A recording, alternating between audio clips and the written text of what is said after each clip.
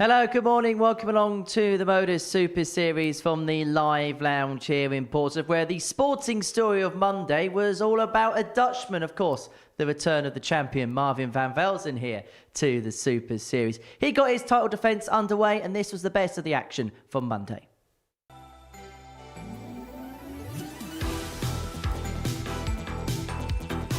Velzen plays some sparkling dart with finishes like that. Highest one of the day so far. McEwan may take this one. Oh, and he does. And look at that. He aimed for the... You require 170. It's on. But will he go for it? Brilliant. Game shot on Big fish finish. Is it a moment of brilliance from the champ? It's tops. That's what he does. Scott save. He went Taylor for finish, but now he is by virtue of that first max. And look at this. Oh.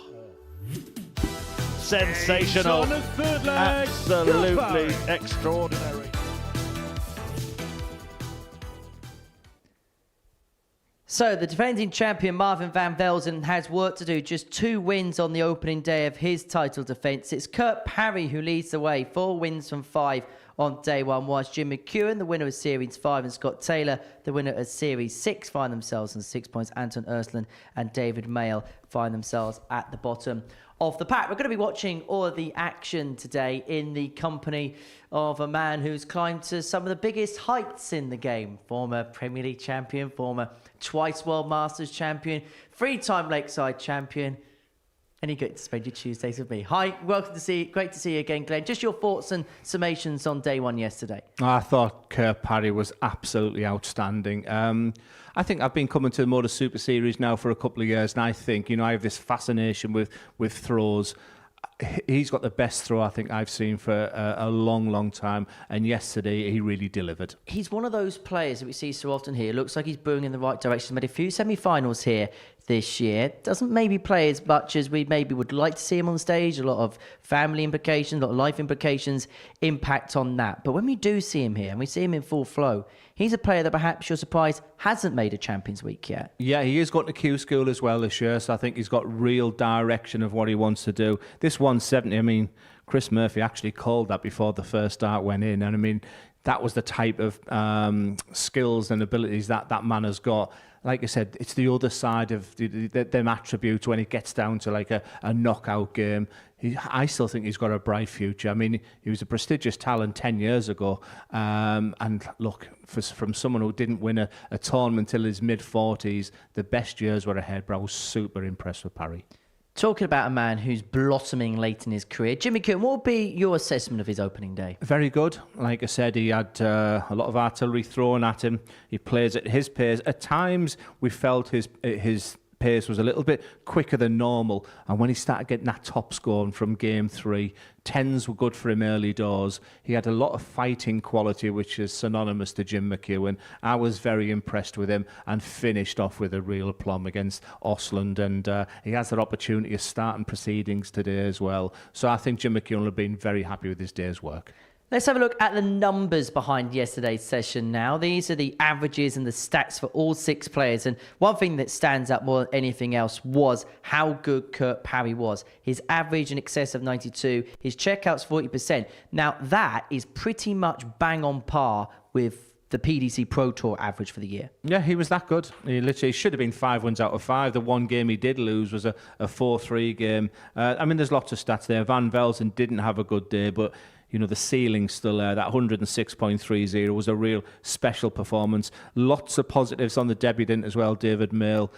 We spoke to him before a dart was thrown. He wasn't frightened regarding the challenge that was there. The one disappointment was Ostlund.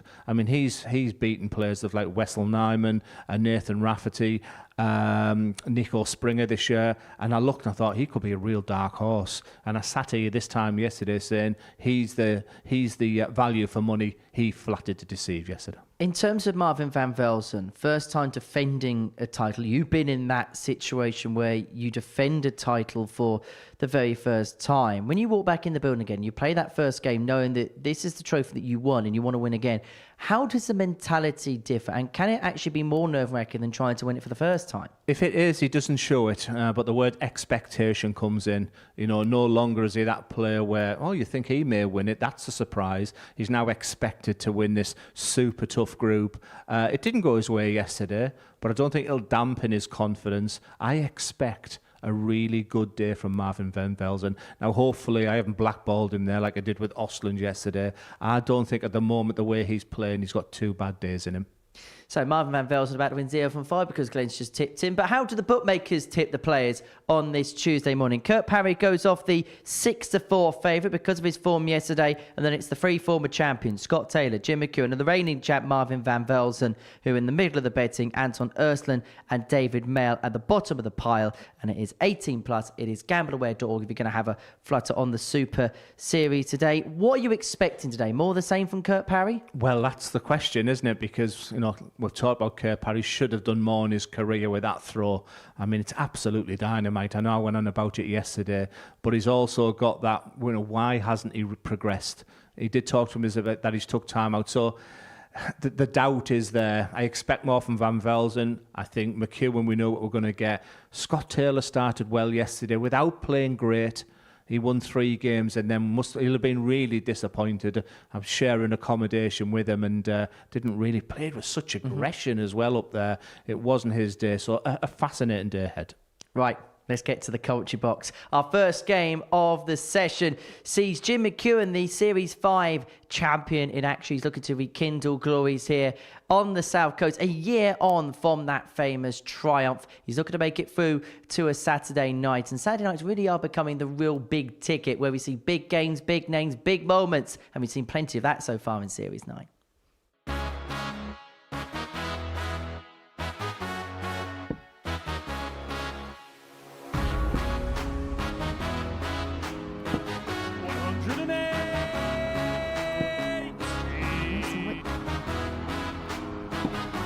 Going to a very high power.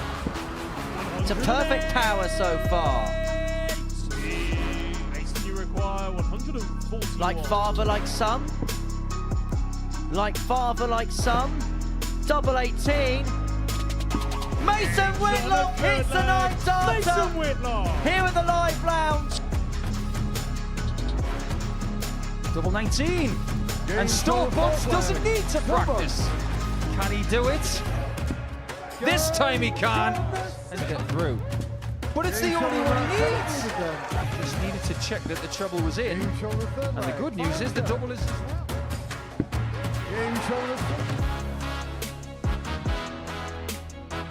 And a double in this contest. He couldn't sweep in again, could he? It was the 150 in the last leg. It's the 135. Series 9, week 7. It's the Highlander, John Anderson! Oh, he was so close! So close! I think so. The one time that I played early in the schedule, I didn't make the semi-final. The twice that I did,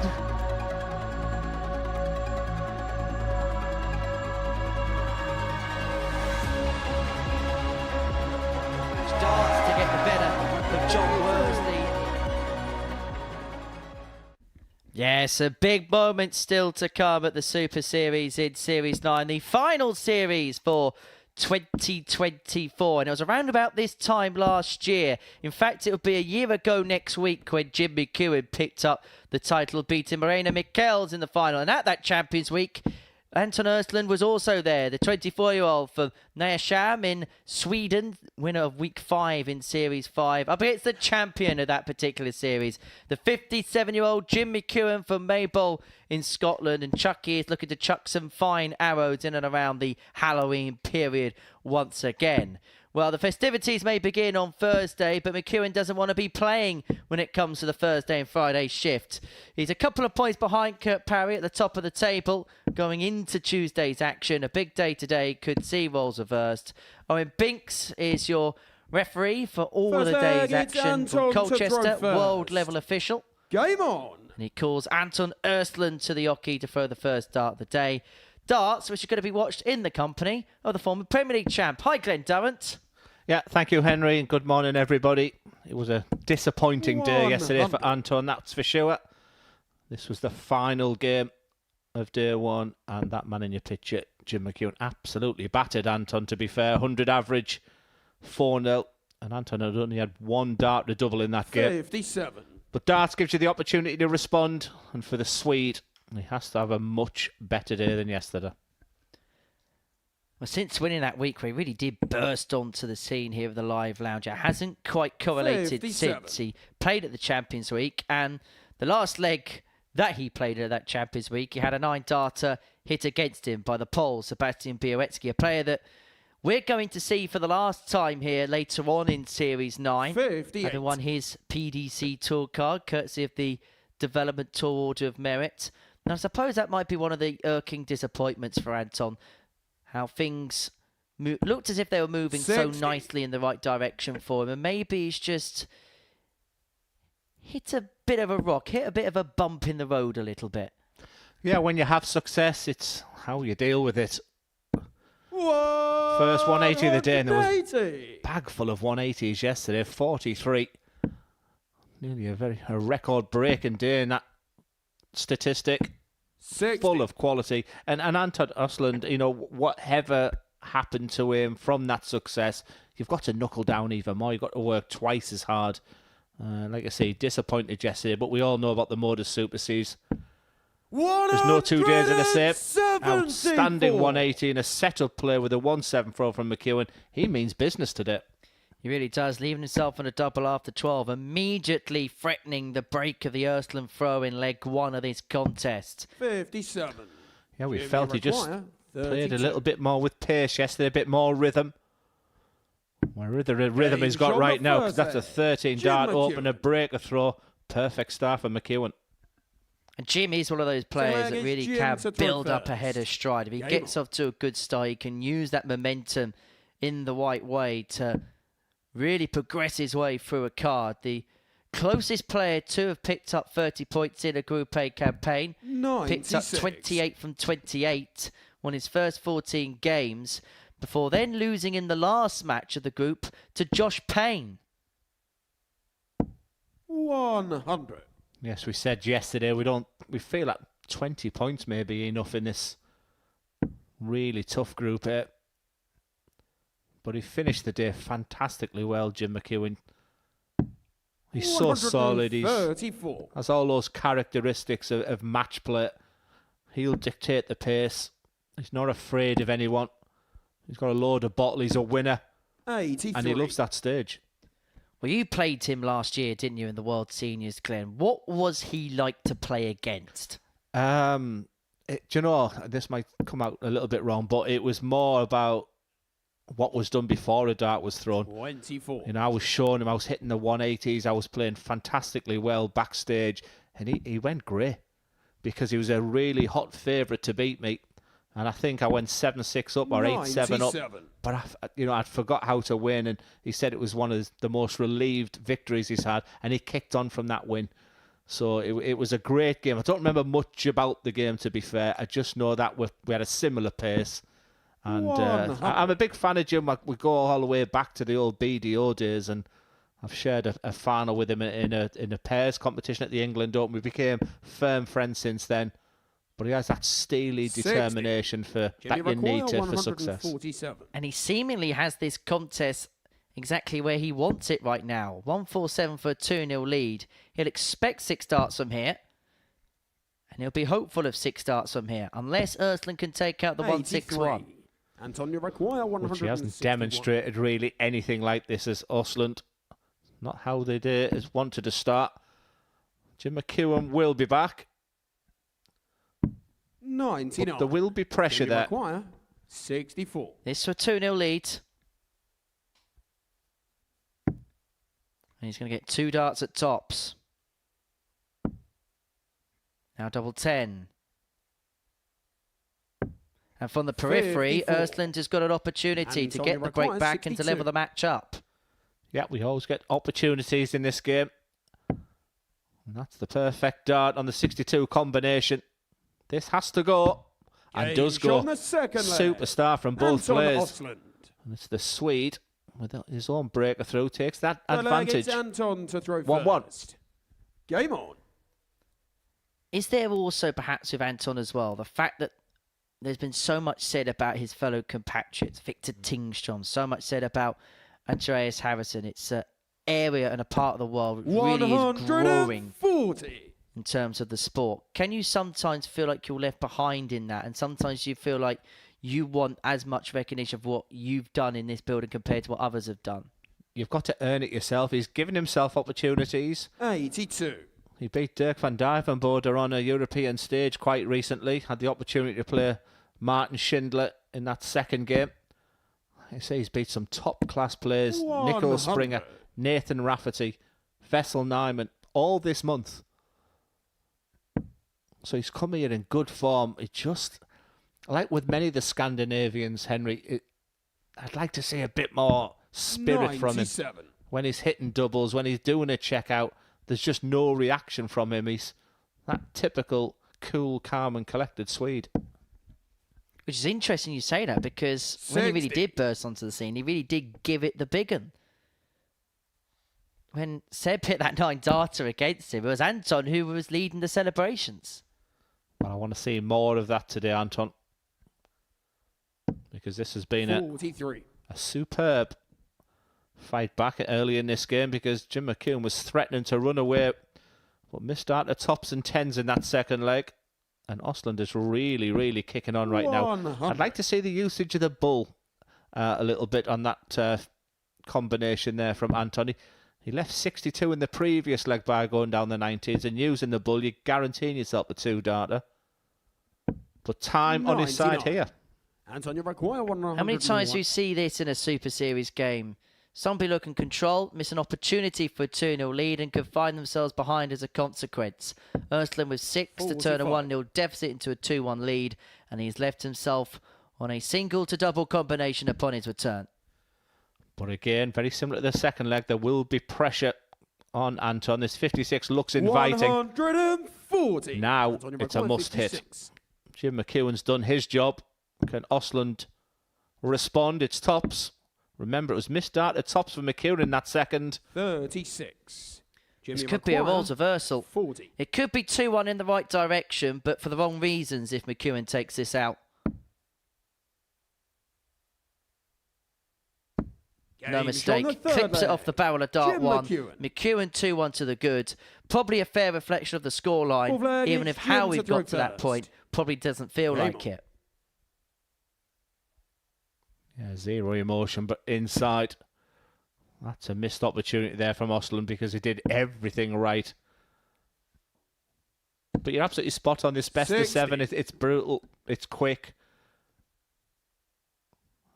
And missed opportunities at this level and this type of group here. I mean, Henry, you've more than anybody as Ostlund gets his first max of the day. This must be one of the best Group A's you've ever seen. Can I be controversial? I don't think it's as good as last week's Group A. 100. But I think that's also testament to the strength in depth that we're getting here. That we've got a group where there's a reigning champion, 2 former champions in there. 96. And it just feels like another week. And I don't mean that as a disrespect to the players that are here, but actually the other way around, the fact that there's such a strength in depth in terms of top quality players we can pick. 96. And you look at the Champions Week, the lineup that we've already got there 7 weeks into the process, representative of the strength we've got of the Super Season. In fact, 5 of the 7 players have previously played at a Champions Week. 87.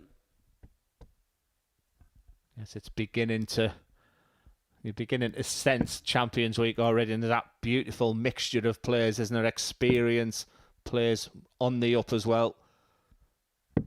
I do like the look of Tom Sykes, Anton, you require 138. Andreas Harrison, John Henderson's been a huge bonus to have as well.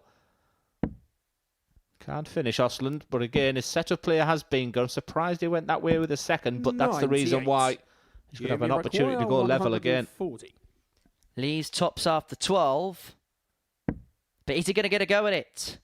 Because McEwan looking at another one of them to have left himself on double 10. And so Ostlund has an opportunity to square up at 2 apiece. 100. Anton, you require 40. And a potential 4th breaker throw in this match. Good marker. This has to go. No score. 1 from 7 on the doubles for Anton Ostlund, and he could be punished to the hilt. McEwan back for tops for a 3-1 lead. 2 10s. Double 5. Big dart. And that could be a 35. big miss. Anton, you require 40. Yeah, didn't expect that. He was looking so solid, McEwan. Just taps his flight with a little bit of frustration. Ostlund taking his time.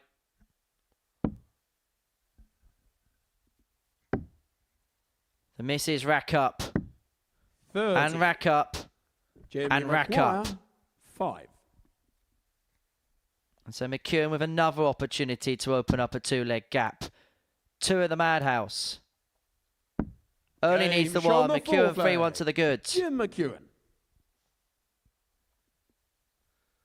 Yeah, 1 from 10 If on I the get outer Anton ring to for throw Ostlund. first. Say he doesn't give an awful Game lot away, but yeah, just maybe that lift of the eyebrow there.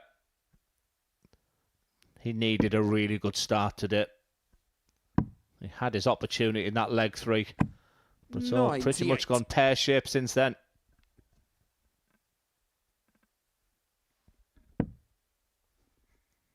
Victory for McEwan, which will move on to 8 points level with Parry at the top of the table. And there's a really interesting complexion to this group 60. A, where the next game could hold a lot of weight as to how we're going to be perceiving that table for the rest of the day. If Parry beats Taylor in the next, and he opens up a gap at the top and continues to open up a gap at the top.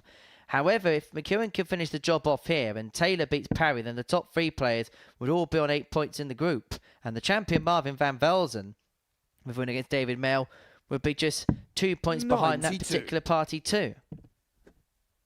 Yeah, it'll be a little bit early for the players to be totally focused on the in-play table, but that sounds like the ideal scenario for our reigning champ. 100. That nickname on the back, 1 ton. Could be prawn toast after this. Too early, Glenn. Too early to think about food. 60. Anyway, is that where you're taking me out tonight? I think you've had enough calories this morning. All you've done is munch. He likes that setup play going with the 18s on the second dart. It has worked well for him. He is looking good. I think I say his biggest problem is the section that's about to happen now. That big number double combination, but no pressure coming back this 41. time. You'd expect this to go. Well, he's constantly leaving himself on something candy after a dozen darts, but it's been an inability to really take advantage of his 34. good scoring passages that has come back to cost him. This time, as Glenn says, he's got time on his side, but 1 from 12 on the outer ring is a plaguing problem for Ostlund. Well, the plaguing problem was the distance away it was from that tops. 54. He Anton didn't even McEwan, get 20. anywhere near. Once again, he's got time on his side. This will just be niggling away to him right now. Game He'll shot be the fifth delighted. leg. Anton There's the Ostlund. only bit of reaction you're going to see from Anton Ostlund. He's back in this Declared game, his but Jim still to throw advantage first. McEwan. He has the darts. Game on. Can he serve it out? Chucky chucking for the match.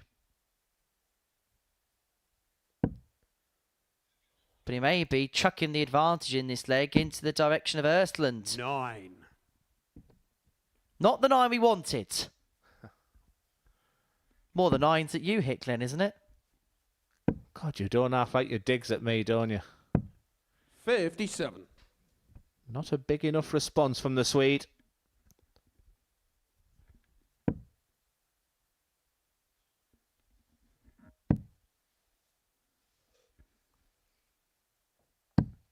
$96.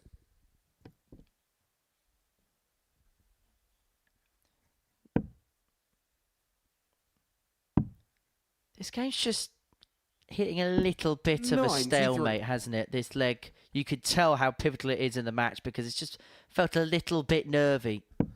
And Jim McEwan often wins legs and matches like this. I think he's probably in his element right now. Like I say, he just loves a scrap. He loves this type of game. 100. And that last start there is something that we chatted about yesterday, where you can see the tension, you can see him overthinking it, just getting his timing wrong. But Ostlund just can't seem to really find that big 140. Wanted to really grab hold of this leg. Just 40 points behind McEwan. That's taken away with that first start. Surely this is a max. Kicking into gear when he needed to. Jim McEwan, his second max of the match, leaves himself on a finish to win the game. 137. Personal responsive with two treble visit of his own. Up in the offing this sixth leg. For McEwan, an opportunity to win the game here. Treble leaves tops. Tops of the match. Match start comes and goes. Anton, you require 114. And how typical when you can barely hit a double in a game. If Ostlund can find one treble in these two darts, he needs the treble 18. Decided to persevere for the lesser spotted double 17. And so McEwan will return for double 10 to see this game through, to move him on to 8 points and to draw parity with Parry. 2 5s. And eventually McEwan crosses the line. He gets the better of Anton Ostlund by 4 legs to 2. It moves him on to 8 points in the group, level with Kurt Parry at this summit. And he is in action after the break against Scott Taylor. After that 4-2 win for Jim McEwan. A couple of maxis, a lot of missed doubles in that game, but it is the former champion who crosses the line. Parry and Taylor is coming up next.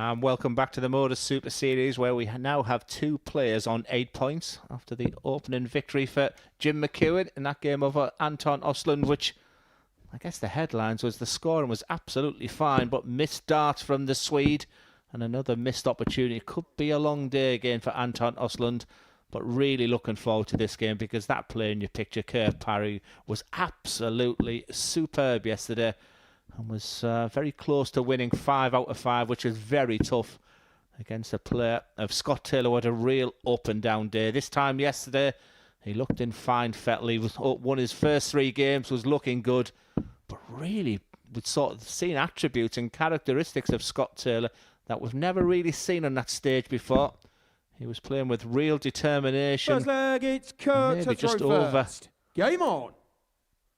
Maybe just overplaying the game too much. We'll see how he takes on this game. But Henry, I was super impressed with Parry. But can he do it 2 days running? If there's a phrase that would categorise both players, it would be natural talent with both Kurt Parry and Scott Taylor. We get the privilege in this job to speak to a lot of darts players, Glenn, and there are so many that you speak to, so many peers of Scott, that say that in terms of natural talent, there's not many better than him. 125. Maybe, possibly, he's a player that has underachieved in his career. He's won a Super Series title. 99. He's won on Challenge Tour. He turned up to the World Trophy one year in Blackburn, won a qualifier, decided, you know what, it's nearby me, I'm going to go and play it. Won it, and then hit the biggest ever televised average in the history of the BDO, 106 in his first round match. He's a player of supreme talent, supreme ability, 90. but we haven't even scratched the surface as far as his talent is concerned. Yeah, one thing you've missed there, Henry, is the fact that he is a finalist on the Players' Championships, the hardest of them all. And guess who beat him in the final? A certain Michael van Gerwen. We saw this yesterday from Parry. 105. Scott, you require Definite 87. increase in the pace in this game, Henry, that's for sure. And a real injection of quality as well. Taylor unable to finish the leg 36. in 5 visits. So Parry coming back for 65 to take out the opening leg. He's going to get 2 darts in his hand at tops. Only needs the one clean, clinical kill from Kurt Parry, and he leads 1-0. Yeah, Second leg, it's Scott to throw first. That's what happens when you're winning games as well. Them sort of finishes go your way. But just assessing 60. Scott Taylor right now, if you weren't with us yesterday, he went into the competition as the favourite for the week. But the interview just before the first game, he openly admitted that he hasn't 40. a clue where his game is at the moment because he's not playing, he's not practicing. He's literally come here just based on that talent that Henry's just alluded to. It started well, finished poorly. We were really keen to see how he responds to that. Became a father once again recently, did Scott. Which obviously takes up 96. a lot of time. It's been a busy 2024 for him after picking up that Super Series title. And I think for a player of his quality, 100. of his ability to not have something tangible, something of significance when he walked away from the sport would have been a major disappointment. But he's one of those people that treats the game of darts as a continuum, not overly bogged down by what happens here and there. I mean, even when he picked up the trophy, he was proud of winning the trophy, but he doesn't want the glitz and glamour that comes with the game. He's just Scott, and he wants to play darts. 85. And he plays darts to a very good level. Well, a good response here in leg 2. He does go his own way on finishes, that's for sure. Game. But that's the reason he started on the leg. 18s. This is a Scott much better Taylor. performance from Scott Taylor. Parry really dominated Third in that leg, it's penultimate Kurt to game throw yesterday. first. And it's a head-to-head that Scott Taylor's had the better of away from the Modus Super Series. 3 times they've played on the Challenge Tour, going back from 2016. 100. And all 3 was won by Scott Taylor. So around about 2018 and 19, I thought that's when Scott was going to be at his best. 97. Still plenty of time on his side, but it's about that dedication. That dedication is leading to that man in your picture deciding to go to Q School. 140. And I tell you what, he has all the fundamentals, Henry. such a good youth player, got through to the semi-finals of the World Youth Championship, and his career really came to a second win when he won the Champion of Champions title in Cardiff a couple of years ago. And since then, we have seen real improvement time upon time that he's been here, Kurt Parry. And in 2024, really has been knocking at the door. A couple of semi-finals, even got through a 9-dart shootout this year. 161. But the next step, naturally, in terms of his progression here, is to go on and win a week, to play in the big week, the Champions Week. 124. A place where Scott's played and won before, of course. With Dartek, it's producing right now. Just can't find that treble. 50. Going to require 97. But these 2 dart combination finishes have been really, really impressive. Needs the treble 18. So Taylor will be back. 57. Scott, you require 74. Has to take out the 74 if he wants to get the break, because Parry has left himself on tops, and a slip with dart 1 meant he needed to find a trouble with dart 2. And anything that could have gone wrong so far has gone wrong. 40. Parry back for tops with a 2-1 lead.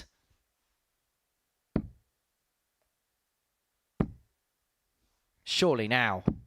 There was no way he could have missed with dart 3. The first 2 were such good lies. With his dart standing up to attention, all he needed was the smallest of nicks of the barrel to find its way in the bed, and Parry finds himself 2-1 up. 96. Yeah, I had to sort of double check the averages there, because Kurt Parry doesn't look like he's playing at the moment with an 81 average. But he is leading 2-1. Scott Taylor averaging over 93 at the moment. 100. But this is where sometimes stats could just be a little bit deceiving, particularly in short course formats, which is why, particularly with a lot of young players, I want to get your perspective on this, Glenn, that almost feel too fixated about averages, 60. too fixated by numbers. Look, over a long course, over a season, they don't lie. But sometimes, particularly in short course matches, you have to take with a little bit pinch of salt, because one good leg or one bad leg divulges everything else that's happened in a game. Yeah, I've got to be careful with my answer, because you've got to practice what you preach. And I had a period where I would play a game, hit the winning double, and then tell my marker what my average was in the old Super League days. I was obsessed with numbers and averages. And if there's one thing I do as part of my coaching 98. and chatting with and visiting academies is learn to win your games, because then the next phase was you're playing better players, 100. win Scott, games, the require averages will look after 170. themselves.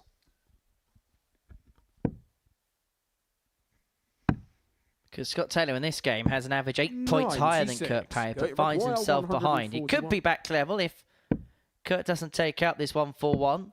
And so the former champ will return for 74 to Scott, level this require contest up. 74. Well, he made a hash of this 74 in the last one by hitting the big 1 to start.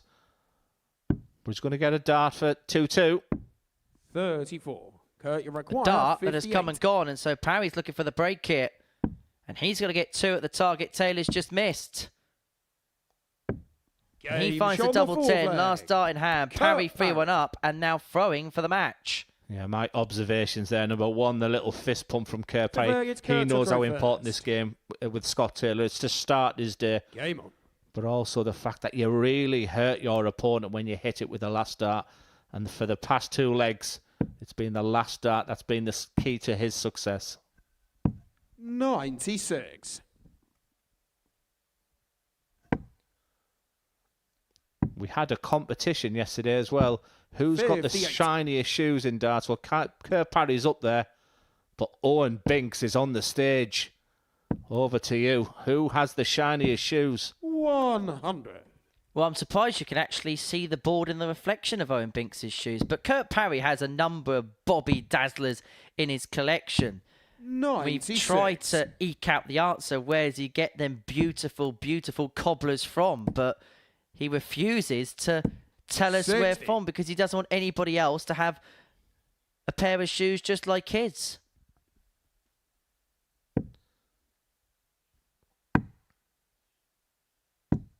$96. Well, it was a wonderful, wonderful day for Kurt Parry yesterday. And this is the perfect start against the also dangerous Scott Taylor. 180. Kurt Parry continues to impress. He's himself on 65 after 12 to wrap for the match up. 101. And to seal a 4-1 success, which would not just put him on to 10 points, but give himself a major head start in terms of legs difference too. Double 10 for the match.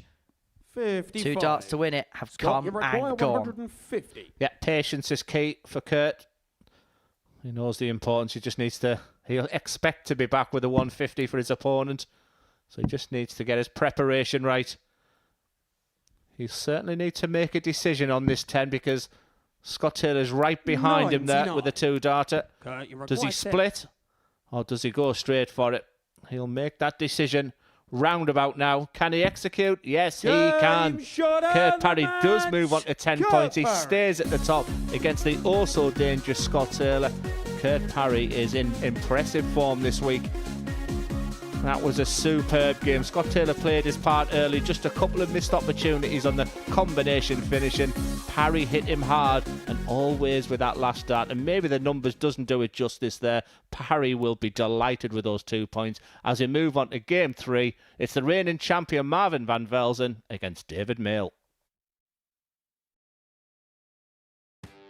Next year, when that decision needs to be made, he's going to be 49. 1 year shy of the age of the seniors. A very viable option. 2 players who are around that age. Well, what did he say about the 9? Will we get the 141? Will the promise come true? Double 12. Shot and the match. Steve West West has won the match with a 9-dart.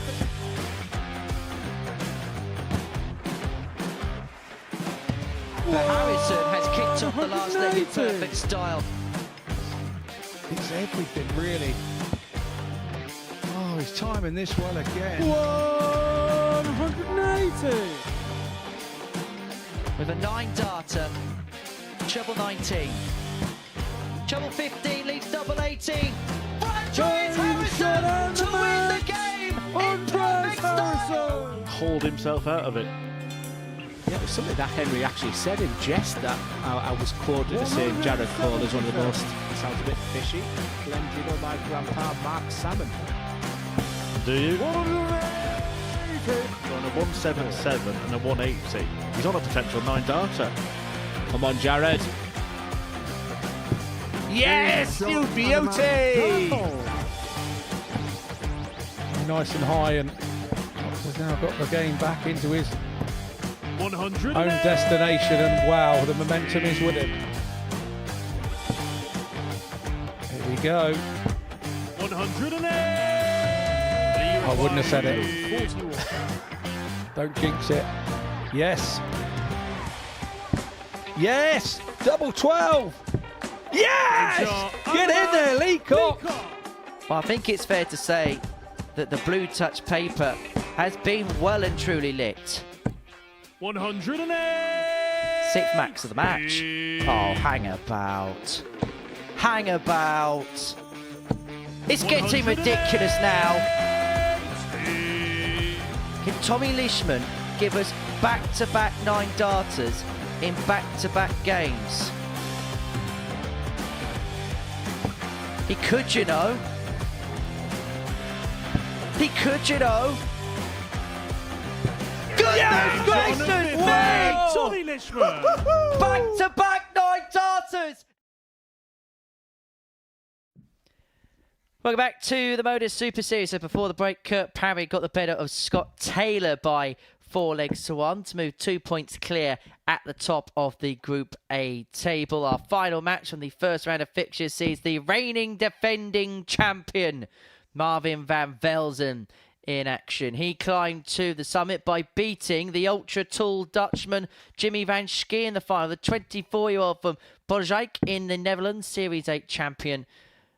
A man who, when he came here on debut, a little bit like David's, was a little bit rough between the edges, but has improved time on time. And for David, the 27-year-old, it wasn't a bad first day at all. It was fairly okay, but when you consider it compared to the standards of the rest of the field, it would naturally leave a lot to be desired. But he could be pleased with a lot of what happened. A daily average of 81.64, 33% on his doubles. And for David, when he looked at that line, he looked at this week, he probably would have thought, just continue to improve as the week goes along. He's got a very good basis of which to build.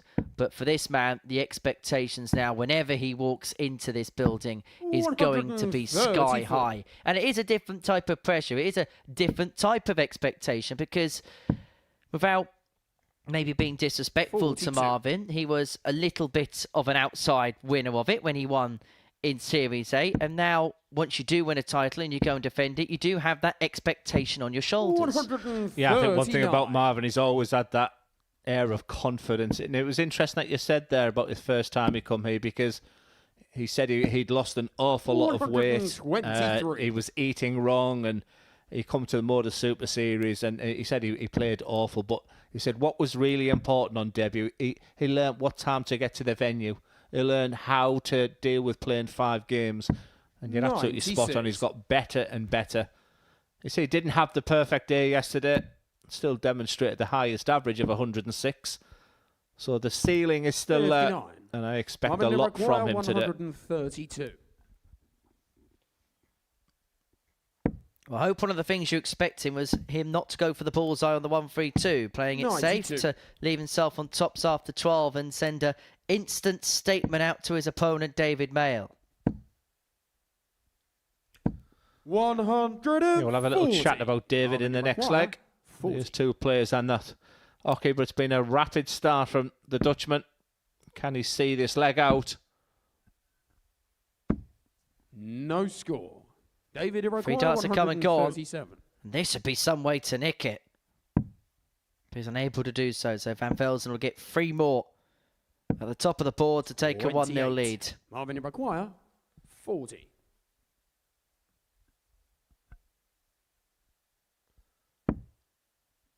Two 10s. Game Finally shot finds the it first on double 5 Marvin into the Van top Velzen. corner and into a 1-0 lead. Yeah, if I have a It's criticism David of to Marvin, throw he can first. sometimes Game. just look a little tight in the shoulders. But that double 5 will really settle him down. But I really enjoyed the performances of David Mayle yesterday. 95. Started off with a chat before a dart was thrown. And he used the term he thrives when challenged. He knew he was the massive outsider. He knew when he walked into that room it was one of the toughest Group A's he could have been put in. But he was going to enjoy the experience. Himself has just become a father to 5-week-old Poppy. And I'm sure overnight he spoke to his family and 32. really enjoyed the experience. But now it gets real the second day. Other players know what he's all about now, and be interesting to see how the Cambridgeshire County player plays. What is that first time in front of the 97. cameras like? Yeah, you feel like the world is watching. I think you know that there's more scrutiny. 81. And that can affect the psychology. The best players in the world are the ones who can go into that zone that Marvin Van Velzen demonstrated when he became our series champion with darts like this. 140. Really going through the gears here, averaging in excess of 97. That's despite missing 5 darts at a double in the opening leg. 81. Marvin McEwan, 129. Doesn't need to start downstairs. Been very impressed with his board management. He's almost saying to his opponent, I'm just going to lay this one up. And lay it, but he does 89. very, very well. Well, because of the way he's outscoring David so far, he's almost getting a free setup visit every single leg. 100. Left himself Marvin tops after McEwan, 12 for the breaker throw and a 40. 2-love lead.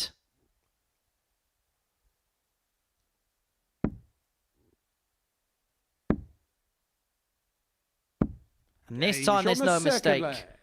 In with dart 3 and into a 2-0 lead. Marvin Van Velzen is in cruise control of this Marvin to contest. throw first. Game on. Yeah, scoring absolutely beautifully. We'll want to tidy up his finish. 2 from 9 on the double so far. And scoring beautifully, I said. 30. Thank you, Marvin.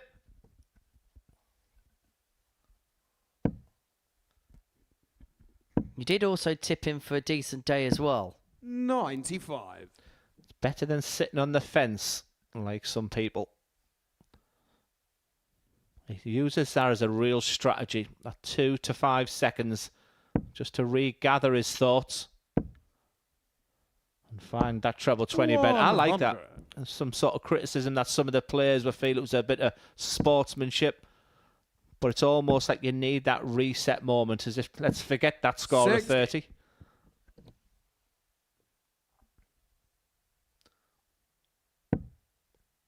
That's where you can see that incredible long backswing. It's almost like he's coming to the right-hand side of his, almost like Joe Cullen. And when I was studying this throw overnight, you have to bear with me on this one, but I've seen a little bit of Fallon Sherrick. Certainly the style of the barrel and the way that he brings that dart all the way back under the chin. But there's a lot more movement with David. It's something I'd probably want to work on. And when you've got movement, it means you've got to replicate that movement every single time. So you can just try and just maybe reduce the amount of movement. But look, the positives outweigh the negatives for David Mayle so far. But it's advantage Van Velzen at the moment. We talk about positives outweighing the negatives. It's all been positive for Marvin Van Velzen so far.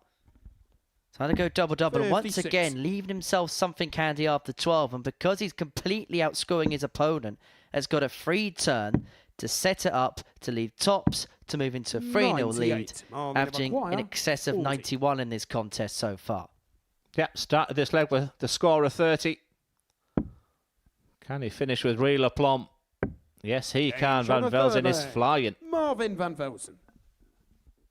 Doing what he needs to do. He would have sensed that a big start was of the utmost importance when it could be off to the biggest of starts. And if he does win this game and win it handsomely, he'll move up to third place in the table temporarily, ahead of Scott Taylor's match against Anton Ostlund. It's a real possibility that Scott Taylor could move down to 5th spot in the group if he's not careful.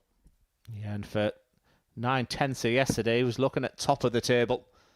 But he knows where his game is. He knows what it's all about. He does have that experience as well. For Van Velzen, because he's just built on confidence, when he goes back to that player's area, he sees himself in 3rd position. 134. I think that'll be a real motivational boost for him. I think the biggest compliment you can pay Marvin is the maturity that he's built up over the course of time. Hasn't been the easiest road, as you've mentioned, for him to get to this point, and this might upset one or two people, but in the amateur game, he is a major champion. In my opinion, this is a major trophy in the amateur side of the sport. 100. But for the first time in this game, David Mayle has been able to keep pace with him in the scoring stakes of a leg. He hasn't been given this free turn just to set things up. If anything, David Mayle is the favourite to win leg 4.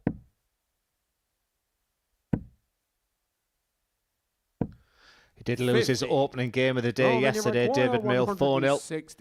And Van Velzen, if he can get this first start in with a 160.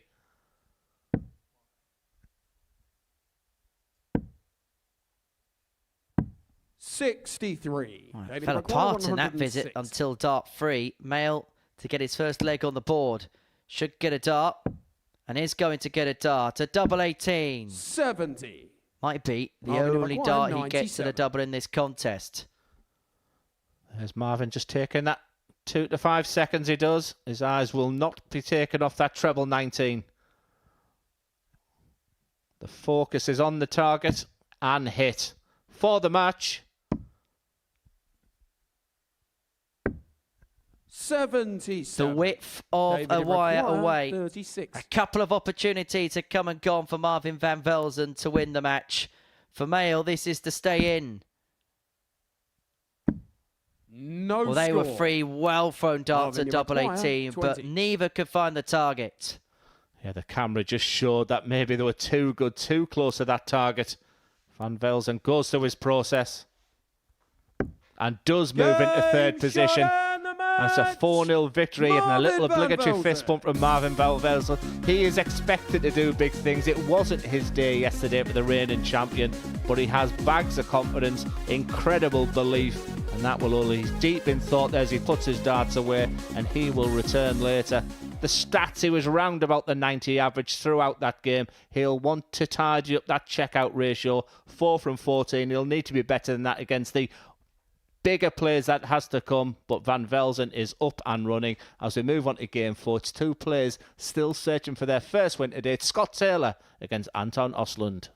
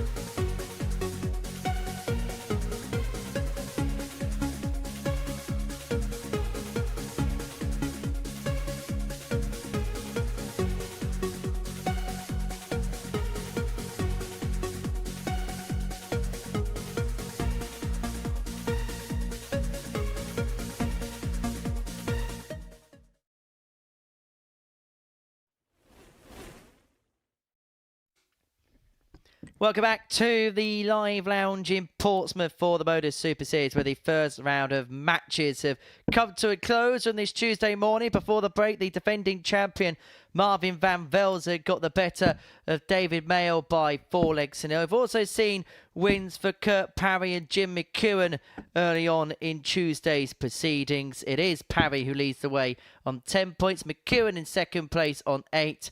Marvin Van Velzen. And that man in your picture there, Scott Taylor on 6. And Anton Ostlund with a win in this game against the Series 6 winner can join him on 6 points and actually put Scott down to 5th spot in the table, having begun the day in 3rd position. Glenn Durant watching all of the darts with me in the commentary box throughout the course of the day. And what would be your assessment of round 1 as a whole?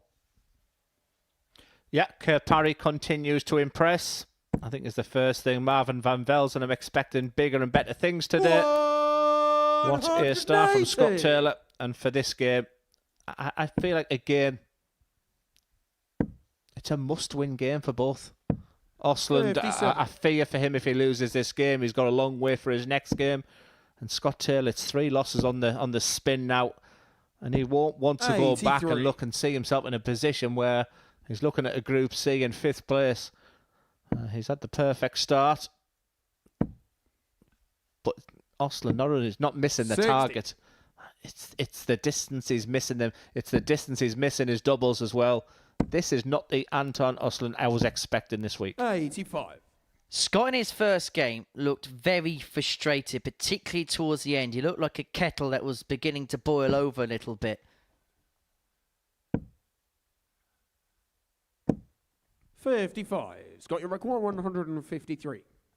But you feel calm at the beginning of this match against Anton because in this opening leg, he's got all 55. the time that he wants to get the job done. Anton hasn't got out the traps yet to hit a big treble in this match. Yeah, I did have a funny story. I'm sharing accommodation with Scott Taylor, and he ended the day by missing an awful lot of doubles yesterday.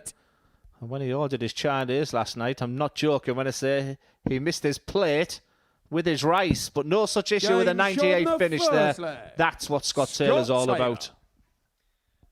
Rice, rice, baby. Second leg, it's Anton to throw first. Game on.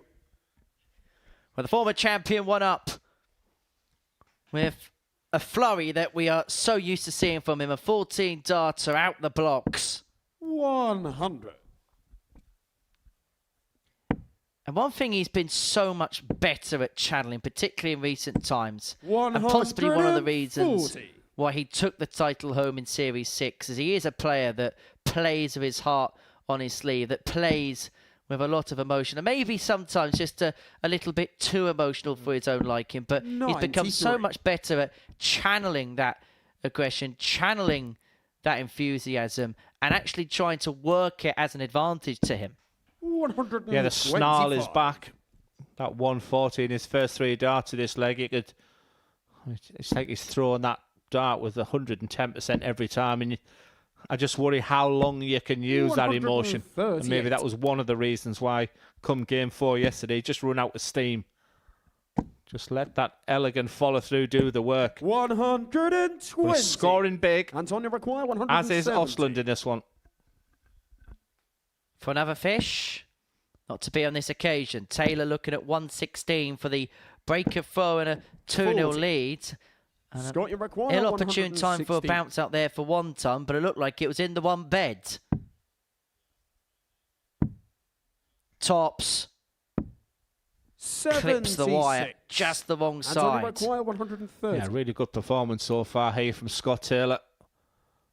We said something's got to happen for Ostlund. And it just isn't. Scott Taylor's been magnificent so far. 40. It was a 98 check out in the first leg. 7-7. Game 2-0 Taylor, a 14 followed by a 15.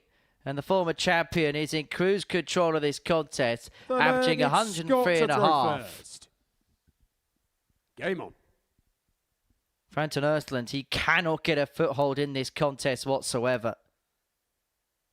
One-way traffic up to press. And he's motoring on. 130. Is ST, who won a final with an average in excess of 109 against Andy Bolton in Series 3. 81. I mean, is it fair to say this performance has come from nowhere for Scott Taylor? We were talking about the fact that he could be in 5th position. 100. This is absolutely, truly magnificent. I mean, the number is, we're talking about the 109 average against Andy Bolton. That's his average he's doing at the moment. Didn't expect this.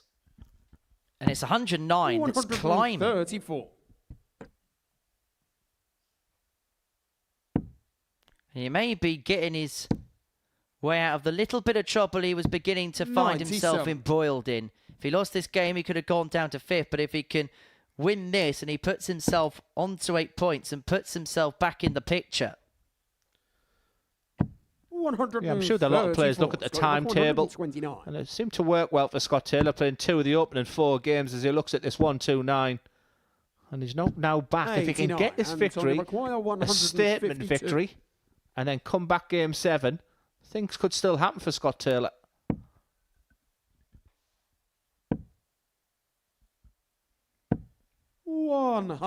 Tops after 12 again.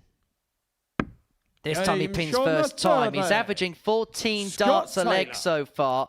107.36 the average. 14, 15, 13 for the former champion to move 3-0 to the good. As for Anton Ostlund, he must feel like a bystander, just a passenger 58. Amidst this brilliance from the man from Lancashire. Yeah, not a dart or a double so far for Ostlund. I guess the question, I mean, just look at those numbers, 14, 15 and 13. That's That's elite level darts. And the performance of the week so far for Scott Taylor. 130. John Park mentions how a game is a good game and how a performance is a good performance based on the fact that players do not breach the 5-visit gap. 140. Taylor getting his legs won, all in 5 visits. He looked menacing yesterday. He was jumping in the air when he was throwing the dart. It was just too much emotion. But fair play to Ostlund here. 139. Excellent board management there on that 309, using the treble 19s, knowing you're going for the bullseye with the last dart to leave the big fish. So despite the fact he's 3-0 down, he's still scrapping as the Swede. Well, for the first time in this game, he's actually forced the issue of Scott Taylor. He's got 6 from here to get his first leg on the board and to, first and foremost, get his first dart and a double in this contest. Well, that's been his Achilles heel already in this Group A campaign. 2 from 14 in his first game alone today for Anton. So this leg's not over and done with, and certainly isn't now, because Scott Taylor has put himself in a tremendous position. This has to go. To a double 16. Great marker. But he cannot utilise it. And so Scott Taylor, to bring the curtain down on what has been a superb display, has 2 darts at tops. He only needs the one for an average of 107.36. An average of 14 darts a leg, one with a 14 darter. Scott Taylor sends a statement out to the rest of the field. And the only thing he dropped in that game was his case at the end of it. A 4-0 win for the former champion, who's running red hot here. 107.36 the average, 4 from 7 on his doubles. It was a special display from a special talent.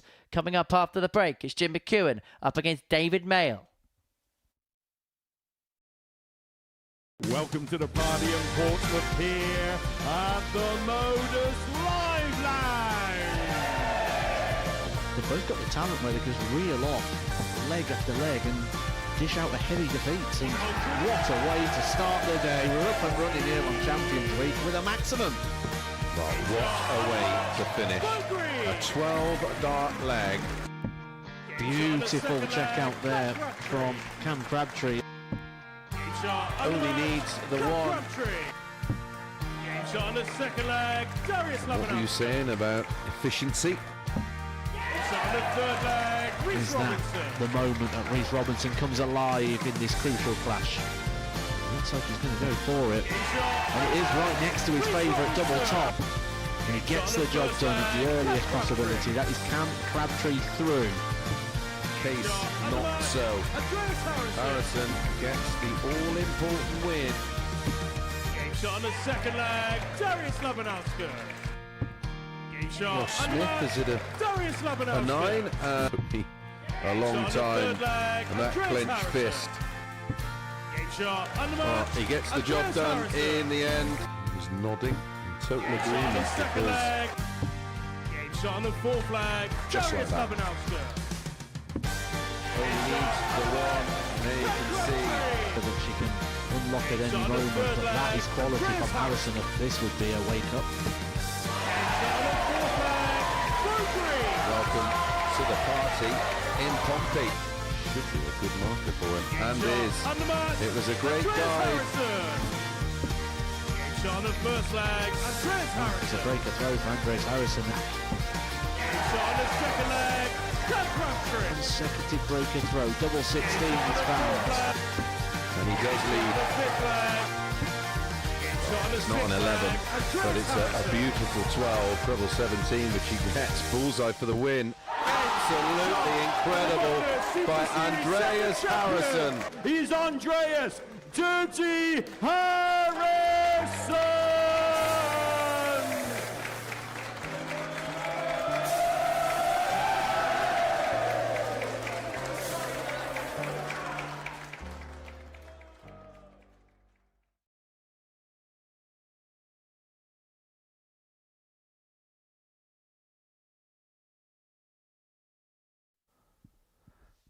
And welcome back, and wow, what a performance from Scott Taylor in that previous game. 4-0 victory, 107.36 average, and you have to say it's sort of come from nowhere, but just chatting with my co-commentator Henry Deacon, isn't that typical of what Scott Taylor is all about? And he pretty much says to Jim McEwan and David Mayle, follow that.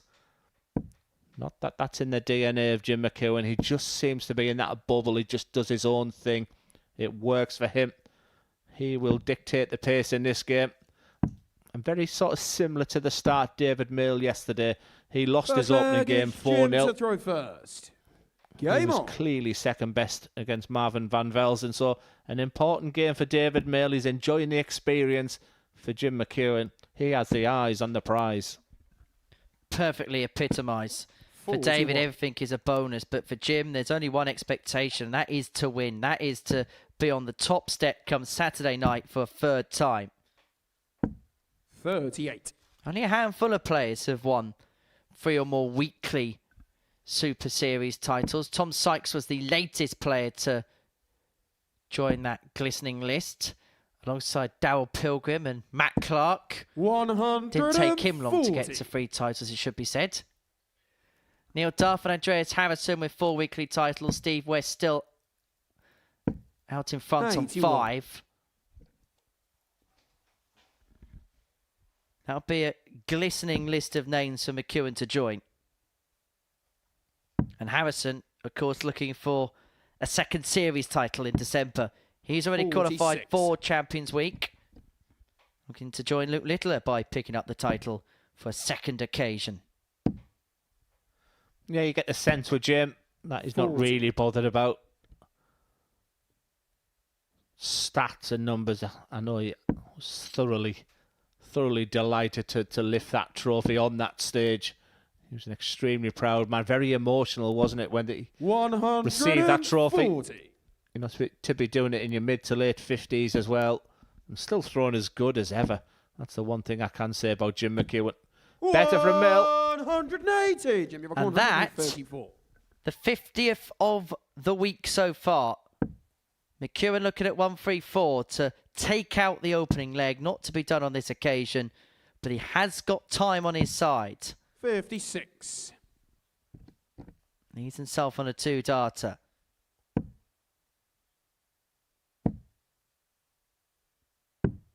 $124.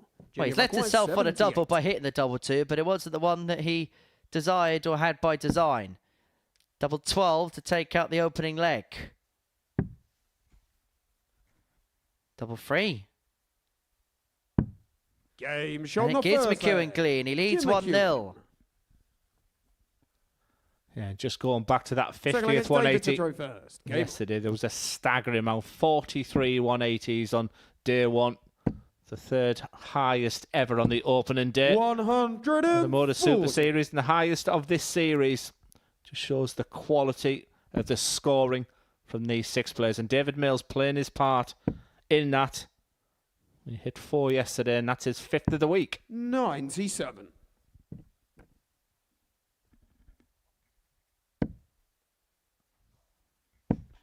Are we about to see his 6th? 140. Well, he's averaging 106 here. Playing well in excess of his numbers. Really beginning to feel it now on that stage. 125. Yeah, there was a lot of love for David Mayle in our YouTube channel chat room yesterday. Lots of family and friends cheering him on. 45.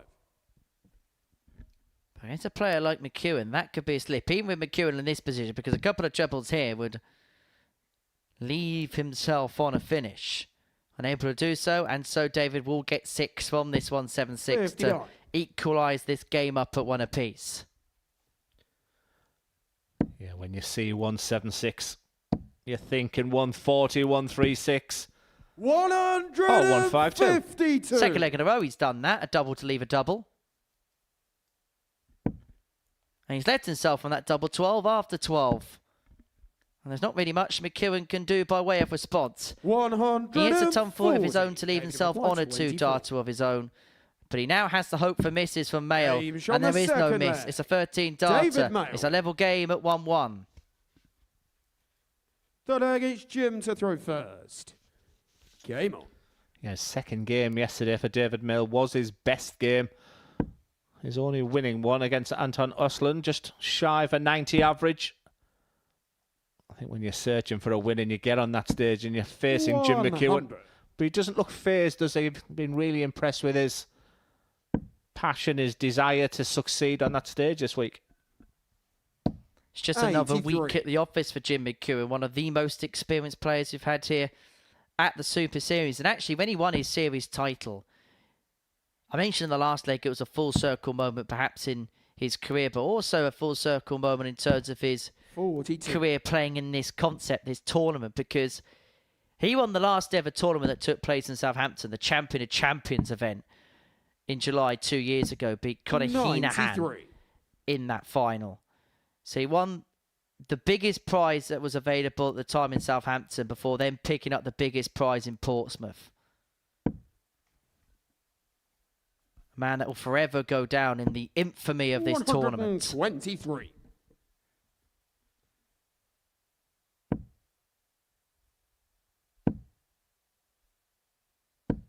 $81. Yeah, it really hurts, that score of 81, when you've hit the perfect treble. I think that's a lot to do with his alignment of his dart. I think he'll get a lot of inconsistencies because of this movement. Hardly any movement 52. whatsoever with Jim McEwan. He's all about timing. If he can release at that perfect time. Well, as you can see with David there, there's an almighty swing across his body. 84. But it works for him. McEwan will feel like 6 from here.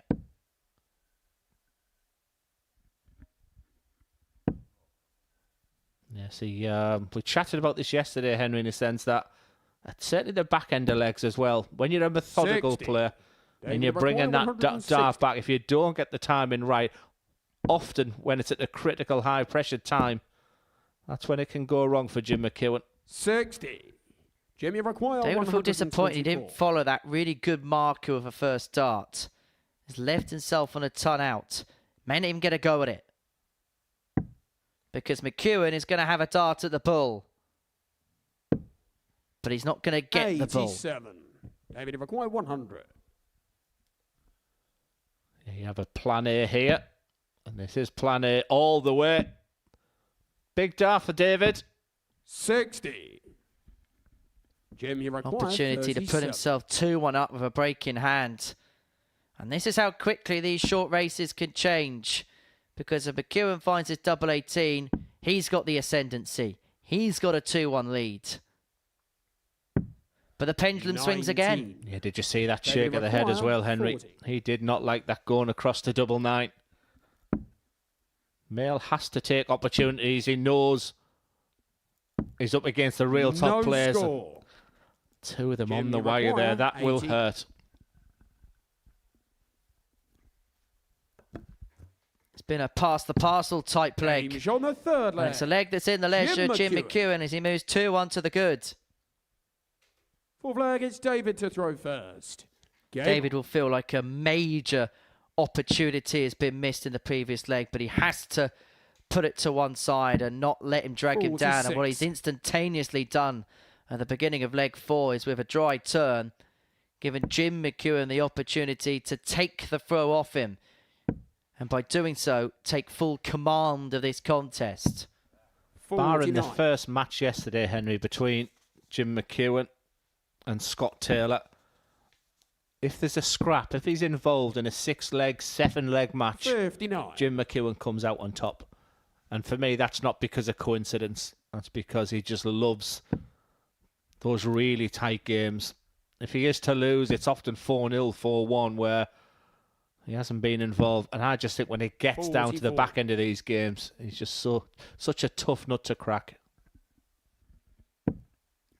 Really does have a tartan tungsten spirit as McEwan. 84.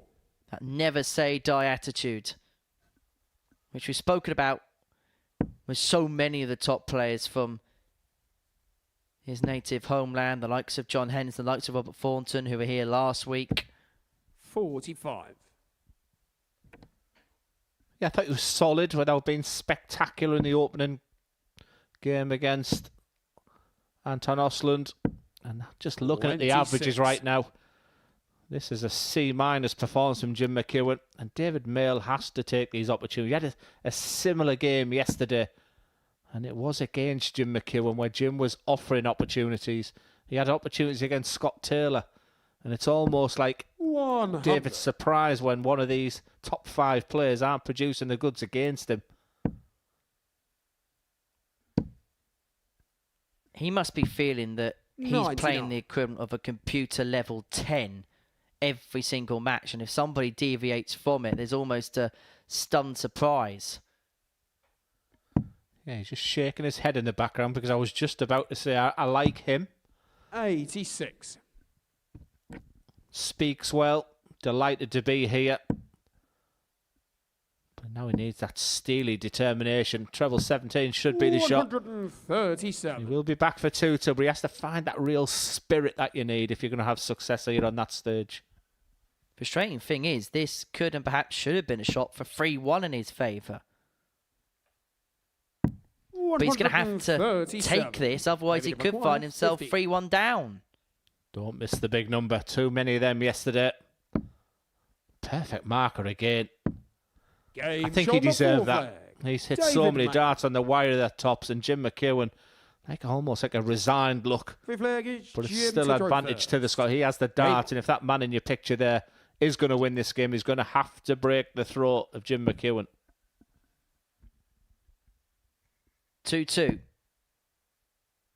And this is usually the point where McEwan makes his move. And that maximum there has piled the pressure upon David Mayle. A lightning start against the man wearing lightning on his shirt. 96.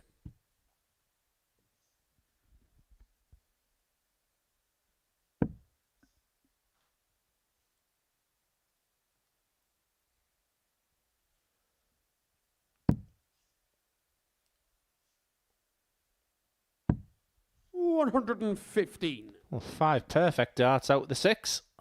But that big one brought the wry smile there from Jim McEwan after that 180.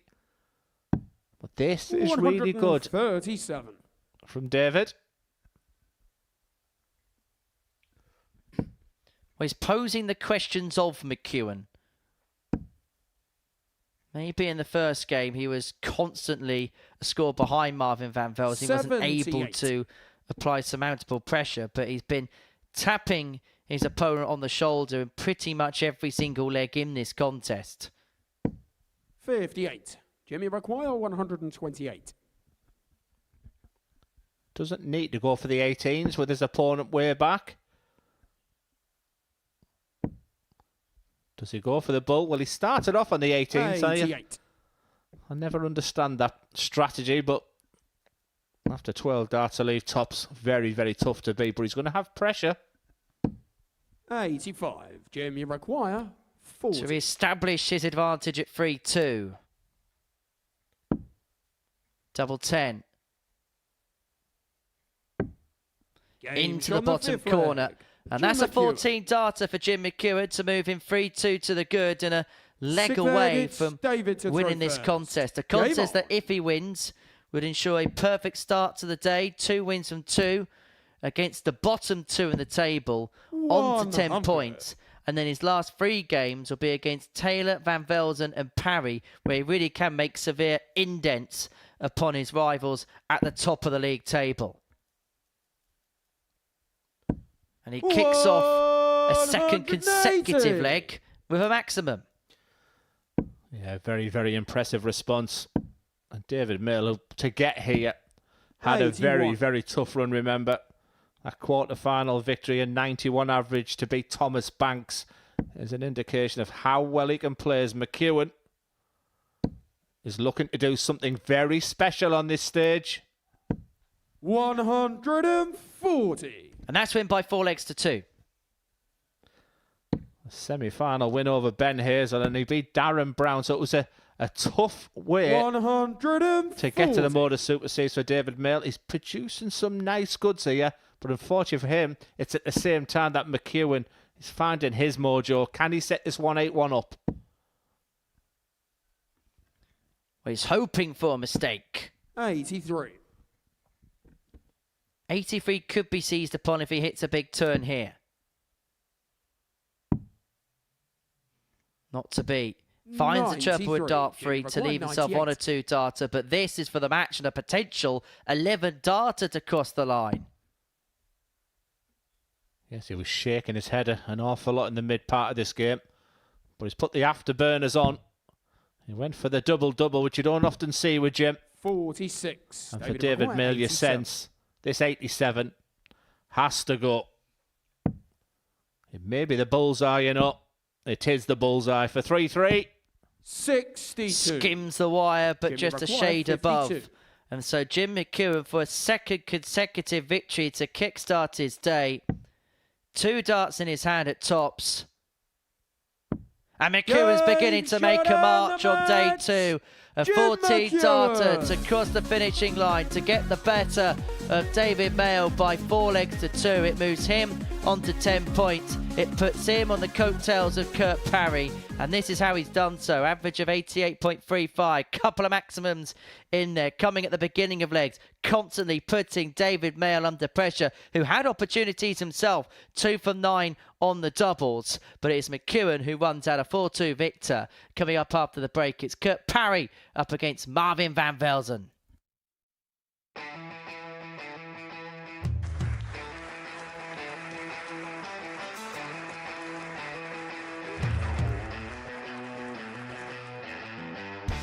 Hang on a minute.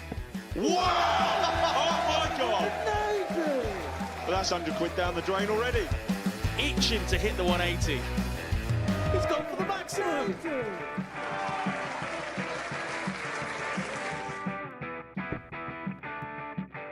18 for the bull. Bull. 53. No, he said bull. That's a great first out from Adam. Oh, look at this. He's going to leave Scape. Oh, can you believe it? That is unbelievable.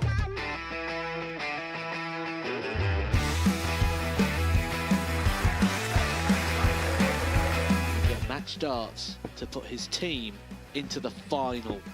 And through to the final they go. Charlie Murphy has hit the match-winning dart on both occasions.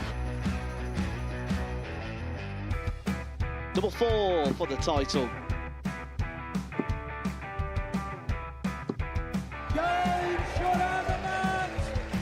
Please show your appreciation for the winner of the Influencer Pairs event, George Scaife and Adam Lipscomb.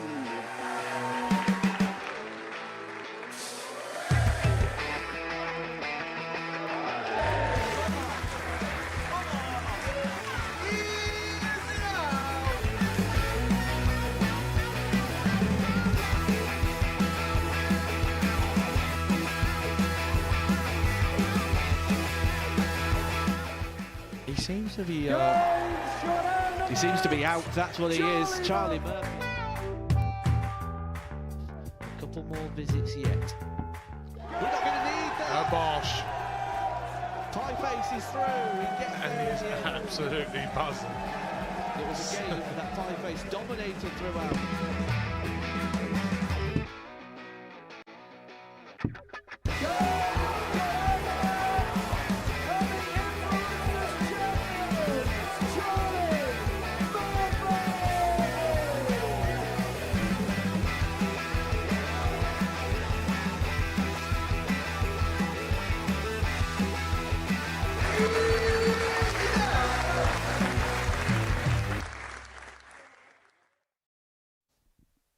And welcome back to the Modus Super Series, where it's 2 wins out of 2 for Jim McEwan.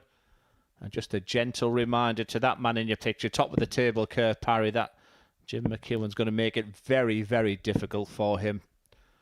Now, yesterday morning, if we talked about this game, I think the headline would be about the reigning champion, Marvin van Velzen. And the situation is very clear for him. He's on 6 points at the moment. And to really get into the mix, he's going to have to beat Kurt Parry, who for me has been the outstanding player in Group A so far. This Rolls Royce throw, this real belief that he has. And that contest he's having with Jim McEwan is the polar opposite to that. Kurt to throw first. It's going to make this a really interesting day and a half still to come. Scott Taylor on the back of his 107 average. I think this is the time to find out what Marvin van Velzen is all about. 45. And Henry, for the first time on that stage, does he go into this game as second favourite? Quite possibly, when you look at the way Kurt Parry's been playing on a consistent basis, he has been the player to beat. 45. And when you look at somebody with a legs difference of plus 13 this early on in a Group A campaign, it's a glistening example of how they've become an apparent dominant force in the group. And for Marvin van Velzen, a defeat in this game could well spell disaster, even at this stage, to his Group A hopes, because he would be 6 points behind Kurt Parry in proceedings at the halfway point of the group. And you'd find it difficult to see this man dropping that many points 180. between now and the finishing line. Yeah, when I was asked the question by Chris Murphy yesterday at the beginning, I said I sense it's a week where I may run out of superlatives. Well, I'm beginning to run out of superlatives for one player alone, and that's Kurt Parry, because I'm not going to sit here and say, I told you so. Out of the 6 players, he's the one I possibly disregarded the most. Boys, you proved me wrong. 100. Where do we get these pundits from? 41. Double 16. For 15 darts, a kickstart. A really good beginning to this match from Kurt Parry. Second leg, it's Marvin to throw first. Game on. Now, Marvin van Velzen might say, hang on a minute, I've got nothing to prove to anyone. I've lifted that trophy. I answered all the questions. 140. But when you return and when you're the reigning champ and all eyes are on you, you're the headline name, that expectation. 85. These type of matches will help Marvin van Velzen, who has dreams and aspirations to be a professional player. I fully expect him to go to Q School and to qualify. Could well be the last time we ever see Marvin here at the Super Series, but we are going to see him later on this year, because he's going to be playing at the ADC Global Championship in December. And the final list of players will be confirmed on October the 31st. But Marvin has qualified due to winning the Benelux Open earlier on in the month. 70. Joined by the likes of Brian Roman, Sebastian Bioretsky, Andreas Nicolaou. Jimmy Van Schie is currently top of the Dutch rankings, but that will be confirmed in due course. John Desimo is qualified by winning the Dimitri Vandenberg Classic. 42. Conor Heenahan from the Republic of Ireland, and Tony Martinez of Spain, the European qualifier. That tournament taking place at the end of December, kick-starting straight after Champions Week between December the 9th and the final day on Sunday, December the 22nd, where somebody's going to pick up £25,000 and the inaugural ADC Global title. Yeah, one thing I picked up on there, the Dimitri Vandenberg Trophy. I wonder if there's going to be ever a competition named after me. Yeah, it's called the Wooden Spoon, Glenn. 132. Marvin back 145. This is why he has no friends, and this is why Marvin van Velzen is our reigning champion. For finishes like this, it's just not happening right now for Marvin. 95. And Kurt Parry, these are big moments for him. This is for a breaker throw, and that type of finish where you'd expect at least a dart or a double. That is the case. It's tops. 2-0. Game shown the second leg. Kurt Looking in very good nick. 2-0 Parry, averaging 91. Third leg, it's Kurt to throw first. Game on. Yeah, Kurt Parry is doing what Marvin van Velzen was doing to others. 180. Talk about kicking a man when he's down. He hits that double, that one dart at the tops with his opponent sat pretty. 140. He's one of those players, Kurt Parry, who's really annoying because he just doesn't give you a moment's peace. At the moment, he's throwing with perfection. 60. 180. Into the perfect leg. We have waxed lyrical about Kurt Parry from the first dart he threw yesterday. He has looked $1 million. 45. And I guess the cherry on the cake 141. will be the precision of a 9-darter. It's on. But dart 8 goes a 109. begging, but he's left himself on a 10-darter to move 3-0 to the good. If one of his best qualities has been the fact that he could be a consistent player at this present moment in time, he's blowing Marvin van Velzen apart. 140. Going to require 32.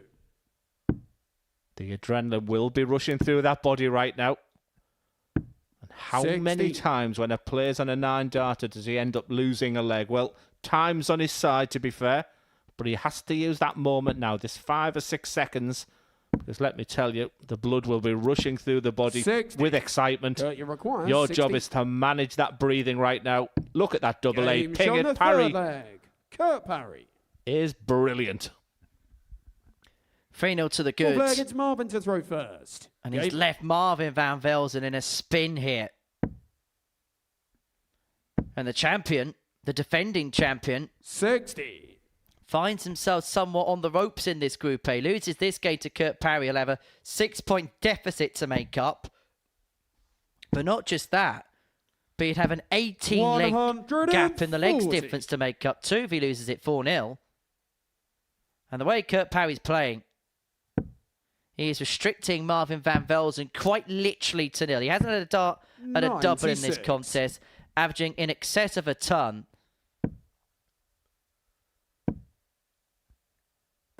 But I think the scariest 100. thing for the rest of the field is he's averaging so highly, but it's being made to look so academic.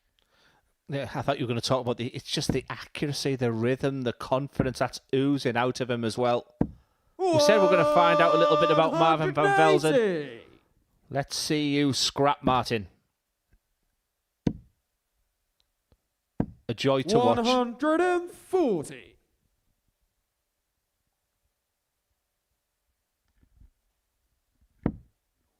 Van Velzen hasn't had a dart at a double in this contest, and that wayward dart 2 may 45. mean he may not get one altogether. You require This 121. to round off an incredible display. Bullseye. 90.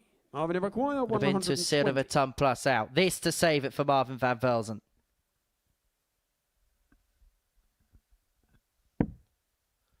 Well, it's on. That's tricky now. Can he find a way through that second dart? The right-hand Game side of shot that the dart. fourth What leg. a dart! Marvin van Velzen. Beautiful, brilliant, magnificent for The flag, Marvin it's van Kurt to throw Velzen. first. A 120 Game on. with the first dart at double he's had in this contest to save the contest, with Parry lurking on a single to double combo upon his return, having missed the bullseye for the 1-2-1 to win the match. 125. Yeah, Marvin van Velzen didn't look at a dart that Kurt Parry threw there. You're hoping to hear a score of 60. Parry just getting on with business. 137. But this is promising. This is promising from the Dutchman. But Parry not relenting. 100. He's not one to get dragged down by things that go wrong in a game. His demeanour is probably one of his biggest strengths. Doesn't get too high when things are going well. Doesn't get too low when things go awry. 58.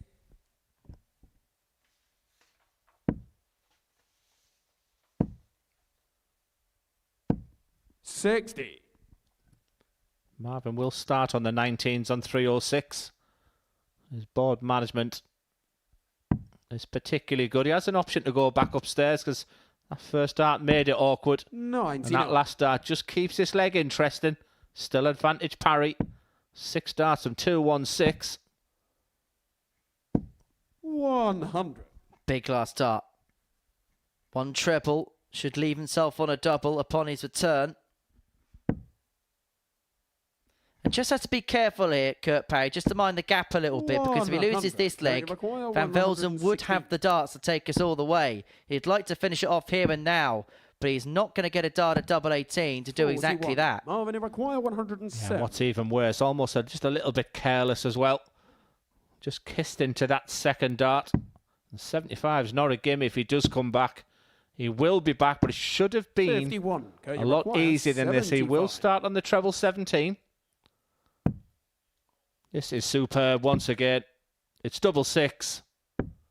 69. That's two more match starts that are come and gone for Kurt Parry.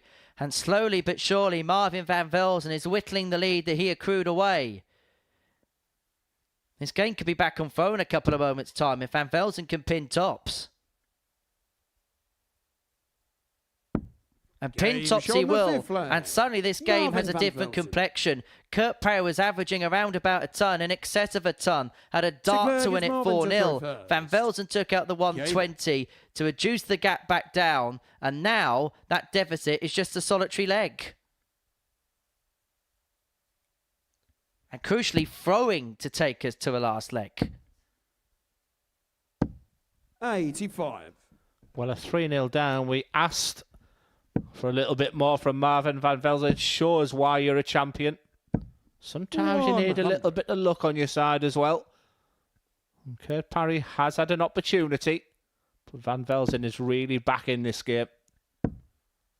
Just give us the psyche of a player in Marvin's shoes right now, because at 3-0 down, he probably thought the game might be up, particularly the way Kurt's playing. But when you bring it back to 3-2, can you almost try too hard to then force the end result? I think Marvin just sort of thinks a little bit different. He has this incredible belief. He walks about with a real strut. So he'll have all the, from 3-0 down. I sense that Marvin van Velzen still felt he was in with a chance.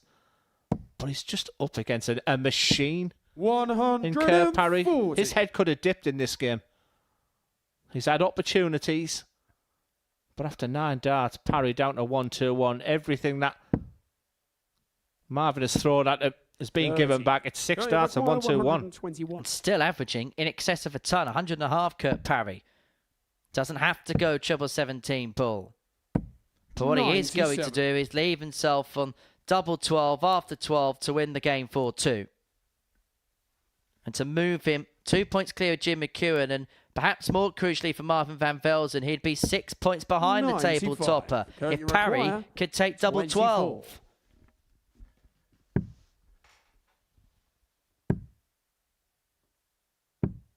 No score. Ouch. Marvin, another twist and turn. Like we see so many times at the Modus Super Series. Same process for van Velzen. Gives himself a couple of seconds. Decision to be made. It's a double-double. That's what he went for. But Parry, surely his final chance to see out this game. 24.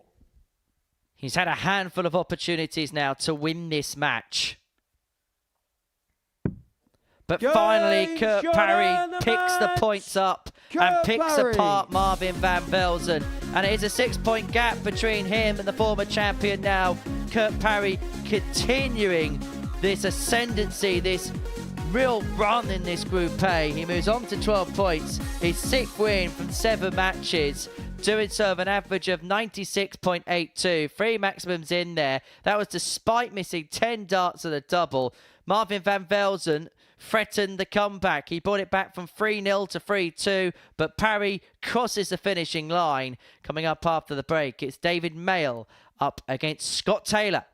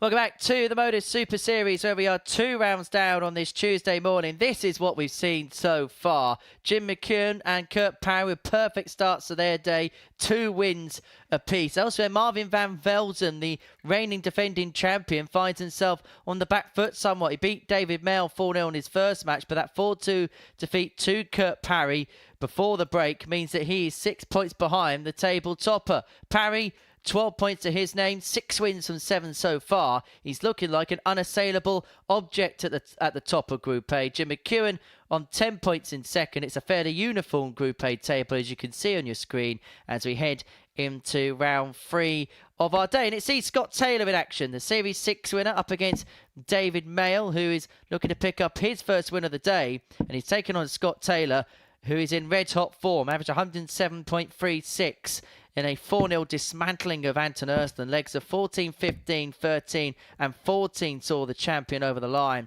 Change of referee, George Baker making his debut on the Super Series stage.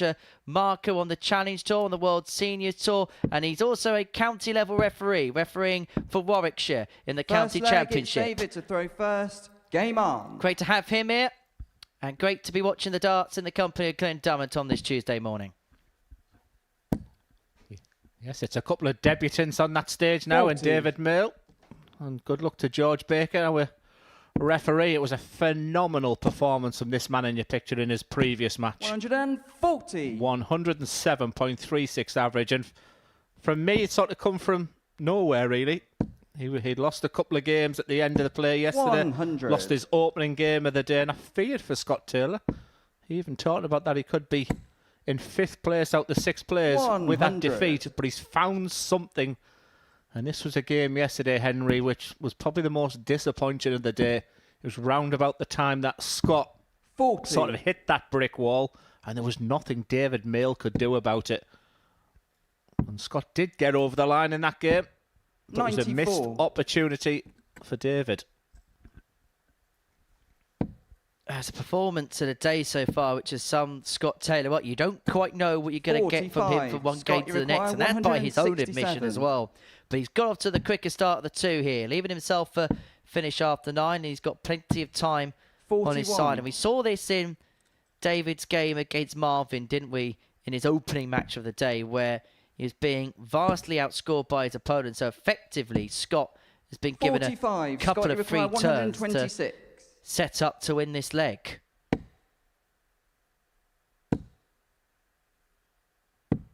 65. Yeah, one thing I've learned about when you commentate for Scott Taylor is don't try and preempt which way he's going to go. He has his own unique style of finishes. But I think that's a really good point you make there, Henry, in relation to David. He has been outscored in pretty much most of his games. It's 41 points left. It's tops for Taylor for the first. 21. David, you require 91. Darts come and gone. David back for 91. And looking at tops. 2 10s, Nick leg 1. 71. It would have been a holder throw that would have felt like a break for David as Taylor comes back for tops. Yeah, absolutely, Henry. It was a shake of the head from Scott Taylor. I think he expected the 91 finish to go. What a difference a game makes. But when these opportunities come, David has to take advantage of them, and he does there. Sorry, game shot in the first leg. And David Mayle is on the board. He takes out the double 10 to lead Scott Taylor by a leg to 0. Game on. In terms of David yesterday, actually, what you mentioned in terms of it being outscored was perhaps correct when you look at his stats in comparison to the others. You had the lowest running stats in terms of average for the day, but when he did get opportunities at a double, he did by and large take those opportunities. He was pretty much with 3 darts in hand, taking that chance. 33% on the doubles, 11 out of 33 on the outer ring. It's just that scoring section which you just need to sharpen up a little bit. Yeah, I mean, there's lots of observations I would give for David so far, and a lot of them that you mentioned there, but the positives outweigh the negatives. You can see him shaking his head. 59. He does have this lateral drift in one of the 3 darts. Consistency needs to improve for him. 59. but he ticks a lot of boxes. Like I said, I think when you're here on debut, you're learning so much from what time to get to the venue, you know, what to eat. Your preparation is key here, and he's up against so many tough players. And the thing is as well, Glenn, is automated by qualifying to play here and playing against this company. Even when you're on debut, the standards, I suppose, that are set automatically go up in comparison to maybe some of the other things that you've done before. Taylor's set his standards high, but he cannot take out the tops of the 117. And how many times I talk about this type of finishing? This is big for David. Game shot on the second leg. No problem whatsoever. David We Mayle. talked an awful lot about the previous performance from Scott Taylor, but he's a mile away from that 107 average. David to throw first. Game on. And considering, Henry, how experienced Scott Taylor is, it reminds me of yesterday when his best darts were at the beginning of the day. It's almost like the petrol was running out the engine by the end of play. However, Scott Taylor will tell you that his best darts tend to come towards the latter end of the week. He's got this almost Neil Duff quality about him in respect of he wants to win Group A, of course he does, but it's not the be-all end-all. If he qualifies for Group B, he's got 2 nights where he can really attack proceedings, build up a bit of a stride, and when it comes to Saturday, he can be at the real peak of his performance. 41. Yeah, that totally get that as well, because, and also the fact that he's not practicing at the moment. He's not playing games at the moment. So for someone like Scott Taylor, does he really want to have 2 days off at the back end of this week? And you just sense the more dart he's getting in, the more repetition. He'll still play a big part this week, that we're all sure. He has that incredible record of being here 11 times and qualifying for the Saturday night on 10 of those occasions. He knows the format. He knows what it takes to get through. 41. And 2 of those appearances include Champions Weeks, where he's qualified for the Champions Night on both of those occasions. Lost in the semi-finals to Luke Littler in Series 3, and then, of course, beating Tom Sykes to win the main prize back in February. 100. Yeah, it was almost like David Mayle was waiting for Scott Taylor to find his mojo in their match yesterday. And very reminiscent of that. 40. He's getting the opportunities, Henry. That was a big opportunity there to take this match by the scruff of the neck. 121. Just beginning to move through the gears here is Scott, threatening the break of throw to return this match 99. to the darts. Scott, you require 83. Mayle has left himself on 80 if this does not go. But he's going to get 2 in his hand, a double 16, now double 8. Game back shot to on the 2-1 third and leg. back Scott on throw. Taylor. Scott Taylor is in business. Yeah, that's what champions do. They find a way of winning games. Scott to throw first. Game on. He'd have been as surprised as anyone to be 2-0 down in this game, but an important breaker throw. He definitely looks better than yesterday. He was snapping at those darts. 140. At one point, we thought the darts were going to go through the dartboard.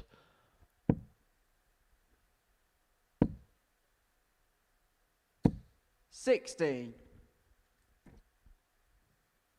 Plays with some real venom, does Scott Taylor.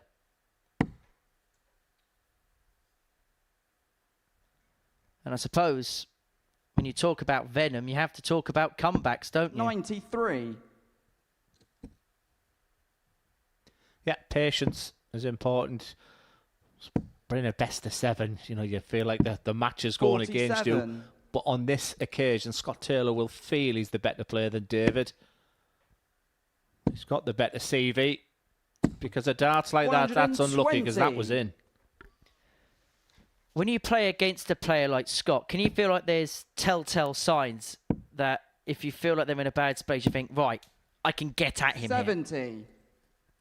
Scott, you require 148. Not until yesterday. I saw a lot of weaknesses that I'd never seen before in Scott Taylor.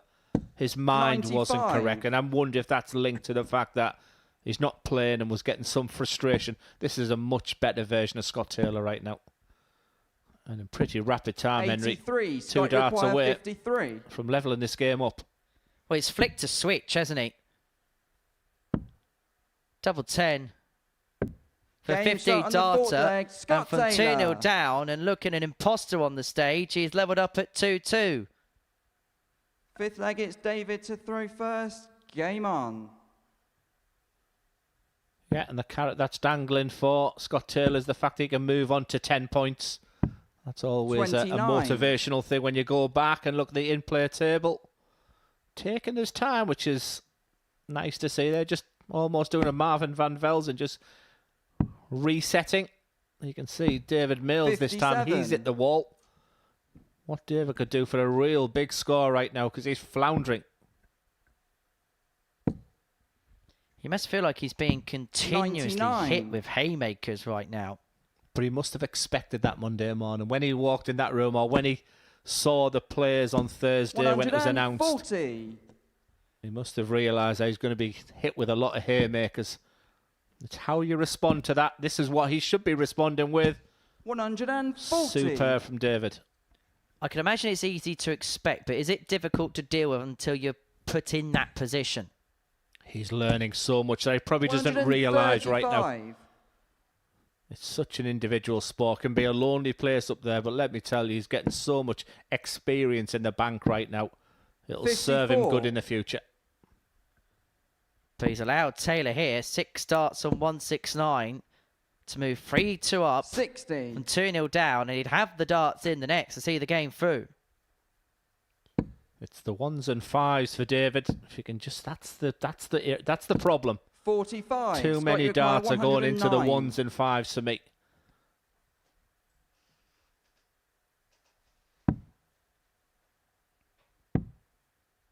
One dart at tops. 69. 109. David, you require And that would have put him 3-2 to the good, and with the darts to win the contest.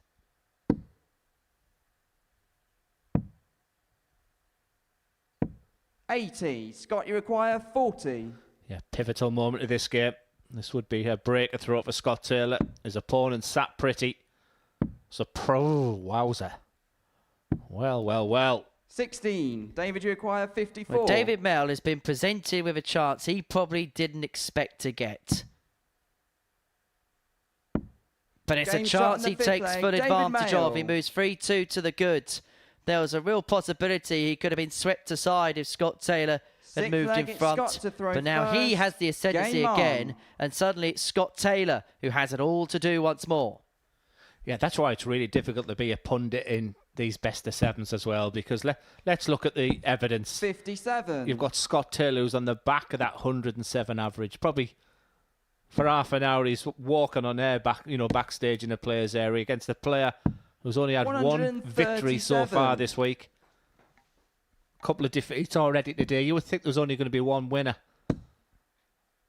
Still could be the case for Scott Taylor, especially with darts like that. But Mayle is playing his part, and David Mayle would have the dart in the last leg if it goes a distance. 60.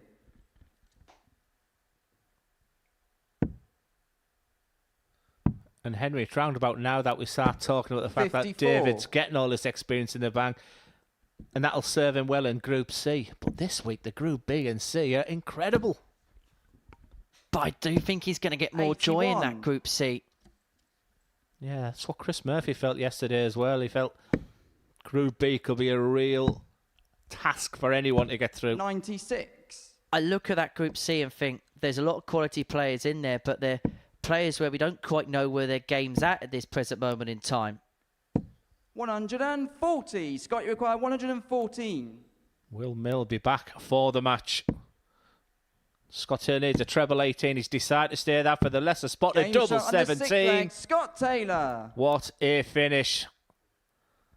And we are going down to the wire Seventh for and the final first leg, it's time David to throw today. first. Game on.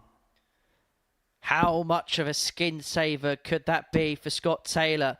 Has that got the alarm bells ringing for David 81. Mayle?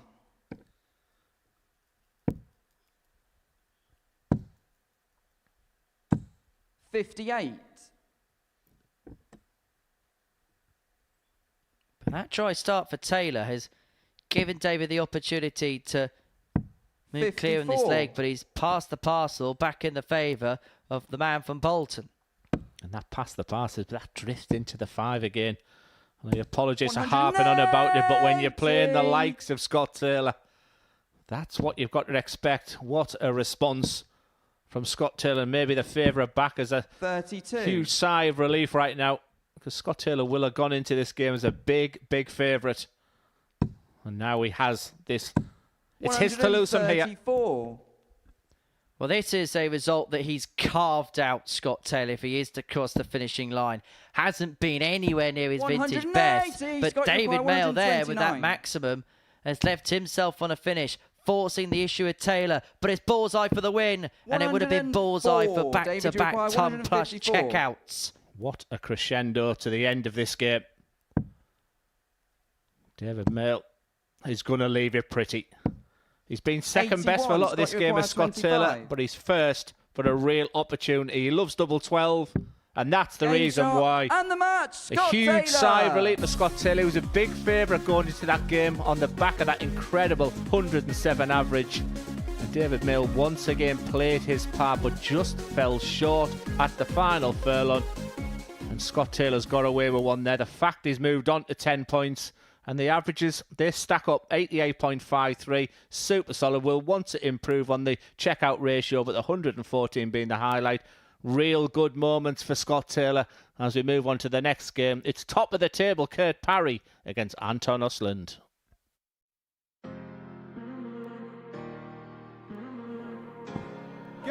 Very good dart. He's done it. Not today. Yeah, there was a chance, but there's no chance there. FG's taken over here, and he's Definitely not only. Definitely not. thinks it's Hold it. on. Yeah, no, I'm not giving you that. We are getting the back end of the leg here, and it's not going to go the way I thought it was there. I was about to mention the fact that we do have that rule in place. that was a great marker. And a great win for Ginge, who goes through. Oh, he's found it away days. He couldn't find the treble, but he can find the doubles. And he's found himself in the next round. Great dart. And I can't help but think that... Double 7 now. Oh, and he's found it. Sean Nyland has knocked out Darts for Fun, the favourite for the singles competition and the winner of the pairs. I don't think is too bad an idea, considering how the first 18 darts have gone for Ellis. Is this the first time we're seeing tag team darts? Oh, I'm not sure. Making the most of it, lads. Time supporter and friend Okay, of no, Ellis. maybe not. Not 1 second. Okay. Up we Hold come. on. What's We're your doing the name? same now. Okay, Jaden, you require 74. He knows where he's going. 56, double 20. Oh, that's a good effort. That's a very good effort. He throws a lovely dart. I think we should send one of them down and let one of them play against Jaden. That's a good dart.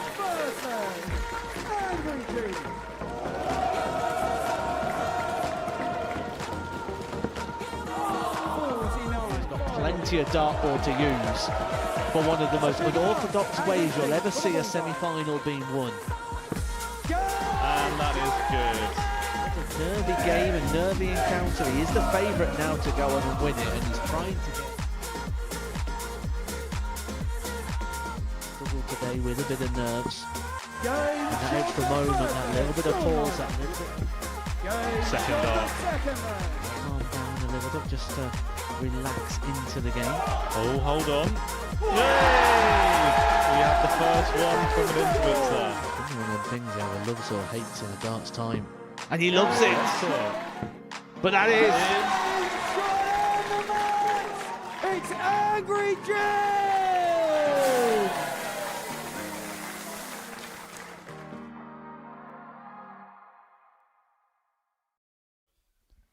Welcome back to the Modus Super Series. You may have seen in that advert break a trailer from the previous Influencers event. And Glenn Durham alongside me in the commentary box. Glenn, you've got a little bit of news in regards to the Influencers event. Well, first of all, congratulations to everybody involved in the opening 2 Influencers, and I want to be a part of it. And 1st of December this year, I still play darts and I really enjoy the exhibition circuit. I want to be part of it, and I will be playing in the event and really looking forward to it. And Pieface, if you're watching, come and get it, because you're getting it. You might be his pairs partner potentially. Let's do it, Pieface. Let's do it. I thought it was going to be with Phones for You. I've got that one wrong, haven't I? No, can't find warehouse. Anyway, that's going to be on December the 1st. More information in terms of tickets, so that will be announced in due course. To our 8th game, shall I say, of the day. It sees Anton, Ostlund and Kurt Parry go toe-to-toe. These two, they've had opposite days. Kurt Parry's picked up 2 wins. Anton Ostlund's picked up 2 legs so far. For Kurt, he has been consistently himself. An average of 8-4 in his opening match, and then in his second game against Marvin van Velzen really went through the gears, averaging 96.82, 3 maximums. That was despite missing 10 darts and a double in that contest. But for Anton, he missed 12 at the outer ring and a 4-2 defeat to Jim McEwan. Averaged 91, but realistically, he was just a practice partner for Scott Taylor as he ran riot in a 4-0 win, averaging 107.36. For Kurt, you would expect more of the same from him, really, wouldn't you? Well, it reminds me of the game previously. You know, you're expecting a comfortable victory here for Kurt Parry based on what we've seen so far in this group. But it didn't 140. go exactly that way for Scott Taylor against David Mayle. Got a little bit tight. And he did go 3-2 in that game. But fair play to Scott Taylor. He did bounce back. Can Parry do the same? 121. Parry begins this game on 12 points in the group. A victory here will move him on to 14 and put himself in a real good suit. He also has a massive advantage in terms of legs difference as well. He begins the game 8 legs better off than Jim McEwan in that particular bracket. And if he wins this match, he'll be a full 10 points clear of Anton Ostlund, who may be beginning to think that his week's going to be ending with a campaign in Group C. 145. He's first to finish here. Yeah, this is where Ostlund can really play that spoiler role as well, because he's better than being described as that spoiler role. 58. Kurt, you require 164. He'll have to remain extremely professional in this game. 88. Anton, you require 87. And for Parry, this is where if this finishes scores, you start thinking, why is he doing it against me? Well, that's the perfect start in the 87. Game shot Clinical on the first kill. leg. Anton Ostlund. No problem whatsoever, but they have been few and far between for the Swede. Second he seems leg, like the type of player that just needs a spark, just something to get him going, something just to build up a bit of a rhythm.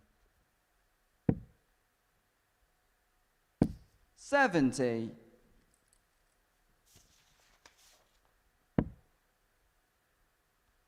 We're mentioning the Group C, Group B split just to tell you 91. who is playing later on this week. Group C, Michael Huntley, Scott Baker. Man, you've had a couple of trials and tribulations with at the Lakeside. 95. And Luke Smith on debut, ADC qualifier. Group B, Gary Stone, Shane Hayward, who made it through to a final the last time he was here, and Mark Dubbridge. 140. Another player you've had a bit of a sparring session with in recent times at a World Seniors Championship. 97. Yeah, why don't you mention the time I played him on the Players' Championship and beat him 6-0? Why do you have to always emphasise my defeats? Because I'll be honest, I didn't know you played Mark Dubbridge on the tour and won 6-0. 45. Wait till I win with the influence event. Wait till I start winning in that stage and you can't quote that no more. 59. Why don't you play? Because, Glenn, we want people to watch. Nobody would want to see me turn up and average a measly 35. Maybe you, because you might win a game on this stage. 55. One more than you. Kurt Parry is really up against it here. I like that last dart. So he effectively takes away the fact he's going to bust the score. 170. It is a strategy that many players are using. Now, incredibly, this 170 was hit yesterday by Kurt Parry against Anton 94. Ostlund. I thought we were going to see a little roles reversal here, but a chance for Parry for parity. Game shot on the second leg. Clinical, Kurt Parry. clean, double 12 goes. We are level at 1 apiece in this middle contest of the day. Third leg is Anton to throw first. Game on. This sums up how good Kurt Parry is. There was just a feeling that he was playing a little bit poorly, a little bit under the radar. One look up at the stat screen we have in this commentary box. 60. He's averaging just a shade under 90. That underlies his strength, his quality, his sheer skill. 140.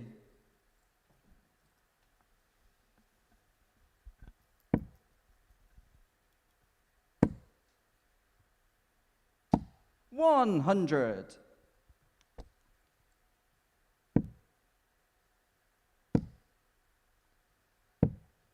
82.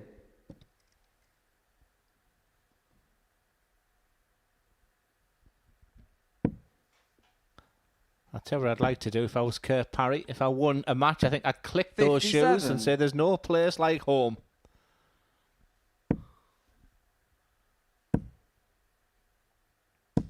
$95.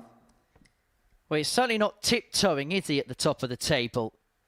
In fact, he's trying to put the boot in on the rest of the field. Just look how far that away is from the target, though. And that's not a... 44. I'm surprised at the performance of Ostlund this week. I really, really am. I didn't get that suggestion based on the information that we 140. have, the stats that we have. I thought yesterday maybe could be a bit of a one-off. I'd like to think for Anton, he's already planning his rest of the week, because that's the type of dart he can provide. How can you nearly hit tops for treble and then do that? 180. Go Kurt, you figure. require 44. Does change the complexion of this leg. Parry on for potential 14 darter, but if he doesn't take out this 44, Ostlund's hot on his tail, double, and because of the way his darts stand up, that 28. was Anton, you awkward. require Very 60. awkward. Yes, he's making hard work, and that's why he should never give up on a leg. Does he have to move?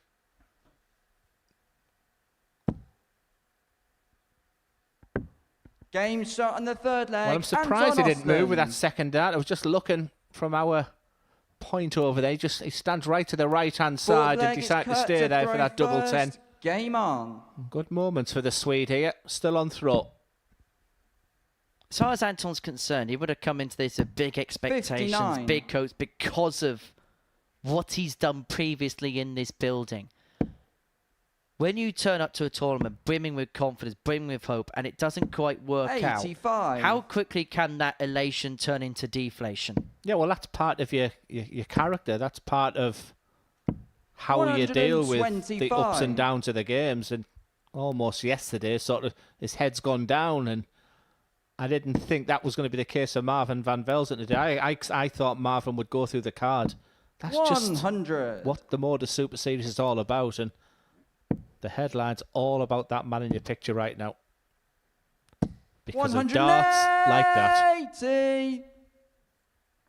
His first max of the match, averaging just a shade under 97 at this present moment in time.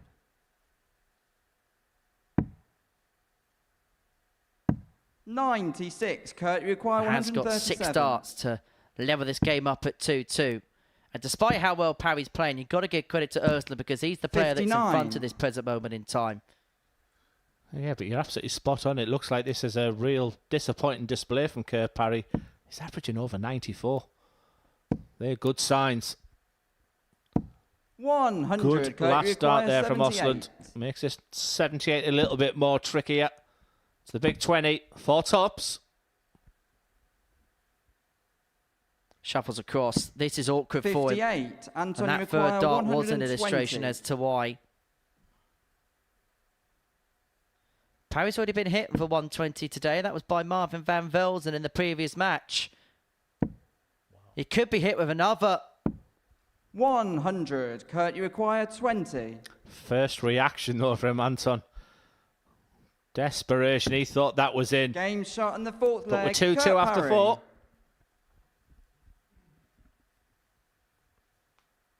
Fifth leg This is really Anton does have to a throw sense of first. game on or game on. over as far as Anton Ostlund's hopes of winning this Group A are concerned. If he does win this contest, then he'll be back to within 6 points. It's still very much an outside chance, but it's a chance 57.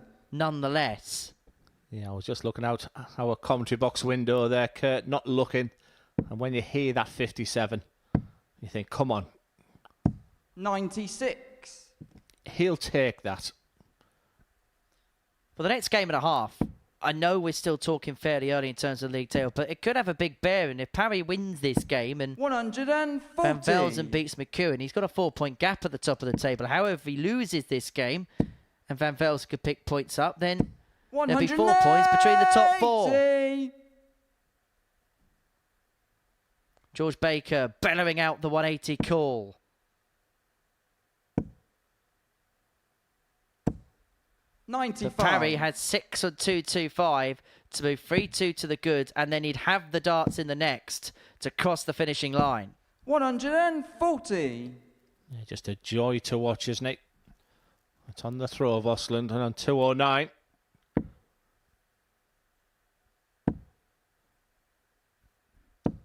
Thought a treble 19 might have come into it because that would have left 69. Tricky finish. Nothing tricky at the moment for Kerr Parry. Could be a bullseye required here. It's going to be double 5. Game shot on the 5th leg. Absolutely Parry. outstanding. Even when he's not at his blistering best, he's just looking $1 million right now. 6th leg, it's Kurt to throw first. Break a throw. Game on. And a real advantage. Can he serve it out? Well, we're going to have to get rid of this notion of he's not at his best, because he's now averaging 97.82. This is a great example of a player going through the gears, 44. getting off to a sluggish start, and then finding a way of turning it around. A 12 darter in the previous. He's got Anton Ostlund on the rack. 100. If he wins this game, then the rest of the group may well be looking at Kurt Parry from behind and sizably 134. behind.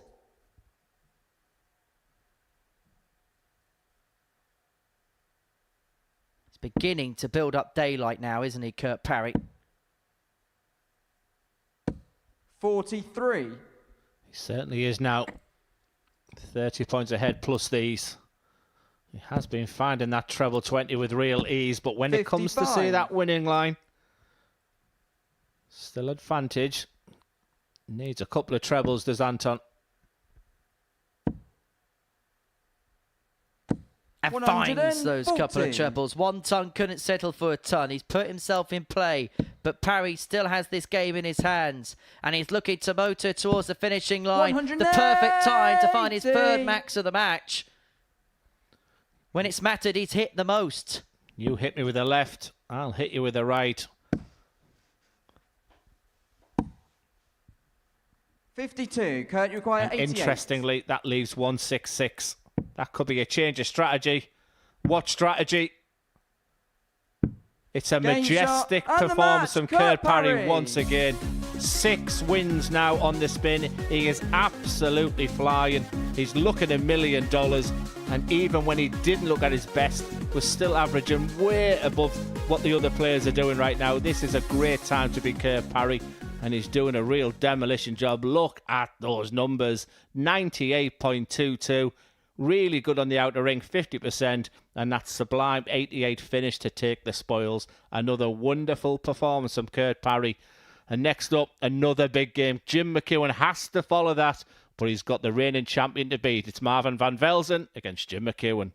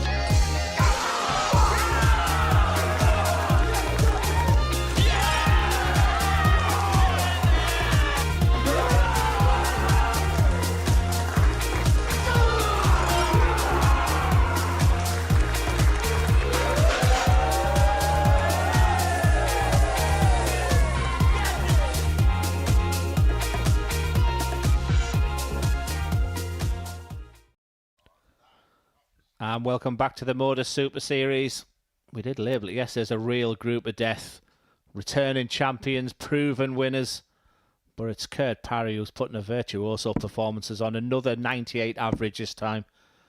Every question that's been asked of Kurt Parry, he's had the answers. And the only player who's really standing up to that is that man in your picture in Jim McEwan. But there's 4 points that separate them right now. And you're up against Marvin van Velzen, who was still waiting to see the very best. I still expect to see Marvin play a part come Saturday night. He could play an incredibly important part of this Group A campaign with victory over Jim McEwan, because the way Kurt Parry is playing right now, that 4 points could be a big, big task to climb for the others. How do you see this one going, Henry? It's Marvin to throw first. Game on. Tight. Very tight indeed. For Jim McEwan, he's 1, 2 from 2. He's beaten the 2 players at the bottom of the pile in doing so. And so now he really does get into the meat of the programme, doesn't he? He's got Marvin van Velzen, the reigning champion. His next game is against Kurt Parry, and that game you feel like is going to hold huge, huge weight. And then he'll end the day with a meeting against his good friend Scott Taylor. 97. Yeah, it was round about this time yesterday that we saw the very, very best of Marvin van Velzen against Jim McEwan. A 4-1 victory. But it was all about the average, 106.30 in that game for Marvin. But they've been few and far between the headlines.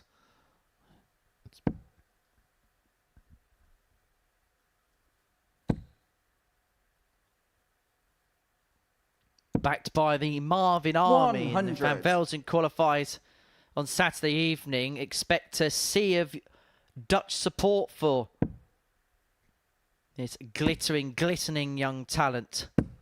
90.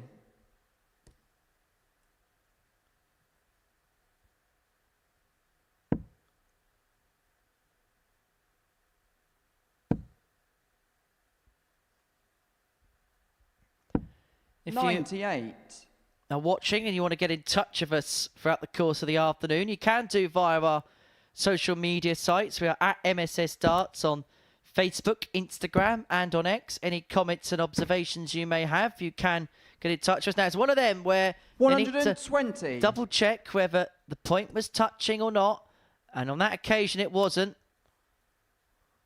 And so it's only a 120 score for Van Velzen. Not what George Baker, our new referee, wanted on his second game heat at the Modus Super Series, let me tell you. 58. But he stuck to his guns there with Marvin breathing down, saying, it's a 140. That was a rubbish Dutch accent, wasn't it? 180. Nothing rubbish about that. Jim require 148.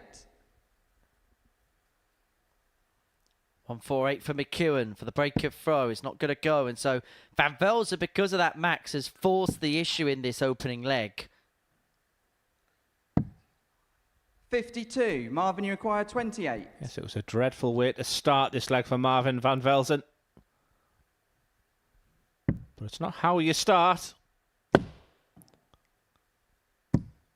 No score. Jim, you require 96. It's how you end. And both of them clip the wire, touch the wire, hog the wire. But neither could find a way through. And McEwan's got 2 in his hand, a double 18 to break the throw. Well, this has been a pendulum swinging leg. It swung in McEwan's favour, went back Marvin, into Van Velzen's favour, and now McEwan's missed a couple to win it. Hog many. And the wire continues to be hogged, but that's not good enough. 24. And there is Jim, the you require frustration 18. for the first time this week.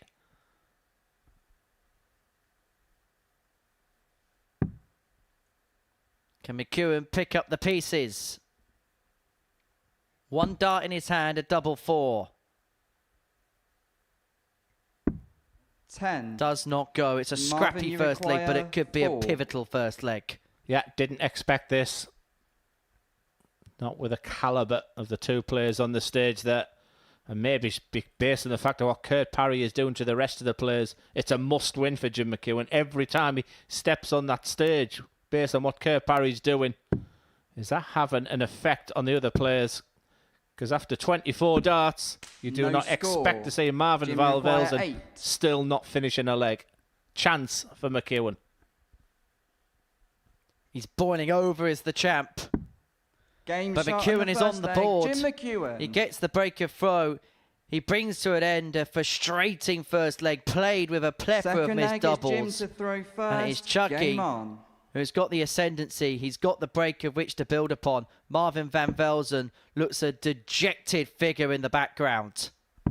Yes, he's gone all Richie Burnett and chatting away to the curtain there. 93.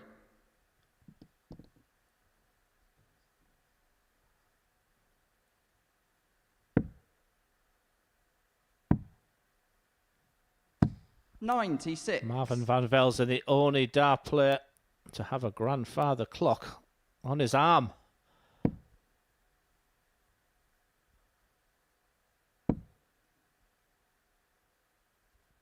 Which is ironic because his timing has been off at points in this 81. game.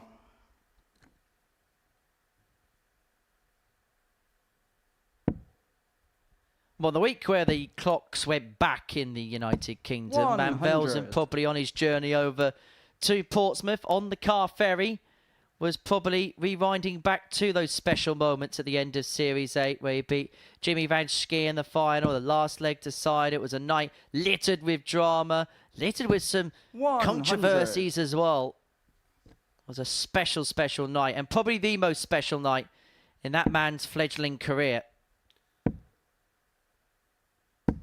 92. Over here with his brother Keanu this week is Marvin. Posted a selfie of them at sea on Sunday. 41. And if he's not careful, he could be all at sea in this contest. Yeah, it looks like he's been affected by the pace of Jim McEwan. What I would say to Marvin, he had no such problem averaging over 106 against the pace yesterday. 96. This is where the brain takes over, the negativity comes into the mind. It's just not gone how Marvin van Velzen expected his Group A campaign to go. But you're absolutely spot on. In a couple of games' time, 44, I'm looking at that Marvin, you matchup. require Kurt Parry versus Jim 117. McEwan. That's massive. Van Velzen though must be thinking, okay, I'm not playing my best, but Jim's not providing anything back. If I could just switch on here for a few 40. minutes Jim, and you just require reel off a couple of 142. legs, I could get my guy exactly where I want him. Yeah, Jim McEwan's getting away with one here. Jim McEwan is not even averaging 70 at the moment.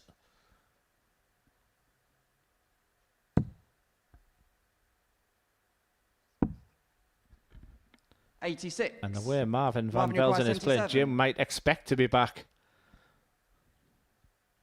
In normal circumstances, this is meat and drink.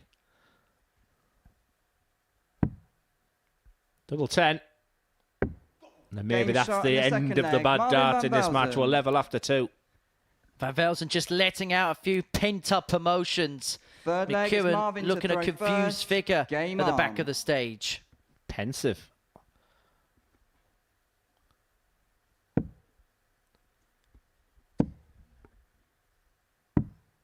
'72.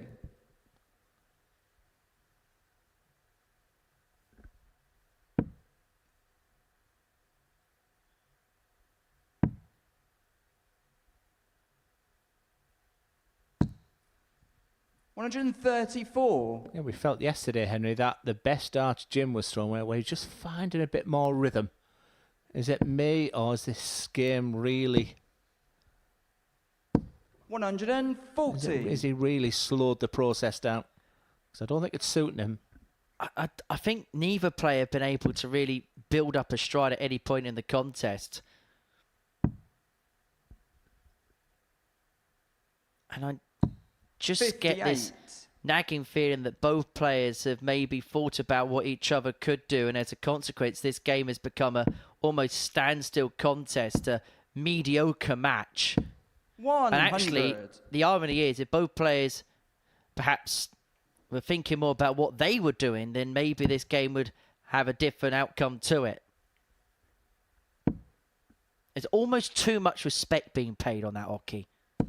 99. Yeah, I think the frustration from Van Velzen has gone now. And I think you're absolutely spot on, Henry, with your analogy. I think that Marvin seems to be the one who's thinking, my best is still to come. He's found something. Whereas Jim, he looked pensive. He looked confused after the end of that second leg and ain't happy with this situation. Well, he's left himself on a single to double after 12 here to move 2-1 to the good. And I think this is one of the best facets of Van Velzen's game, the most improved facet of his game, is his ability to respond to things when they're not quite going as he'd expect them to. He's become far more headstrong now. And that was a strong leg. That was a 14 darter. And he's beginning to really put his claws on Chucky here. 2-1 to the good. Fourth leg, it's Jim to throw first. Game on. I think there was a time when he started off here, Marvin, where he could easily become a bit despondent to setbacks. And now he's able just to roll with the punches a little bit more. If things don't go right, he doesn't let his head drop. He's able to recover better than perhaps he ever has been able to before. And that's why I always say one of the best bit of advice I always given, you never lose, you learn. And it's almost like Marvin's had his bad moments on that stage. This is not the first time he's not been at his best on that stage, but he's learned from it, come back to be a champion. And you've got to go back to those moments of what can I do different here? 100. Because at the end of that first leg, he was a super frustrated player and really unacceptedly sort of slammed a dart into the board. Well, he's found something from somewhere, but we're also waiting for Jim to find his best now. It's beginning to warm up. As much as you dislike this statement, Glenn, I've got to give credit to Matthew Edgar here, because he was the one when Van Velzen came here for the second time. He said that the level that he plays at 60. is good enough to compete for series titles. And the vast improvements that he's made over the last 12 months has put him in a position where he is a key player at the Super Series, a champion at the 58. Super Series, and somebody of which we put our hat on as one of the big names in this competition.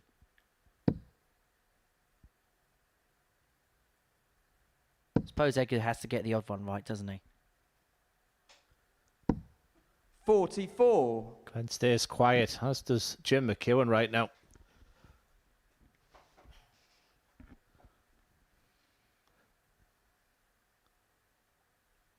Well, normally, when he takes his time, he finds the treble.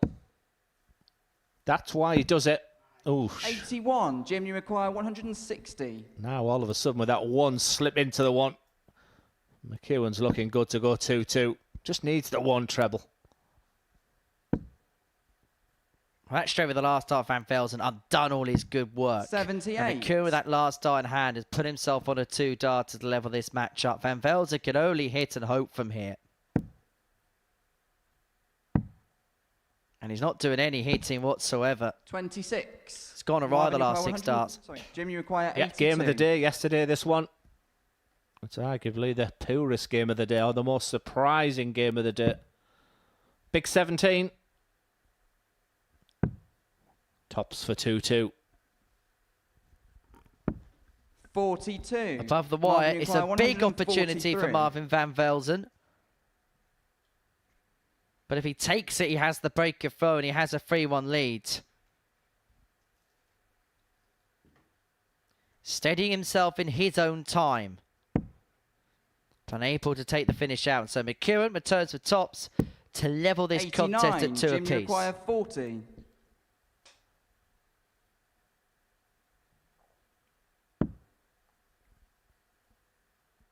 Two tens. Great guy. Can he nudge it off the barrel? 20. Nudges it the other side. 2 Marvin, tens you require rather than 2 tens, you 54. feel, for Jim McEwan, who's looked a defensive figure in this game. I think he scratched his head throughout it. Van Velzen must have thought this chance had gone. Must have thought he wasn't getting an opportunity to lead 3-1. 14. But when he got it, he couldn't Jim, you take require it. 20. And so McEwan with another 3 at double 10.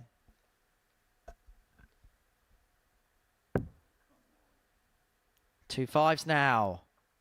And it Game shot in goes, the and we have a fourth level leg. game, Jim 2-2. McEwan.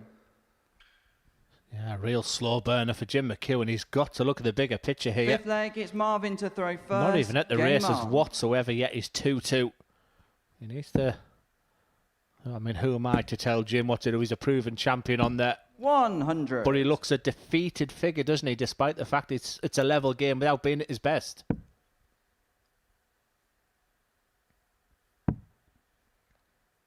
Well, they both look like two players have had £100 nicked from their 134. wallet right now. You wouldn't notice the difference, would you? The amount of money you've got, Henry. He sat to show me his bank account earlier. 96. He's the richest 43-year-old in Portsmouth. You're only what age? Hard paper round, lad. 92. Could start in the 18 to 305, or just been 30 points behind. Superb. 126. You've got to give credit where credit's due here to Marvin van Velzen. He could have been left awash about the way the last leg had finished.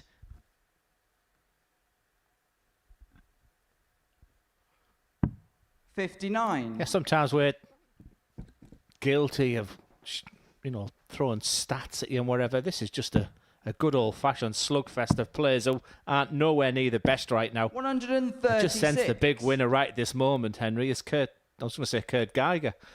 Kurt Parry. Well, this is match play darts. This is one man against the other.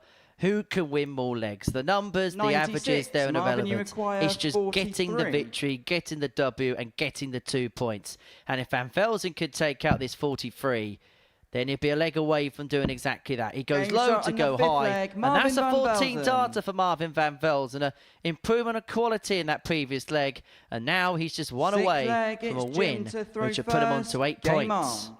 Yeah, Jim McEwan's last 3 or 4 darts there were thrown at a lot quicker pace, almost like a resigned 3 darts.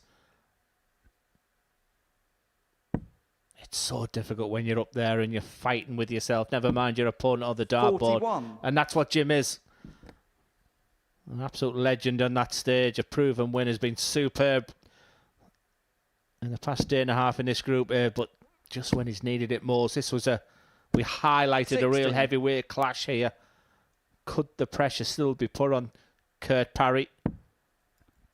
Van Velzen a leg away.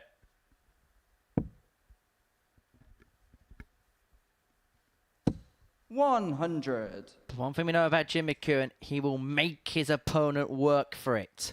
It's not going to come easy for MVV. 96. Well, we know if it goes 3-3, Jim McEwan wins it, because we've told you he loves a scrap. He'll find something from somewhere. However, Van Velzen does have the darts if it goes a distance. McEwan's finding something. 180. Scrapping away, plugging away, and looking to take us all the way. It's been a bit of a head scratcher of a 140. contest. Just when you think something becomes the case, the other thing becomes apparent.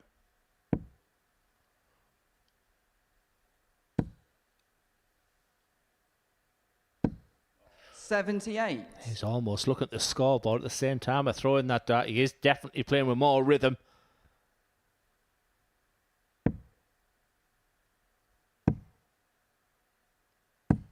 $58. Jim, you Are require we going the 102. distance? Jim McEwan with a 102 will start upstairs. Still can finish. Shake of the head, the wry smile, but treble 17 would have offered the bullseye. 38. And so Marvin you van require Velzen, to 147. win this game in some style, he's already taken out to 120 today against Kurt Parry. If he takes this out, this is for the match. And expect a reaction. Expect a chain reaction. Double 18 Game shot to win and it the match, in Marvin sumptuous van style. Velzen. Magnificent for Marvin van Velzen. He wins the game for 147 checkout, showing champion quality when it mattered the most. A salute to the camera. A big win, a big 2 points. It just keeps him in play.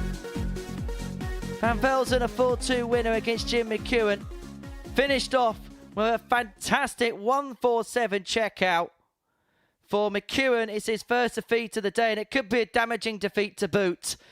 Coming up next, Anton Ostlund takes on David Mayle in a battle between the bottom two in the group.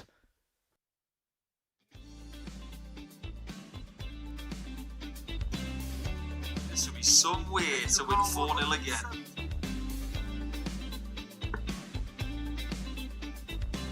Oh boy. And look at that from Nathan Rafferty! Reminds me of one of the greatest Richie Burnett sayings that has been uttered out loud. 180! He gets his second 1-8 of the match and levels up with Scott. That statistic. 4 180s for our first match of the night. So far, it's quite some going. And 26 180s in total last night, I think.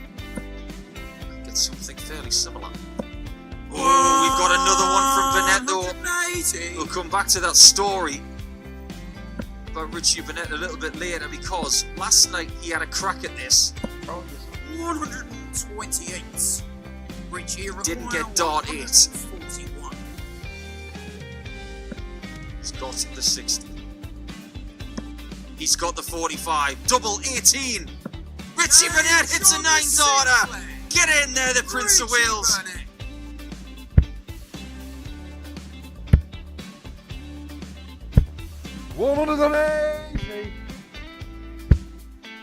Not saying anything.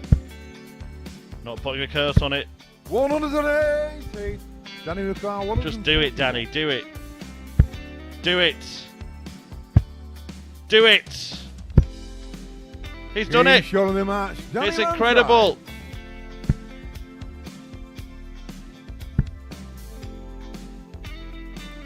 $180. Win for Jeffrey Swan, defeating Diving Bird at 6-5 as 59. Hinahan finds his first max of the match. It's the first max. This one. One in the opening game. Like buses. 180. This will be some way to win it with a 9. 140. Can he require 141?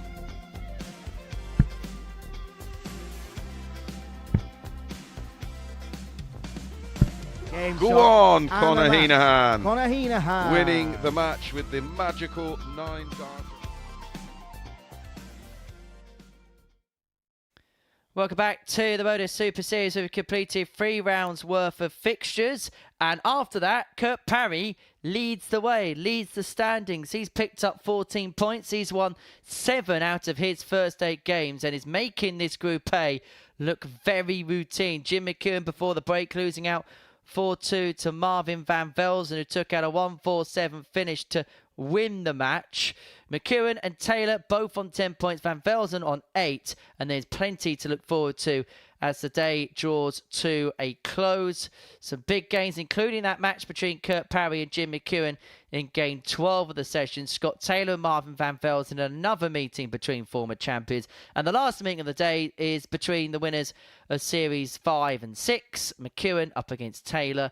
It should be a blockbuster way to end the day. But game 10 sees the bottom 2 in the table go head-to-head as Anton Ostlund and David Mayle go head-to-head. For both, well, they're looking for a morale-boosting victory. Neither have won a game on this Tuesday. Ostlund losing all of his 3 matches, winning just 4 legs in the process, but hasn't been playing badly, just hasn't been able to take advantage of opportunities when they have arose. As far as to throw first. David Game is on. concerned, I think the big nagging issue for him so far has been the fact that in all of his games, he has been outscored by his opponents. Yeah, certainly wasn't outscored in this game yesterday. David Mayle was superb.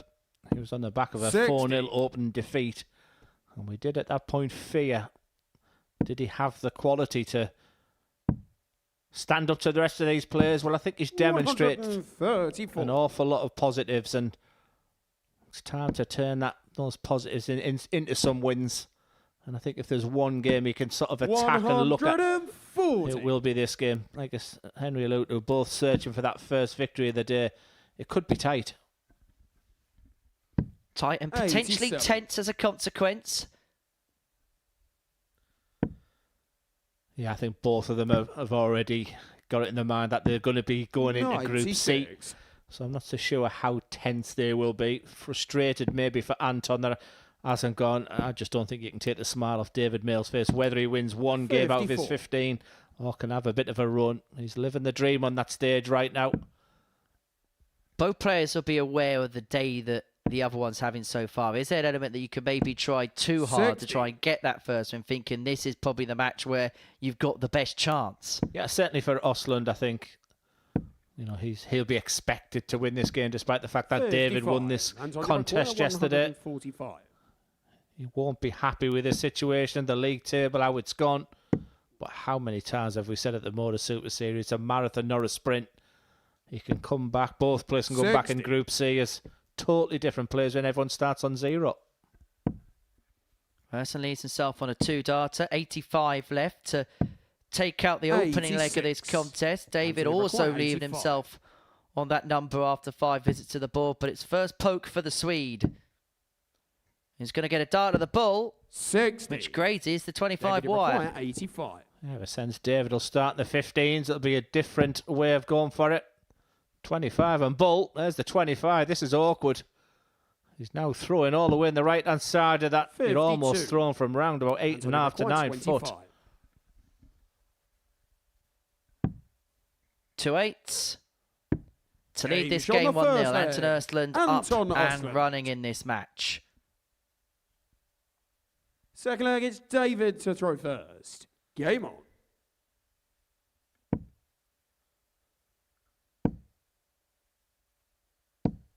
$140.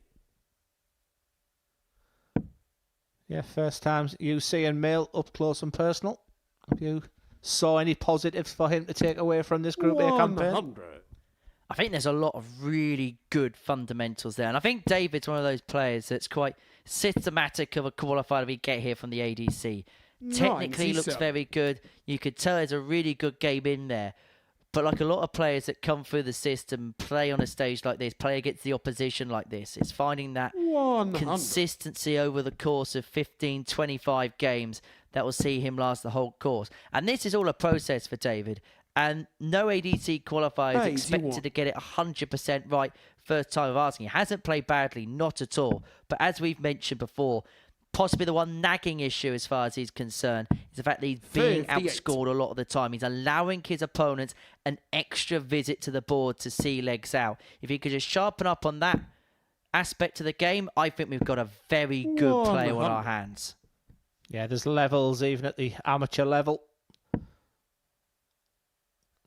Yeah, and that scoring power, something that's such a integral part of reaching elite 83. darts. Rich treble 17 to start this 83. And missing the big number.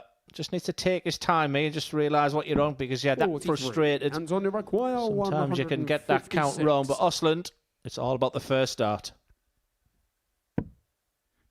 Which is below the wire, and so Mayle have 3 darts in his hand at tops to equalise this game up at 1 apiece. 97. David require 40.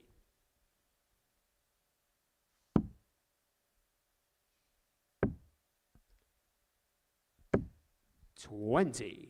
Anton require 59. You get the sense there are opportunities he can ill afford to miss. Game Well, on the I don't second think I've leg. ever seen a 59 Anton take it Ostlund. out 777 double 19, but we have now Ostlund Second 2-0 leg, to it's the Anton to goods throw first. with a Game on. finish which is a bit befuddling. It's the fact he didn't react from that treble 7. He just automatically knew it was the double 19. And when things aren't going your way for David Mayle, 140. then things seem to happen against you, and these are difficult moments for the likeable Mayle.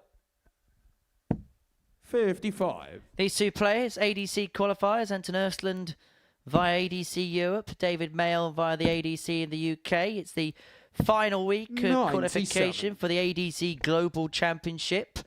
This weekend we saw Donny Shearwater and even Springborg Poulsen of Denmark qualify through 50. the Dutch Darts Tour, and the Northern European Tour respectively. 12 places in the tournament have been confirmed, with a number of provisional spots also there. £85,000 up on offer. And as things stand, this is how the Global Championship would look. Week 1 Group A would be Thomas Banks, Andreas Nicolai, Brian Roman, 44. Andy Bolton, Sebastian Bioetsky and Dieter Hedman.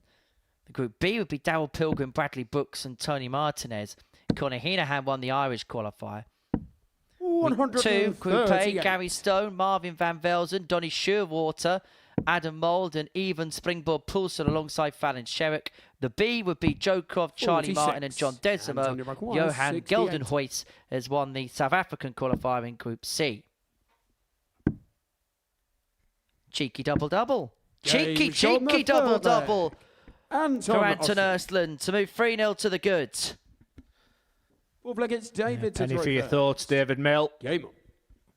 That realisation when you get on that stage, he thought this was his big opportunity to get his first win of the day. 100. Anton Ostlund averaging around about 90 throughout this game. It's 86.71 at the moment, finding the treble, looks relaxed. 100. Will it be a little bit of confidence that the Swede needs?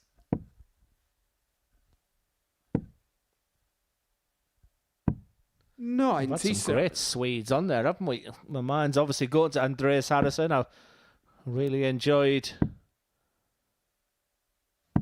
96. Good quizzer, isn't he, Andreas Harrison? Good on ABBA. We had, of course, Victor Tingström here in the past. Very good young player, the Belkin boy. 180. His first of the match. Of course, who could forget Johan Engström? This sweet ferret when he was here. 98. Yes, I was chatting with him yesterday at the Women's Series, the partner of Kirsi Vinnakainen. He's playing fantastic darts, as is David Mayle all of a sudden. 84. Looks like he's going to be taking his first leg of this match.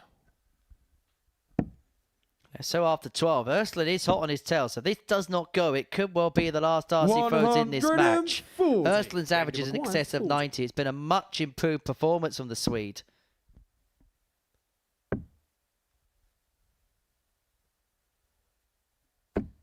20. He's going to get a chance to win the game right here, right now.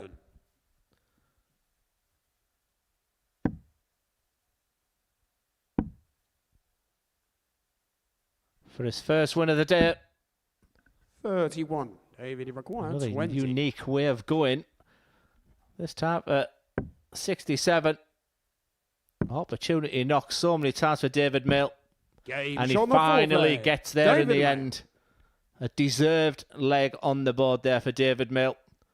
Anton looks a little bit confused himself. But he's still a big, big favourite for this match. Well, it took him to his 10 for 10, but David Mayle is finally on the board. The issue he's got is Anton Ostlund has the darts here to win the match. And he's kicked off with a max. Yeah, maybe he just wanted that leg over so he can get a 9-darter.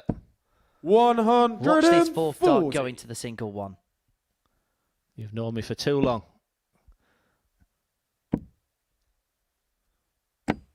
Oh! 120. Let him have that dart again. Come on. No, Glenn. Rules are rules. Just because he's on a 9. 177. But what a response on David Mayle. He could have so easily suppressed to the pressure that Ostlund had put on him in this leg.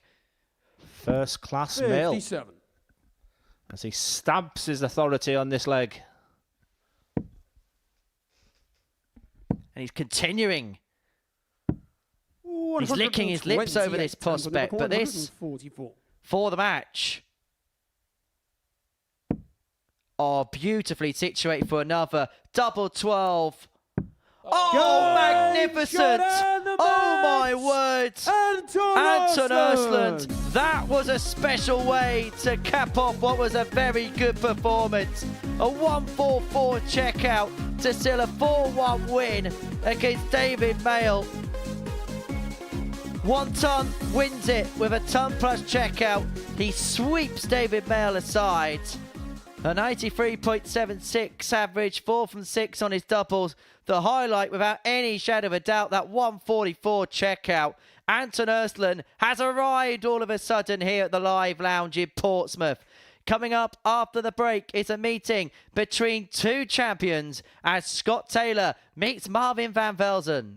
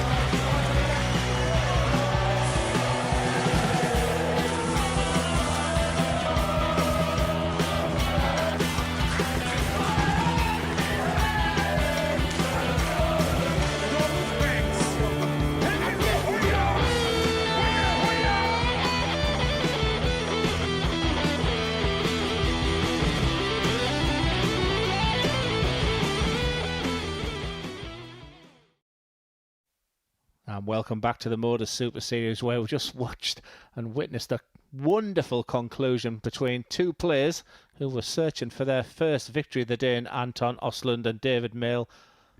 Both of them really found their scoring boot at the back end of the match, but a sublime 1-4-4 finish from Ostlund.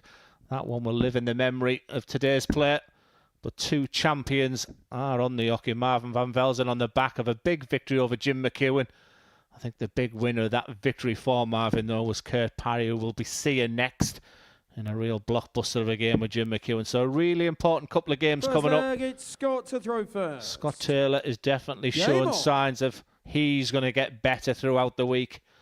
He's demonstrated his real qualities with a 107 average earlier on and a real fighting win over David Mayle when he looks second best for a lot. He's had a little bit of a break, whereas Marvin van Velzen is on the back of a victory, as we mentioned, over Jim McEwan. Another fascinating contest, Henry. Well, who in blue is going to come through between Taylor and van Velzen? Our 11th match of the session here at the Live Lounge in Portsmouth. 140. Yeah, it was Scott Taylor's best performance of the day yesterday in beating Marvin van Velzen, who had a 1-3-3 finish in that match. 58.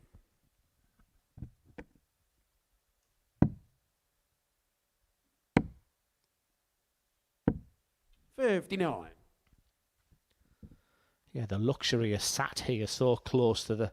and watching Scott Taylor have a 107 average when he's not pile driving that dart in. When you can see his whole body just lifting in the air, he's at his best. And them last three dart hits, it's almost as if he's putting too much ferocity in it.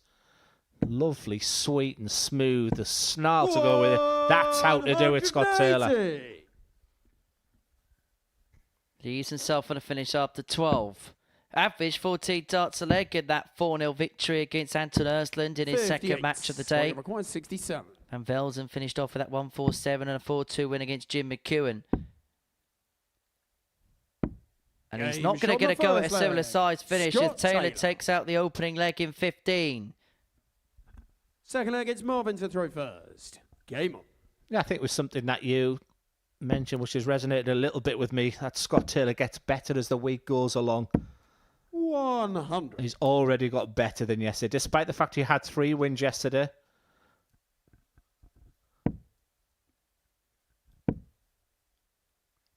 And the thing for Marvin is he's correlated that form here onto other circuits, finished 16th in the Development Tour Order of Merit in 2024. If he doesn't win his cards, he'll pretty much be one of those players bang in line of a spot at the World Masters at the beginning of January, which was announced by the PDC yesterday by finishing 16th on that Order of Merit. And you've got to add the fact that there was tour card holders, obviously, in that Order of Merit at the end of 2024 as well.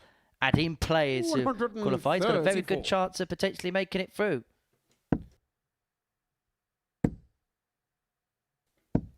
Something we were having a chat about, which is available on the YouTube channel. Do have a watch of that. As Van Velzen looks to 1-3-2. Can't be done now.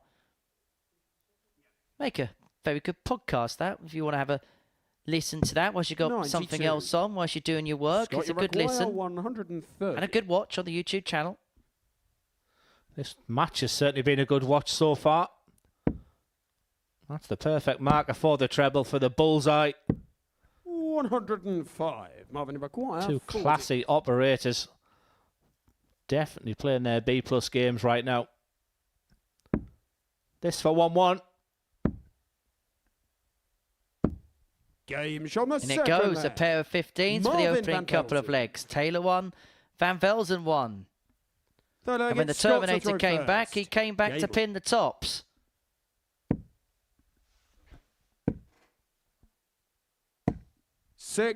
Real good contests. Taylor averaging way in excess of a ton. Van Velzen 93.5.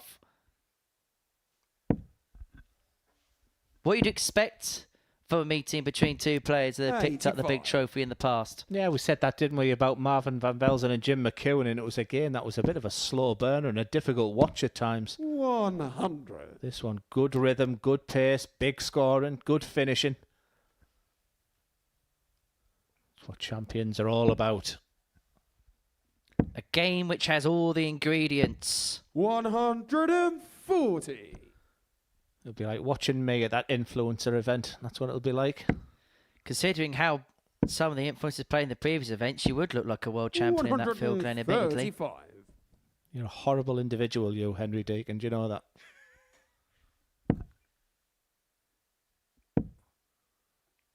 No, we had to put you up against phones for you to win a game on that stage. I hope Pieface beats you. 145. I'll smash him. Just as Scott Taylor smashing in the big scores right now. Scott Taylor's gone ton 135, 145 to leave that 61. 140. Marvin Velzen is right behind him, both on 2 darters. Well, it's double one because it's hit the single 9 after hitting the ball. Like it. That was always my MO as well. I really like that. And the way Van Velzen's hitting tops at the moment, you'd expect this to go. But we've had that many twists and turns today. That's what was the catalyst. That's what the key to success was for Van Velzen in the previous series. He's got that fist pump going. He wants to win this game. Every single leg in this match has been won in 5 visits. A couple of 15s to start. A 14 dart breaker throw for Marvin Van Velzen to move 2-1 to the good. A high quality affair, this. 140. And Van Velzen is improving leg on leg. 125. This is a tasty affair. Game of the day. But these are the games where Scott Taylor can produce his best. He plays his best when he really is pushed to the limit. Yeah, and for the fear of repeating myself, the one positive Scott Taylor he's getting, but he's much, much better than he was yesterday. Had that incredible game against Tom Sykes in Series 6's Champions Week. It was one of 39 games at the Super Series in history where both players had averaged in excess of a ton. 133. Yes, he was involved in that incredible hour of dart with Darryl Pilgrim, the 9-darter against Scott Taylor, who was leading that match 3-1 at the time. 132. Mark Salmon would have been very proud. And Velzen doesn't have to go the bullseye route. He goes double-double. And that would have been for his second supersized checkout in a matter of matches after taking out the 147 in the previous. 43. Yes, plenty more of this, please. To take real control of this match. Set up play for double 4. 14. Taylor's been left in the lurch. Van Velzen has just been allowed to take authority of this contest. But how much longer? The dead cat Max, but he's hoping that provides some pressure on the shoulders of Marvin Van Velzen, who comes back down for double 2 to lead 3-1. And if he has had one issue today, it has been finishing legs off. Normally has ice in the veins. Game and that's the reason why. Marvin Van Velzen. That's something that you can't teach. When you have that moment, when you've got a player who just pinged the 180, when you're down to that horrible double 1, he was aggressive, he was accurate, and he's one away. I was mentioning that game between Tom Sykes and Scott Taylor at that Champions Week in Series 6. Scott did lose that game by 4 legs to 2. Sykes averaged 109.82, Taylor 101.35, 7 180s in the contest. In fact, he's been involved in no fewer than 5 games at the Super Series where both players have averaged in excess of a ton. He also lost a game 4-2, averaging 104 against Andy Davis, who averaged 110. He was involved in a game against Cam Crabtree where he won 4-2, where both players averaged in excess of a ton, and was also involved in a game against Darryl Pilgrim. Of course, that record-breaking game where Pilgrim lost 4-2 with 118.88 average. Taylor would win, averaging 100.39. He's a player that likes being pushed to the brink. 121. Yeah, and it's clear that he brings the best out of others. And he just sense when Marvin Van Velzen stepped on that stage. We had the fist pumps. 59. We had the reaction when he was winning legs. Still averaging well over a ton is Scott Taylor with 3-1 down. And that 100.95 average is on the rise. It's 10 points behind in the averages is Marvin Van Velzen. But still crucially the most important stat. He's 3-1 up and maybe already thinking of the next leg. Oh, how this game is having swings and roundabouts at every single twist and turn. Taylor with time on his side. He just wants to get on with the next leg. The tops goes first time. 3-2 to Van Velzen. Taylor pulling one back, but the Dutchman has the darts. 6th player gets Marvin to throw first. Game on. Of all the legs in this match, of all 5 legs that have been played, only one of them has gone above 15 darts. It's been a high-quality affair.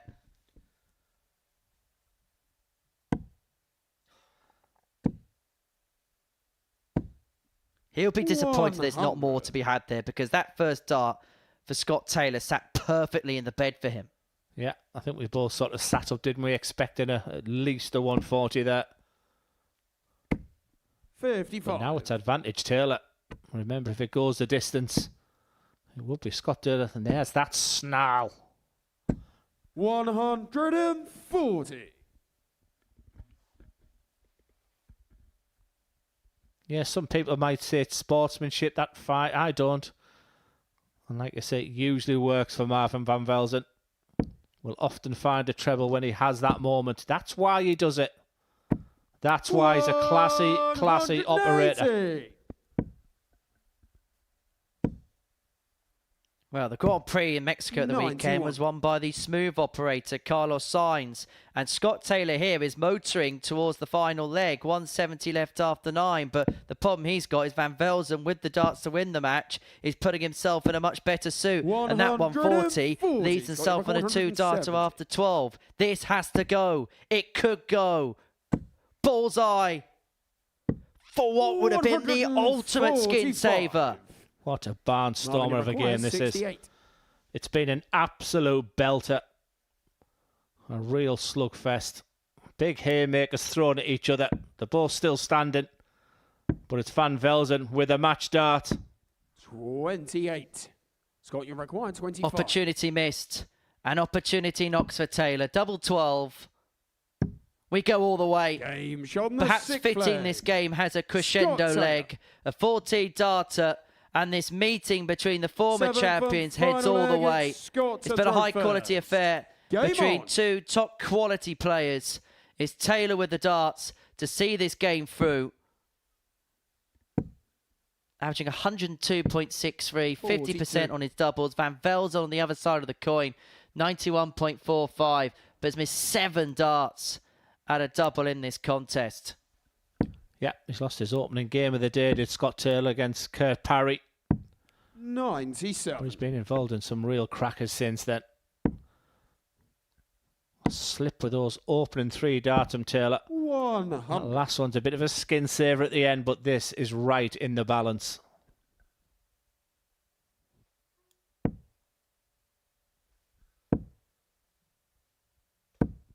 $140.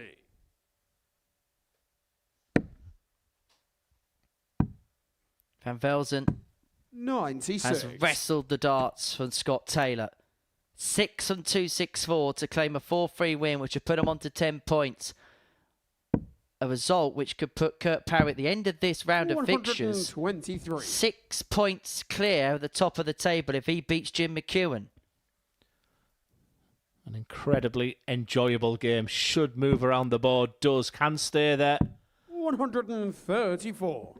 Marvin, you require It's 141. absolutely everything this game. 2 fantastic players. Really giving it all. 64. Will Marvin Van Velzen be back? And Scott Taylor, it's a tricky finish, 1-2-9. He'll start downstairs. Can still finish. He may 40. have saved his worst Marvin, start for requires last. 77. His hopes are now in the hands of Marvin Van Velzen, who steps forward looking at 77 to win a classic match here, to win a classy match here. Tops to win it. 57. He has spurnt a chance Scott, you require to move 89. on to 10 points. This time it's Scott Taylor just taking his time. Treble 19 will be the target area. It's double 5. He's been there before. What a game. What a performance. Hold your head up high, both players, because that was an absolute cracker. That beautiful combination of extremely high scoring, 3-180 shared in there. Superb finishing. Scott Taylor was averaging over 100 throughout that game. It just dipped at the end to 99.32. His checkout ratio was really important. 4 from 7. Scott Taylor lost his first game of the day, but since then has been absolutely brilliant. Such an enjoyable game. Follow that. Well, there's only one player who can really follow that. It's Kurt Parry, but he's got his toughest match of the day. He's up against Jim McEwan. Please welcome to the stage, Angry Ginge and John Henderson.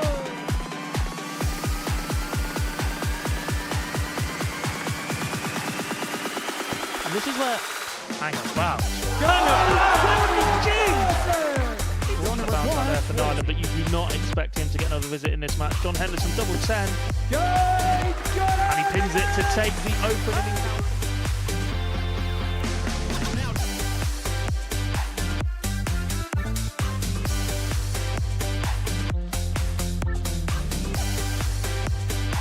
Coming up first for double 10. He's the one that left it, and he's the one that hits it for the opening leg. They talked a good game, didn't they, beforehand? They're not quite so delivered it as of yet. He's done with Devon Peterson. big favourite from this moment. Oh, hello. It's the big favourites. Goes 2-0.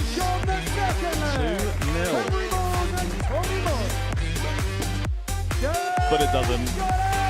The most successful player at the Super Series is the man who turns it around. He's got it 1-0. Away days and Bradley Brooks. May see a double-double. Does go double 19. What's another double 19? Great shot. What a shot. Very good. The Bradley Brooks show. No 180, unfortunately. He did go for this one. And we're due to get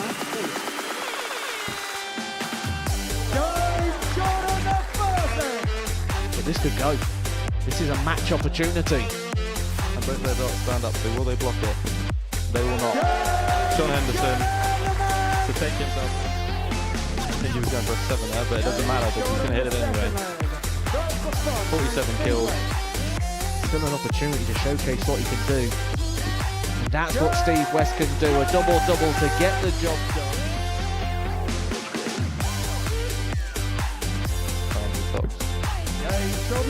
When you get those nerves, you just hang on to the dart a bit too long. Steve West finds Tops for a breaker throw. Steve West got triple 20. Tops for the match. Darts for fun and Steve West. Steve West and Darts for Fun!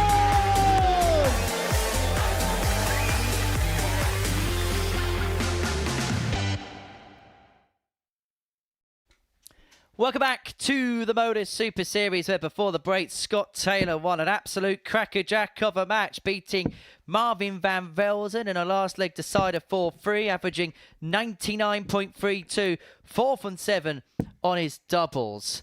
And he moves on to 12 points in the group. 2 behind that man in your picture, Kurt Parry, who takes on Jim McEwan in our next match, game 12, the final match from the 4th round of fixtures. And as far as these two are concerned, it's a big game to decide where the land is going to lie. If Kurt Parry wins this game, game on. He'll be 4 wins from 4 for the day. He'd move on to 16 points in the group, and he'd put himself 6 in front of Jim McEwan, 4 clear of Scott Taylor. McEwan and Taylor do go head-to-head in the final game of the session, whilst Kurt Parry takes on bottom of the table David Mayle in his final match. So you feel like this is a game which could go a long way towards dictating the destinies of these two players when it comes to Wednesday's action.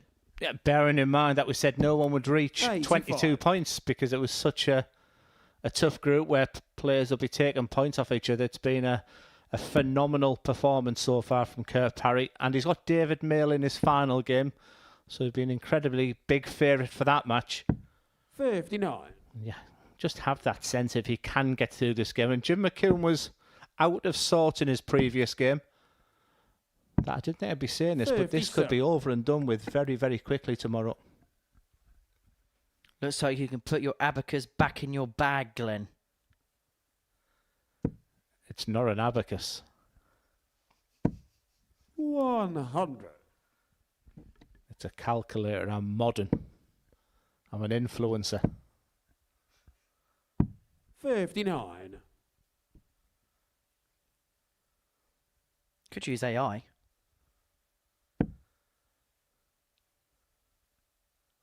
They'll be taking our jobs in a couple of years, Glenn. Well, that's what we say to say hello. Why I? Go, you require 160. Right, Parry 160 to take out this opening leg. Can't be done now. But he is going to leave it handily enough. Should have been more handy than 83, but he has left himself on the 2-darter.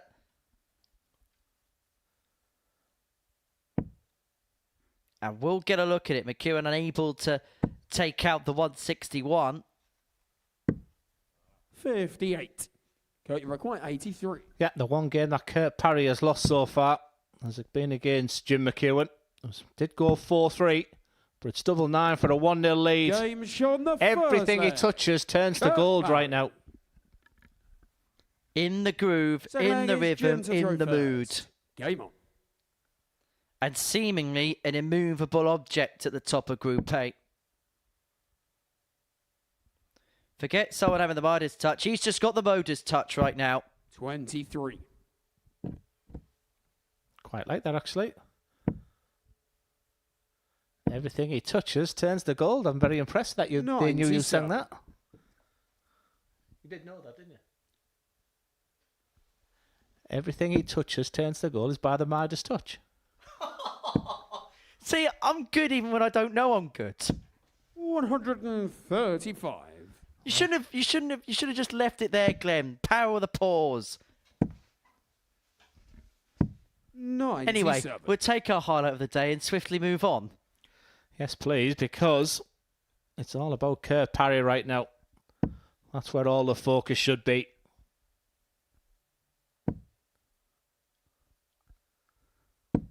I did feel if there was one player that had the nous, the knowledge, the fight, it was Jim McEwan. Well, Parry just needs to stay focused. He just needs to stay professional. He is the best player in this group at this precise moment. But that can change at any time when you're playing players of the calibre of Jim McEwan. 134. McEwan has left himself from 1-2-4 after 12 to equalise this match up. And he's going to get a couple of visits 60. to do exactly that. Been a bit of an off patch at the moment for Parry. And McEwan has to punish this to the hilt.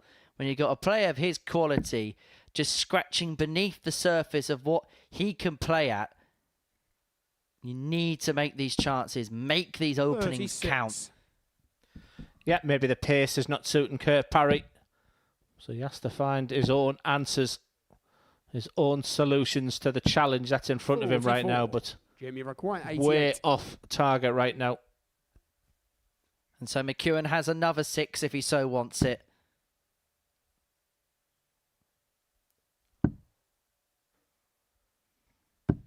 We'll stay there. Will leave himself tops, free in hand upon his return. 100. Jim, you require 40. A laboured leg 2.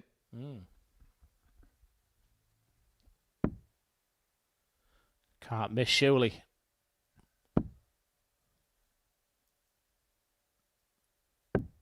Game on the second 1-1. Jim McEwan. I don't think we'll see Parry play that type of leg again.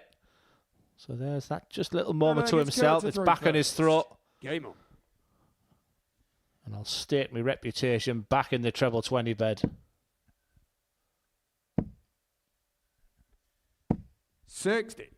Well, there goes your reputation, Glenn.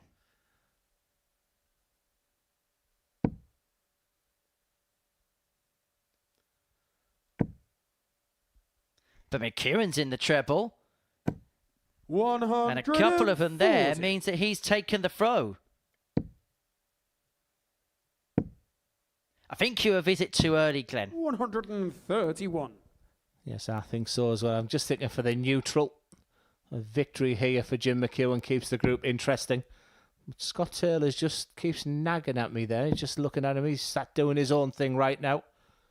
But it is a big opportunity for Parry to move on to 16 points. You'd expect him to beat David Mayle in his final game.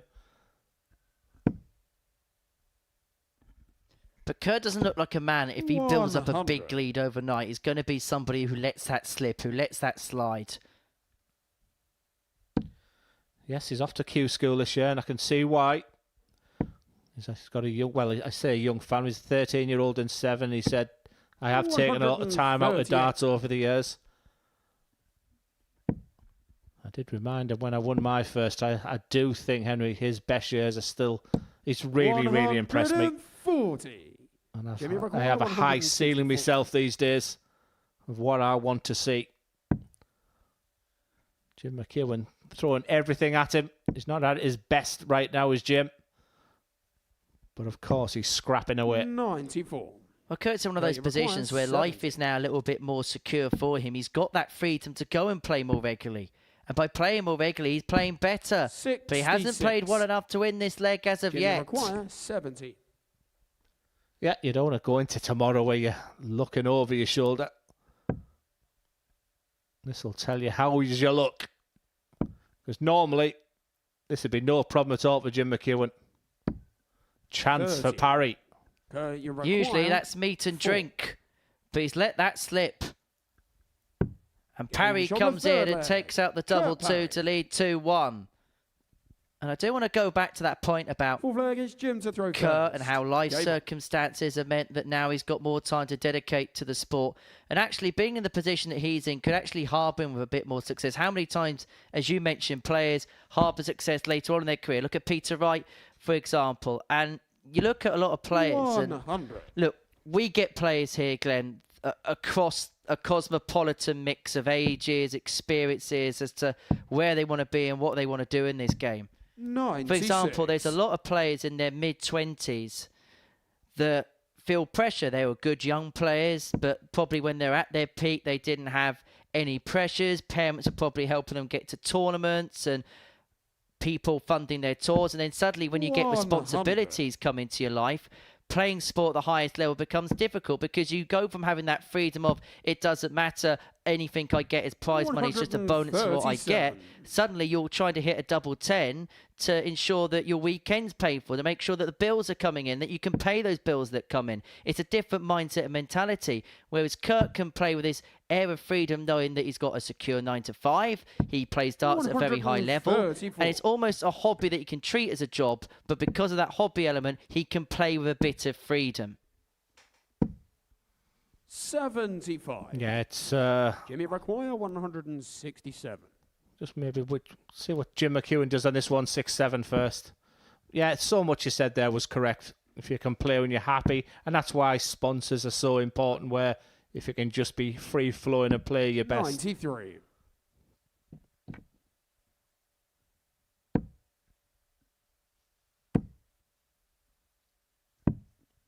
That throw should be on the professional circuit. Jimmy requires 74.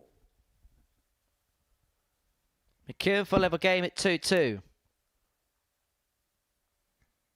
One darter, double top. 34. A lot of darts at that time for McEwan has clipped that top wire. Things are going his way. Even going for the big 16, he's bent the wire in. 16. However, Jimmy require 40.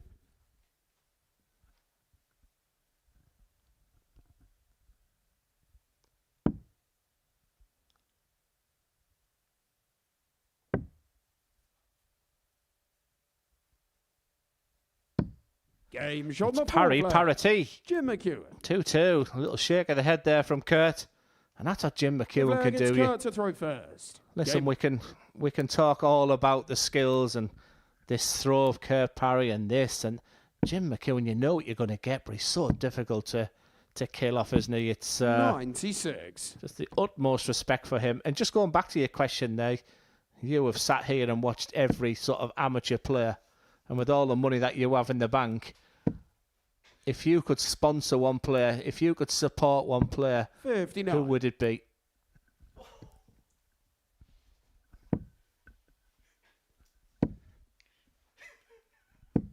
$100. Just take your time. You can laugh and giggle. It's a serious question. Sorry, he's just got his wallet out, everyone. I'll ask him a different question then. Genuinely, that is one of the best questions 58. I've ever been asked in my life. Well, any chance of an answer? Can you give me a bit of time, please? This match is nearly finished. 95. I know, but you've just sprung up. Who am I going to give 10 grand to? I mean, the answer was easy. I mean, I've even wrote down Jared Cole for you. I wouldn't give a week's of my wages to Jared Cole. This is better from McEwan. He's once again, he's finding something, and often at the back end of matches. We've pretty much written him off in this game. 85. This is now in the balance. Remember, it's on the throw here of Kurt Parry. What he'd give for another 140. That's awkward, just below the treble 20. Can he just shows that I like that transition across to the 18s? 92. He's finding something as Jim McEwan right now.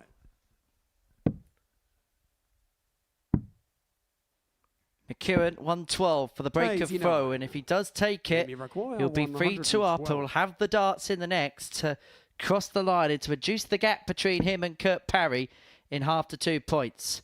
But that errant first dart allows Parry to come back, free in his hand at double 18 to put himself a leg away from a 6-point gap for Jim McEwan and a 4-point gap at the top of the table to Scott Taylor. Big dart, big find, and the big man's up to it.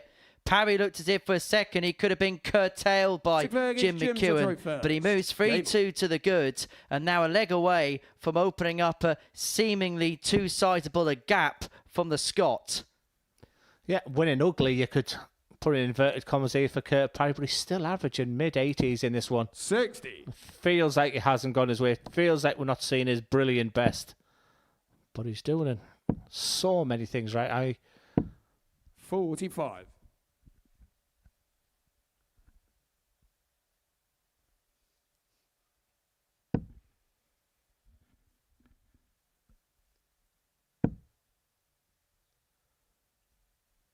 It's a real clash of styles, this one. I don't think it's suiting Kurt Parry, that's for sure. He likes that rat-a-tat style. 100. Come on, he says. McEwan, not at his best. Can he find something? Normally so adept, so clever, so cute. He loves a scrap. He loves a battle. 100. And he is battling away here. He's scrapping away. He's making Kurt Parry work for it. It's a game he has to win. 140. It's not going to be given to him. But that 140 puts himself in a very good position after 9 darts. 57. 6 darts away from 216, and I say that because that's the type of quality he has been producing, and that's the reason why. A little nod of the head, back to business, 76 points, 4 wins from 4 is looking in the offering right now. This super tight group we all anticipated. Kurt Parry here has a chance of running away with this group. 76. 2 8s.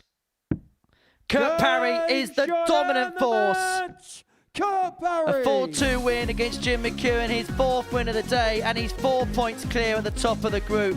He is moving further and further clear as the games move along, and he is seemingly becoming the immovable object in Group A, seemingly becoming the runaway player in Group A. A 4-2 success against Jim McEwan opens up a 6-point gap between that pair. A game where McEwan had his chances but couldn't take advantage of, and Parry did the job he had to do, and boy did he do it well. Coming up after the break, we begin the final round of fixtures on this Tuesday afternoon with a meeting between the 2 ADC qualifiers, Marvin van Velzen and Anton Ostlund.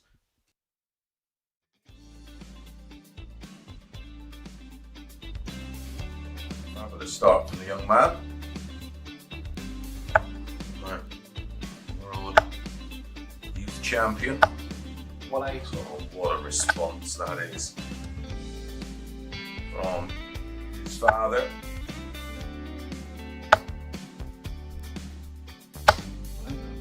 Back-to-back 140s. Siding leg on 7.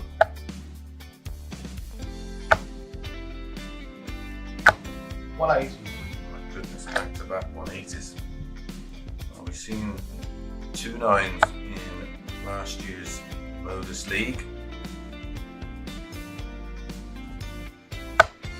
Seen a couple of 10s. Not seen a 9 yet in the Online Darts Live League.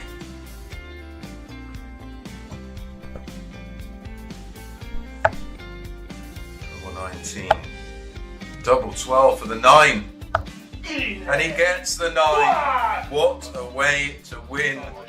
B would be a league contains the 5 players. 3 progress to Saturday's final. 60. Of course, that emphasis is on qualifying for Saturday night's final, because the the runner-up, and the winner of the 3rd and 4th place playoff will get their crack at Champions League. 100. 180.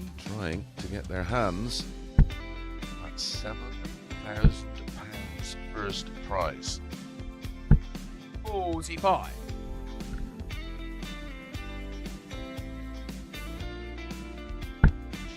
Some of you on them forums are here. 180. Oh, welcome back, Martin. Where have you been? Where did you go? 100. Martin, you require 141.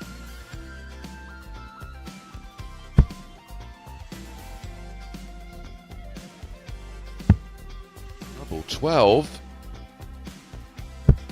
Absolutely outstanding from Martin Adams as he hits a 9-darter.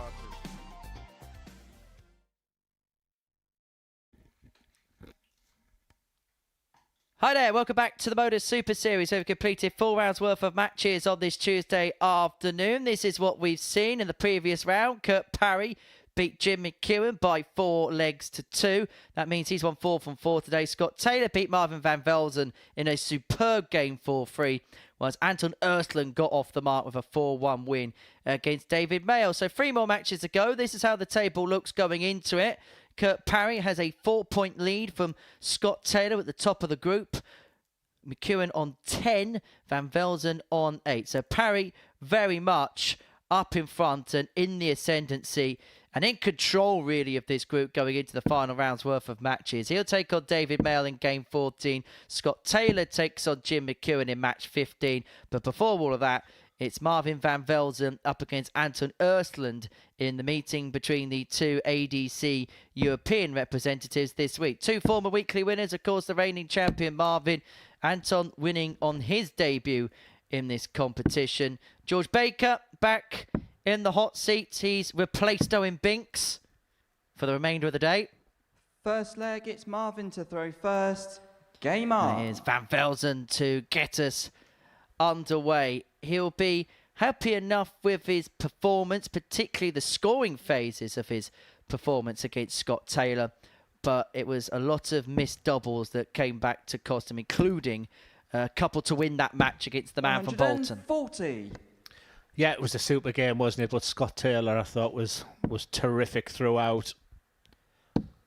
You asked me the question at the beginning of the day, and I expected 85. Marvin van Velzen to put yesterday aside and maybe do what Parry's done today and go 4-4 going into this last game of the day 45. For him. But it's just not happened, so it's plan B. His brother's here with him. I'm sure they'll chat about things, and it might be a running Group B, it might be a running Group C. I don't think we've seen the end of Marvin van Velzen. But what we did chat about yesterday, Henry, 16. is that there's a lot of top-class players here, proven winners at the Modus Super Series, people who know how to get to Saturday night.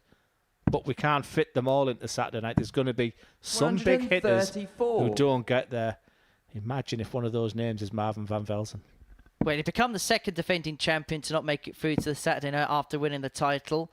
Jim McEwan got 2 stabs at it when he won his title in Series 5. Didn't make it through to the Saturday the first time of asking. Did get another go and did make it through to the Saturday. So there is former defending champions not coming back and immediately catching fire after winning the title. Van Velzen, though, has left double 16 after 12 darts to take out this opening leg. It's been a blockbuster start for the Dutchman. 45. But this has been the part of the game which has been a nagging issue for him.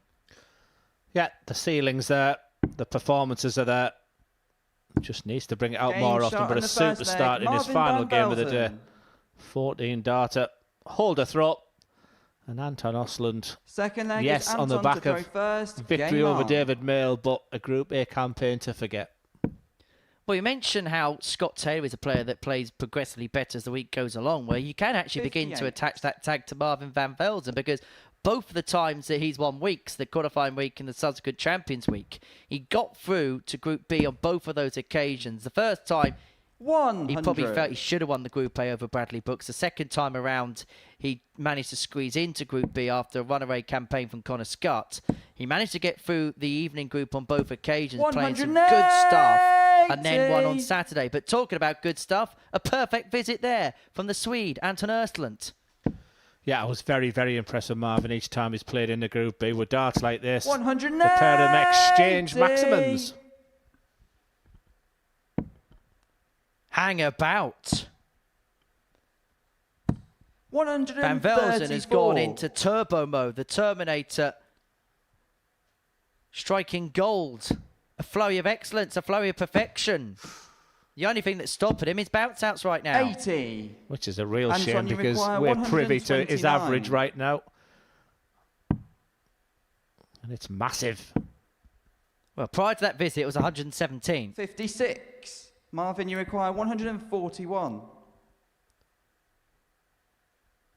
So what he had, a 120 and a 147 today. Is he going to add a 141 to the mix?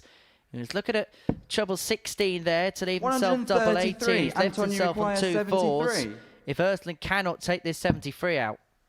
Well, it's only going to be the one dart. It's at tops. 53. Marvin, you require 8. But it's a 14 darter opener for Marvin van Velzen.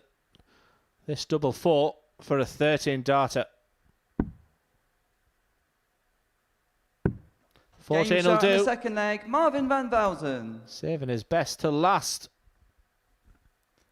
MVV on a spree, Third leg, and it's for the Marvin to Swede, throw Anton first. Ostlund. Game on. He had one opportunity to win the second leg, spurned it, and there are opportunities he cannot squander when this man is hitting grade A form. 140. Yeah, I watched John Henderson sort of dominate Group A last week, and then that incredible Saturday night start. And then when you've got to win a game 4-1 or better, 41. it's great for Kurt Parry right now out to dominate this Group A, but you don't often. Can you think of a week where someone just totally dominated the week? Well, 55. She played in Group B, so I don't know whether this is a true reflection, but Bo Greaves didn't lose a game, played 16, won 16. It's never been done before in this building. 41. And the thing was, not just did she win all those games, I think the whole week long she had less than a handful of match starts against her. Yeah, I was thinking more of the Group A where they then get their 2 days off and still come back and dominate the Saturday night. That's been my fear for Kurt Parry if you can see out this. Because it's been a absolutely superb, majestic performances from him. Outside of Little, 61. There's not many that do so. And that's my only fear for Kurt Parry right now. It's like a totally different competition this Saturday night. And so it should be. With the crowd, the format feels more like a knockout. It's a staple for me each week. I watch the Saturday nights. I thoroughly enjoy everything about it. So hang on, I'm your Anton Deck on a Saturday evening. You're close with the word deck. 60. Marvin, you require 109. Van Velzen 109 and plenty of time to open up a 3-0 lead. Doesn't have to take it out in 5 visits. Not going to take it out in 5 visits. 49. But he's going to put himself in a very good position to move 3 clear.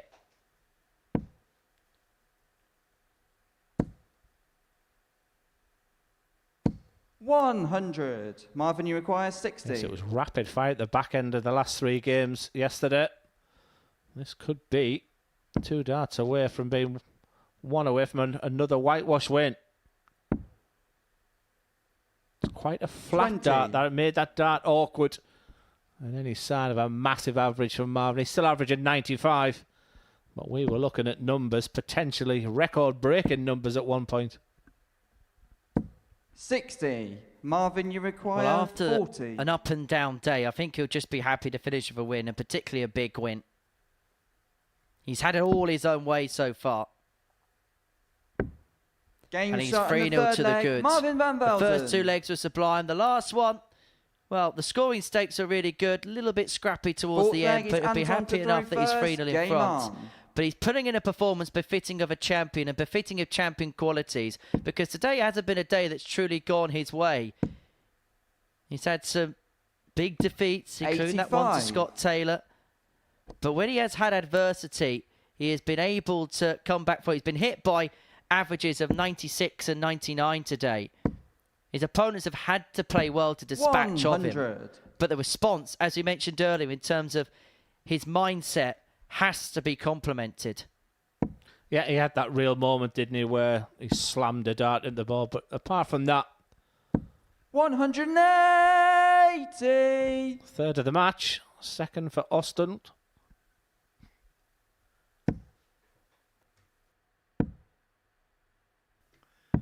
$92. I think I'll stick to the word Anton. It's a little bit easier for me.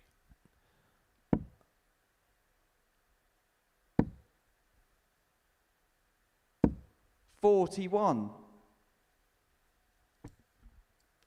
Should start downstairs on the 309.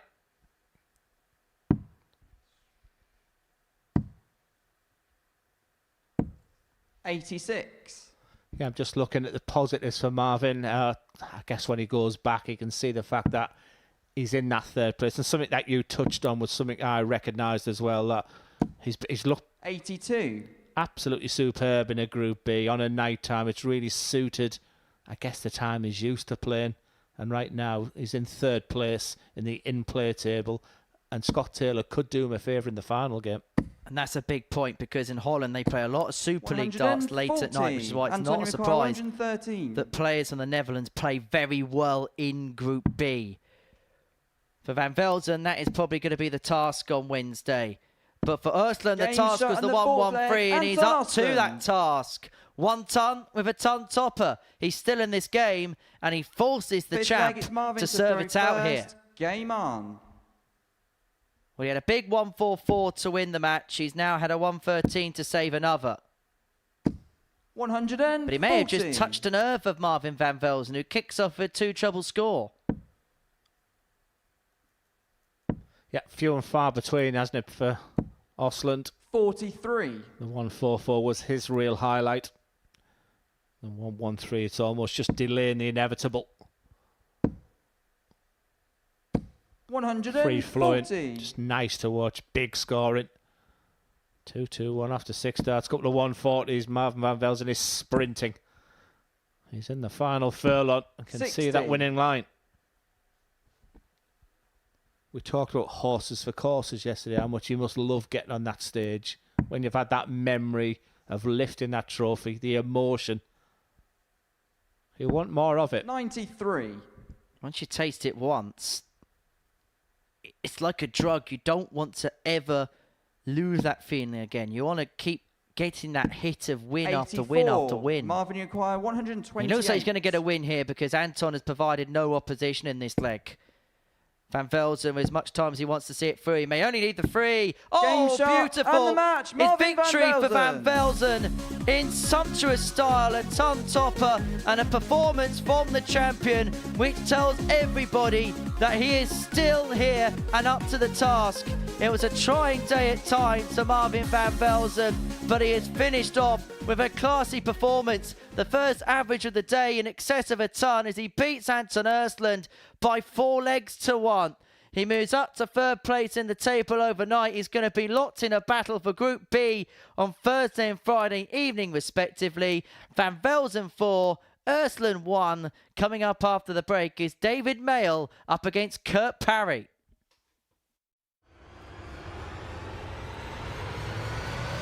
Welcome back to the party in Portsmouth here at the Modus Live Lounge. And he was right.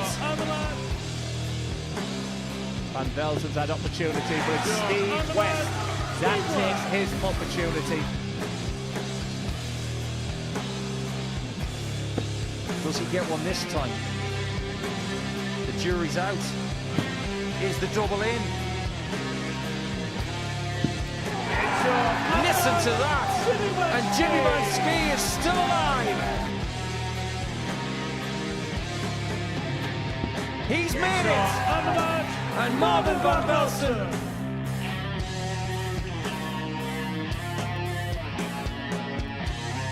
Jimmy Van Ski probably felt he's already been out already tonight.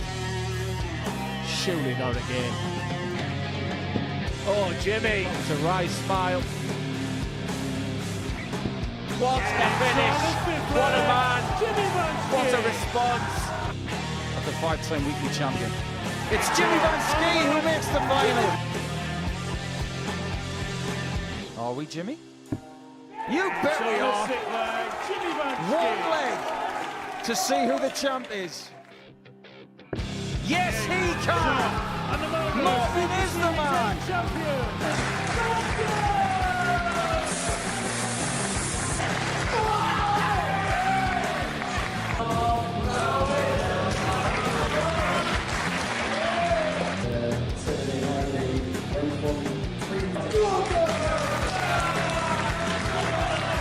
Marvin Van Velzen!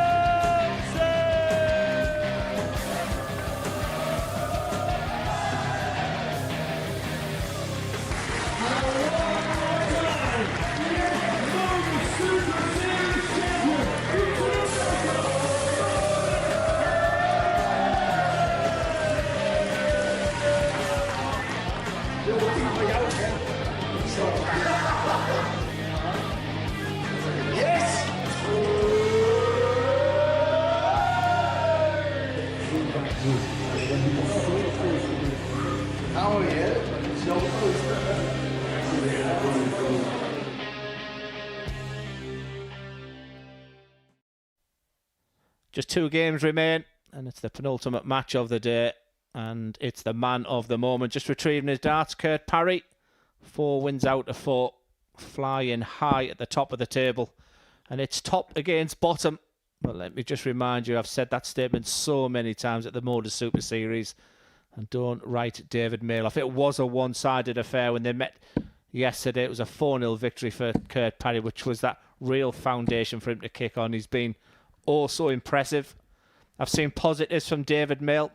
However, when he looks at the and maybe self-reflects of the week, First leg, it's David to throw first. Game on. he'll have to realise he'll have to up his power scoring if he wants to play with these elite players. If he has dreams, aspirations of lifting a Modus Super Series title, the scoring power 58. number 1 will have to improve. That'll come through practice. That'll come through with experience. That'll come through with belief. 140. But sometimes when you stand behind someone like Kurt Parry, who makes the game look ridiculously easy, and you're struggling all over, this could be a tough 5 or 10 minutes here for David Mayle. Yeah, I've had a text off of a good friend of mine just saying how good a throw it 60. is, how relaxed a throw it is of Kurt Parry. That is one of the best that there is around on the circuit. But for David, I feel like somebody like Marvin 97. Van Velzen is probably the perfect foil to learn upon. For Marvin, the first experience did not go to plan one bit, but he went back, worked on a lot of things, 171. and then came back a more complete player. And I think David and Marvin, for me, strike a lot of parallels where there's something there with David. You can see that from the 39. naked Kurt, eye. you require But it's just 130. little minor tweaks that if he could just iron out over time, I think will make him a really good 40. player. I like what I see, and I hope that we get to... I hope he's one of those players that becomes almost like a process player that we get to see a few times, and over those appearances 43. we get to Kurt, see a require better 90. player as a result of it. Yeah, the problem you've got though, Henry, is Kurt Parry looks at this 90 is the difficulty of coming through these incredibly tough ADC qualifiers. 34. Even just watching the Northeast ones and and looking at who he had to beat to get here. He has to seize the moment now, grab the opportunity while it's right in front of you. 47. Kurt, you require Say 56. to the Modus Super Series, I want to be back. Tops. 36. Well, Kurt Parry's going to be back for good because Mayle's left himself for 159.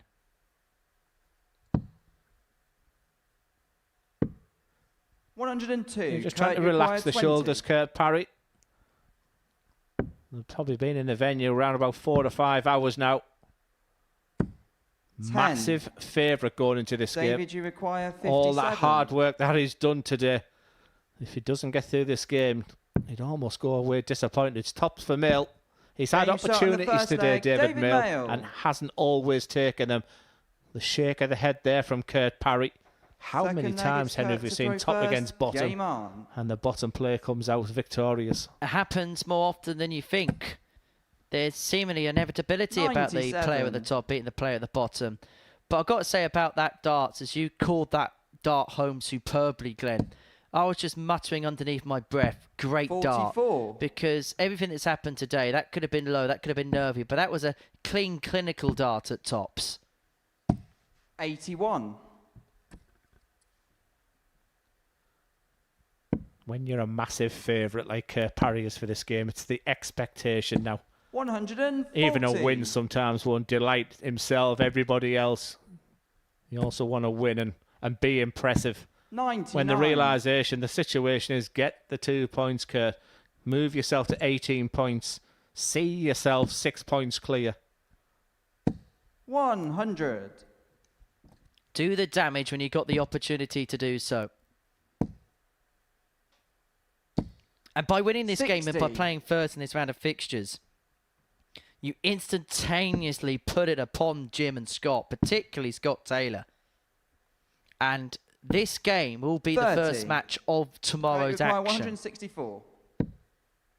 Parry looking at 164. Has got 6 darts from here 100. to equalise up at 1 apiece.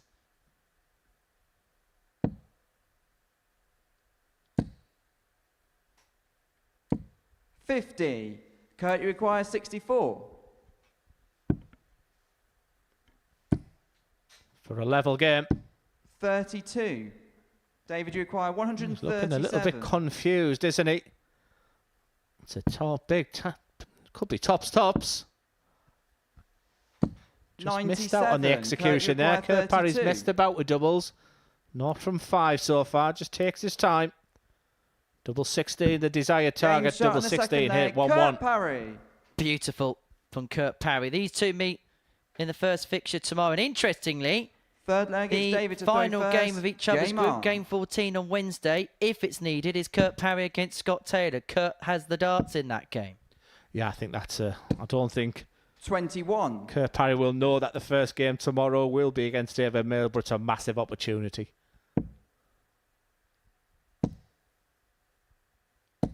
100. Well, Kurt will be hoping to do what he did in his previous match against Jim McEwan when he got off to a little bit of a sluggish start but then went through the gears to go on a win. It's not been vintage by any stretch of the imagination up to this point. But this is a game where he just needs to carve out the 2 points to put himself 140. in not an unassailable lead, but he'll have a cushion which will be so hard for somebody to break down.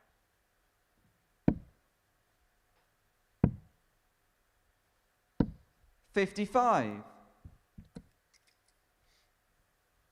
Mayle needed a big score there. Needs a couple of trebles. If he can find another one, he may just rescue the situation. 80. Unable to do so. And so Parry here has 6 darts on 206 to get the break of throw and to open up a 2-1 lead in this contest. 100. Yeah, 4 times Kurt Parry's been at the Modus Super Series. Is this the best consistent performance over 2 days you've seen from him, based on the quality that's around him? 59. Kurt, I think this is just what Kurt Parry does on a regular basis. He doesn't really deviate too far to and from this level. And it's a level of a real high nature. 131. This is what he's been doing all year long here.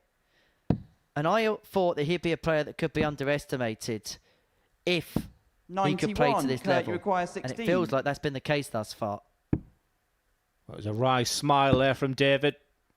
Because the opportunities he's getting is 137 or 131. Kurt because Parry. Kurt Parry, once again, last dart merchant he's been. Not only is he winning the legs, but you're hurting your opponent as well with that last one going in. Kurt to throw first. Everything's going right. Game on. He's playing well. He looks good. But also just the rub of the green as well. Good moments for Kurt Parry after losing that opener. He's one of those players where you can't really add more context to because this is just what he continuously does. 45. The first time he played here early on this year in Series 6, we hadn't seen him for a while. He qualified for the ADC because he won the Champion of Champions. And we saw some really good stuff from him. Then in Series 7, he solidified that, got to another semi-final. 99. And I feel like the last couple of times he's been here, there's been an expectation that he'll play at this level, and he has played at this level. 46. He's a bit weighty in the respect of you just know what he's going to do, and what he's going to do is going to be very good and win him a lot of matches. 80. Yeah, we actually called him more Adrian Lewis yesterday because of that throw. 58.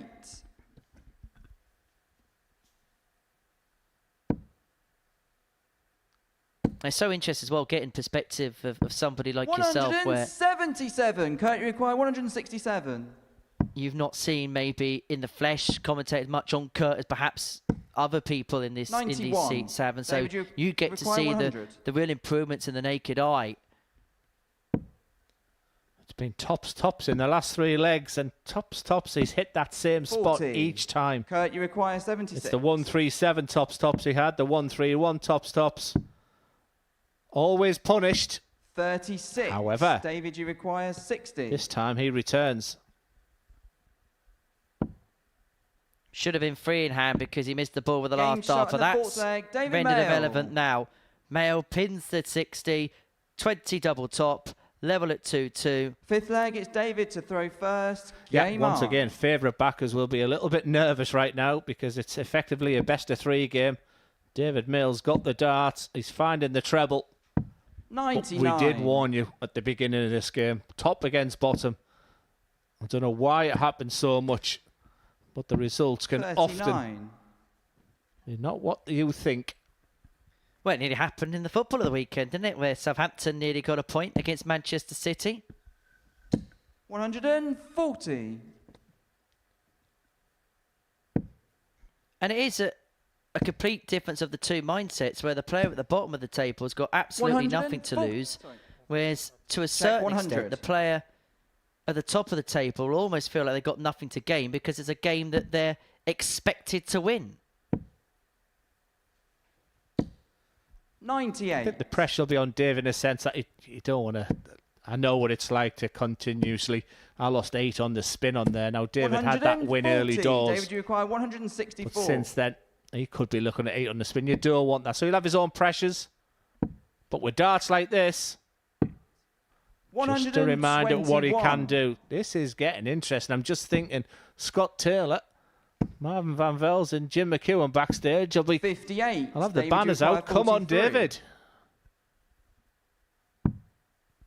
Going low to go high.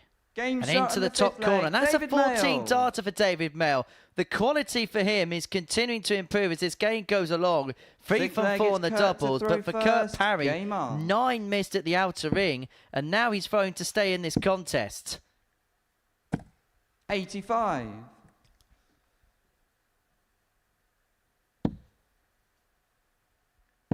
What's it your colleague Rodstad says? Any outcome is 81. possible, no matter how unlikely it may seem. He's also a man of data, a man of stats. 134. And every stat suggested that this would be one-way traffic. Even the head-to-head between them yesterday was one-way traffic. 27. The league table is one-way traffic. But this is the beauty of darts. This is the beauty of the Modus Super Series. This is the beauty of 58. 7 legs. This is a quick sprint for these dart players. But Kurt Parry's been in this position already today, 3-2 down, and found a way. 42. He'll be patient. He won't panic. David will have the darts in the last leg if it does go the distance, and it's looking that way right now. 140. He's found himself in a bit of trouble and he's just began to flick a switch. Almost as if the alarm bells have rang in the back of his head and he's suddenly gone into turbo mode. 100. Kurt, you require 84. Potential 14 darter here. He can get it done in 18 if he so wants. Tops. 44. He will come back for 3 more. Will there be any pressure when he comes back? Needs at least a treble. So no 60. dramas whatsoever for require Kurt Parry. 40.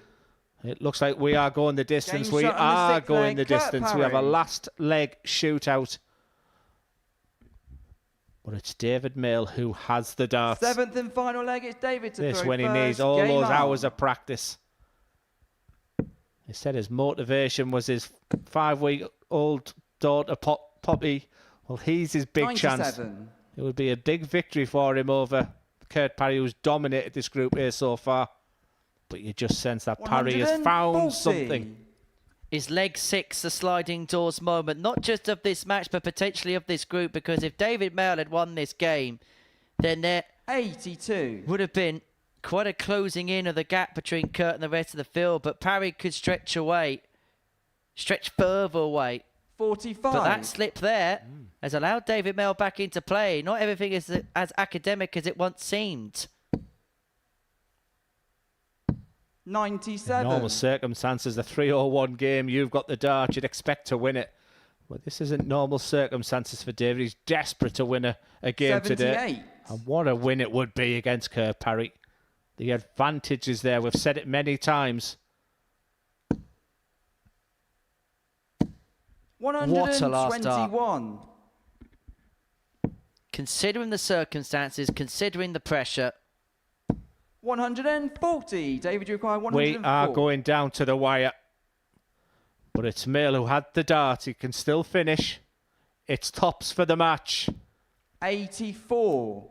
Kurt, you He's require had an opportunity. 98. And now Kurt Parry to continue to stretch away the lead he has at the top of Group A. Is unable to take out David, the 98. And so 20. David Mayle for the upset win, double 10. His heart will be racing. Searching for his first win of the day. 10. Kurt, you require He's had the chance. 40. It's come and gone. And for Kurt Parry, he has had to dodge a few bullets, but this is to complete the card. Game 5 shot from and the match, 5. Kurt Parry. A perfect Tuesday for Kurt Parry, and he is going to be so tough to dislodge on Wednesday. He is going to, at the very least, have a cushion at the top of the table going into Wednesday's play. He had to do it the hard way there.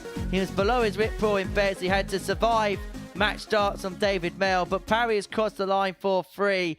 It's a perfect day. The card completed for the Welshman. Coming up after the break, Jim McEwan takes on Scott Taylor, a meeting of 2 former champions to round off the day.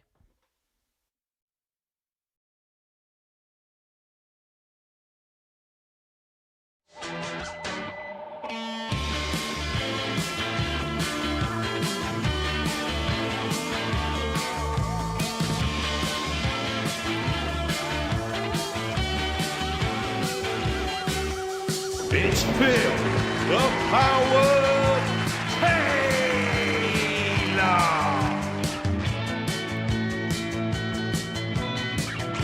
Dazzler, Glenn Durham. Game, shot, and a match. It's Wolfie, Martin, Adam.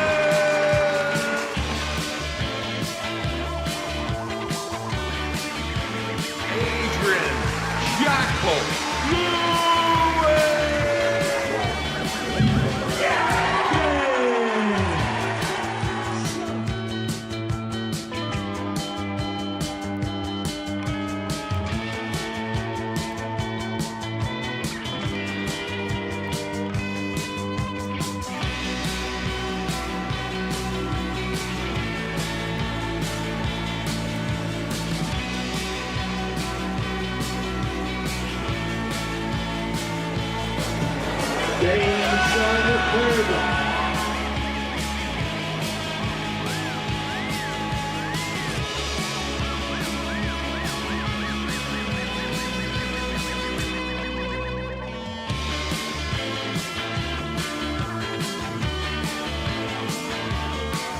King of Bling, the Dazzler, Bobby George.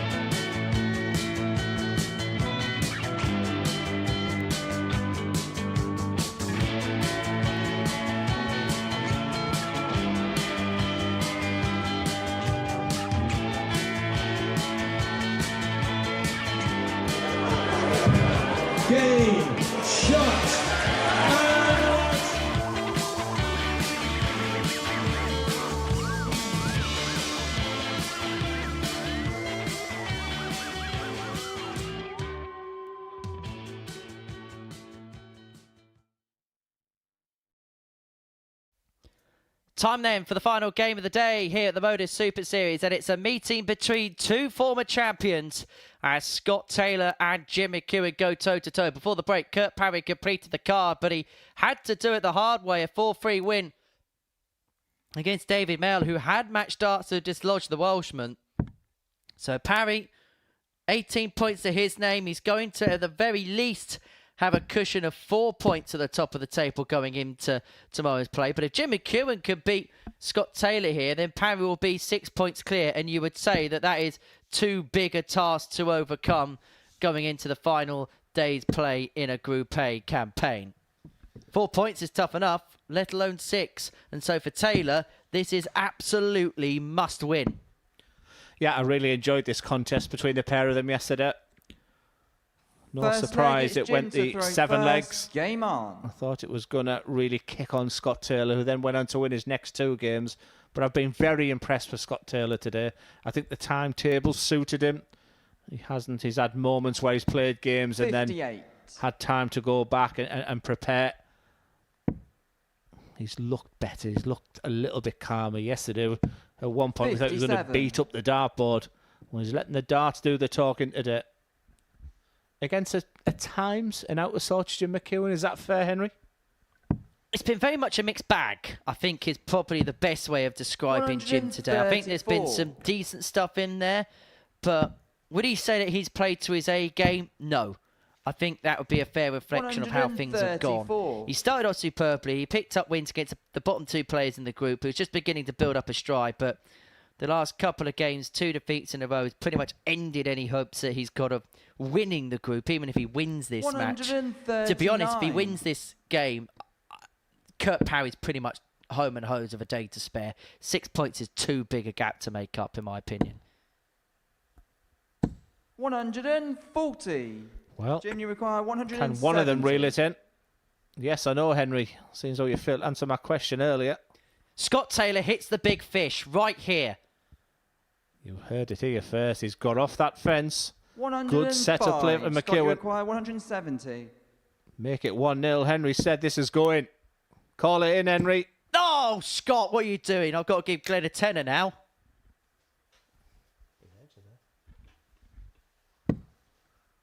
$82. Jim, you require 65. 65 for McEwan to take out the opening leg of this contest. Tops is what he wants for 14 darter. Game shot Beautifully on the done. first McEwan leg. 1-0 to the goods. I'm going to tell Scott Taylor where you sat. Second leg, it's Scott to throw first. Game on. Anyway, does that mean I've got to pay for dinner tomorrow night? 43. I think we better take Scott with us. An apology meal. I might ask to borrow 96. Jim McEwan's shirt. Is that for the fancy dress?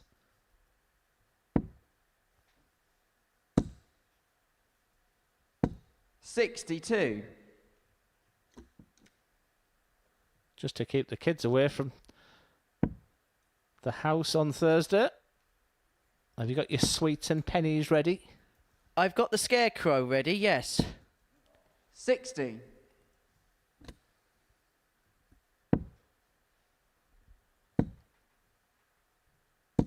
$85. Trick-or-treaters heading out. We've actually got a Halloween party at my house on Thursday where we're going all in fancy dress, fancy costume. I'm unfortunately not going to be there. 100.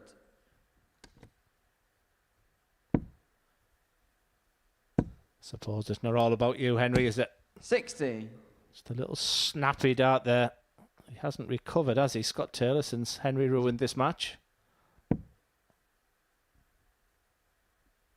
This is much better from Jim McEwan. You'd have to ask the question. 180. Out of sorts, didn't look himself, shaking his head. What's he done backstage just to get himself ready? Do you go on the dartboard? Do you spend some time? 60. Do you leave Jim, the dartboard 65. alone? They're all the questions that over years and experience you go back to. Why does that happen when you want the 25? No score. Incredible. That's put his average tumbling down by 12 points. Yes, he was just shy of 110 average going into that. Well, Taylor hits a couple of trebles here. Just makes life a little bit interesting. 100. Jim, you require 65.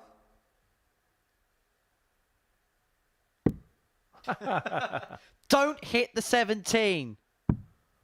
That was safe. 53. But that's wide of the mark. And Scott, you Taylor's got an require opportunity 91. to equalise the match here. I don't think he's one to start on the bullseye, which I think's an option. I think he's a very aggressive player. He trusts his inability to hit one of the trebles, gets it. 59. Jim, you require 12. And he's the type of player that on a pop-pop combo finish you'd fancy for the job. Because once he finds that treble, he builds up a real stride for the double. But he's going to get free clear in hand here to level up 10. at one apiece. Scott, you require 32. It's fallen apart for Jim McEwan towards the latter end of leg 2. Yeah, all on the back of that, hitting the bullseye in the 65. And that's why so many players are not using that as the target area now. Still needs to be seen off this. 28. Jim, you require 2. And now Scott Taylor's missed a visit worth of darts to cross the line. No score. We go on. You said this was Scott, you a require high-quality 4. contest in the offing. Well, after 24 darts apiece in leg 2, they're both scampering around like it's the dog and duck up against the Rovers' return.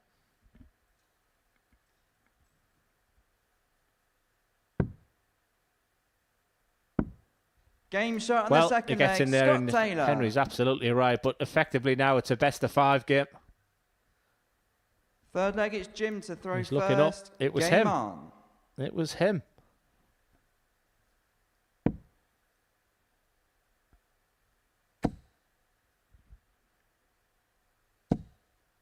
$22. That's the Jim McEwan we've seen just a little bit too much today. It's so unlike him as well because his alignment is so solid, so strong, so straight. 57. I think people are sort of just a little bit in shock how much Kurt Parry's dominated this. The players are, you feel, are playing for second place right now. Going through the motions. I think it's been a group here full of quality, hasn't it? But to see such a standout performer that we've seen, I thought it was going to take some doing. 140. Already the eyes could well be looking ahead to groups B and C. A reminder, Gary Stones, Shane Hayward and Mark Dubbridge in Group B. Michael Huntley, Scott Baker, Luke Smith in the afternoon groups. 140. 1 o'clock Group C gets underway on Thursday afternoon. 10 o'clock Group B gets underway in the night time. Yeah, I don't think coming fourth's a massive issue because I think there's a big difference between those two groups. I mean, I'm not sure how Scott Baker is playing at the moment because, like I said, I've had some real battles with him over the years. Fast. 125. I'm not 100% sure where his game is right now. Luke Smith on debut. So we'll be keen to see how he's playing there. But I think the player that comes fourth in this tough group here. 43. And right now it is Jim McEwan. 132. It wouldn't be the end of the world for me. Treble 16. Not to be, but he's still 92. in a very advantageous position in this leg. He's left himself tops to move 2-1 to the good. Taylor looking to apply as much pressure as possible. That 140 leaves himself on a 2-darter. Yeah, hasn't been at his sparkling best on tops and tens as Jim McEwan. Doesn't want to trickle into the Big Ten. Maybe that was quite a concerted dart. Got to be aggressive. 30. Scott, you require 61. Well, we know if he goes for the 25, he'll hit the ball. Went treble 7 tops. He's going to guarantee himself a dart at the target Game and shot on pins the the third target. leg, Scott 2-1 to the Taylor. good. Courage of his convictions. Taylor gets the break of throw. He leaves 2-1 against Fourth Jim leg, it's McEwan, Scott to who throw shakes his first. head in the Game background on. because he should be well clear in this contest, and he finds himself behind. 45. Yeah, just a reminder, there is an in-play table, so if Scott Taylor was to win this game, that's what we'd be looking at overnight. Quite simply, it would be a 2-horse race, but Kurt Parry, a big odds-on favourite. And the fact that Kurt has got to play David Mayle first game to her, I think he'll be delighted when he sees that.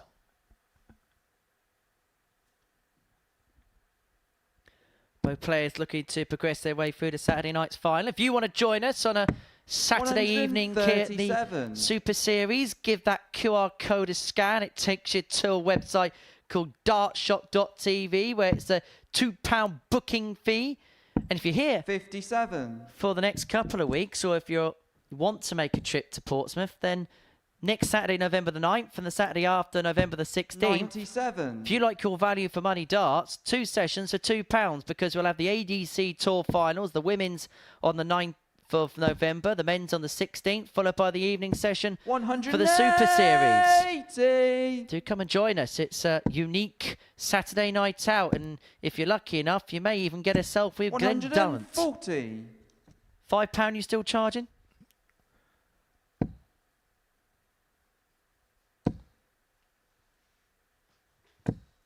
$85. I think it should be Scott Taylor who's charging admission fee because he's really put the afterburners on right now. He does go those unique ways of doing things.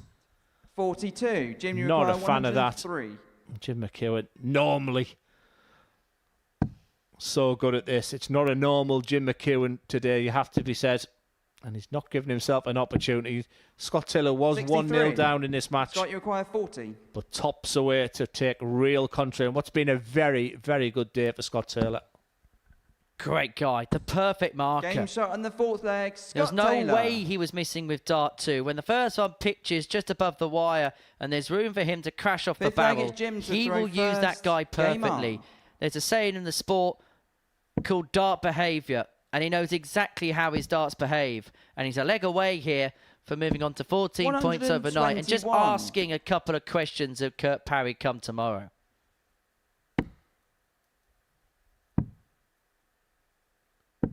$57.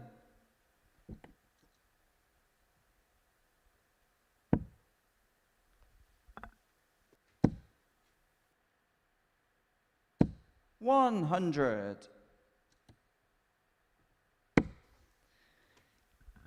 Still not answered my question, which is quite hypocritical. Why do you want Jim McEwan's shirt? I'm a big Kylie Minogue fan, and I should be so chucky, chucky, chucky, chucky. 100.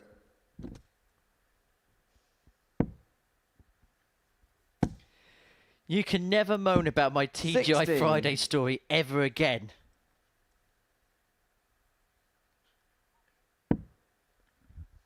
This is so much better from Jim McEwan. Such an angry start to the previous leg. I thought that was him done and dusted. But he's finding a way. It is on throw, this one. And maybe Scott Taylor potentially is already thinking of the next 87. leg. He would have the dart in that one. 80. Normally so straight. Beautiful first dart. Impeccable second dart. McEwan from nowhere. Jim McEwan Reduces the deficit, but it's still very much in the hands of Scott Taylor. He will have the darts. 6th leg, it's Scott to throw Flash of first. brilliance Game from on. Chucky. But Taylor has the darts here to see this game through. 95.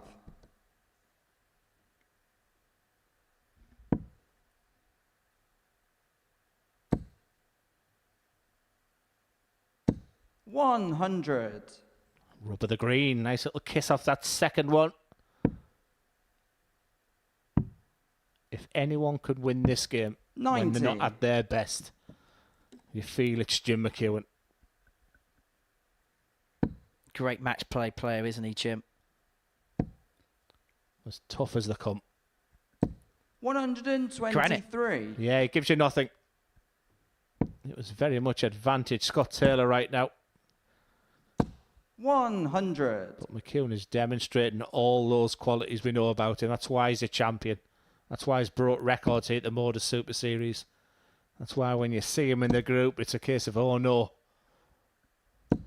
100. These two off the hockey are very good friends. They know each other's game inside and out.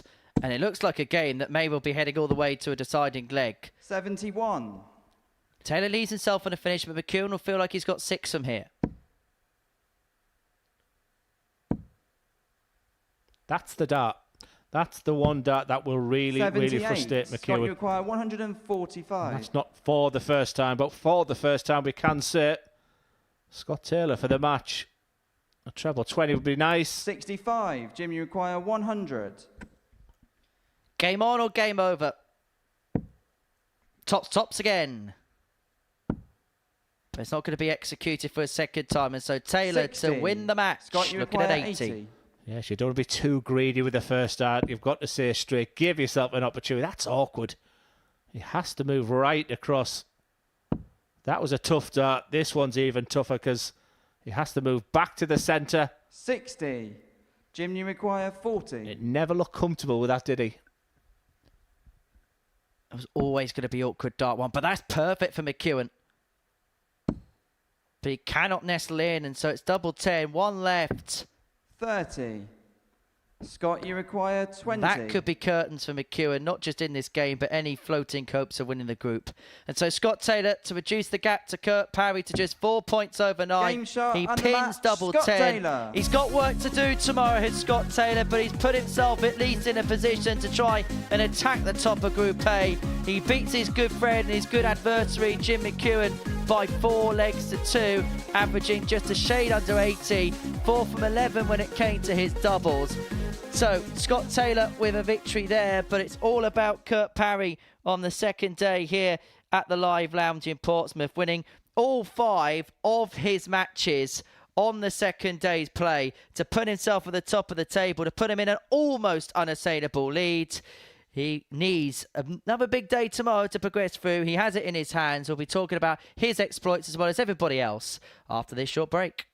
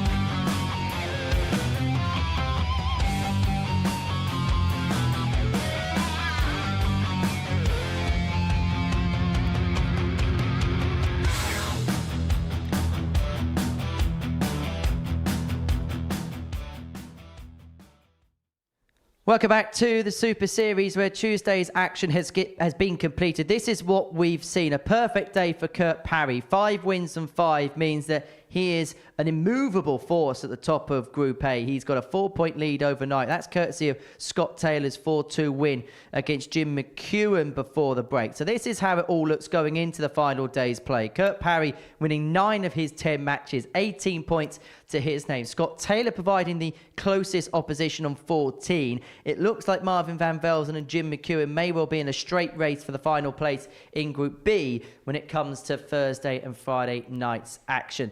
The former Premier League winner, Glenn Dowen, is alongside me here in the studio to chew the fat upon the day's play. And there's only one place really we can start. Kurt Parry, 5 wins from 5. Cool, calm, collected, and dominant in the end. Yeah, just as you were from yesterday. The question before we started was, can he continue the trend? I mean, he was superb yesterday, but even better today. Even things were going from big finishing, his scoring.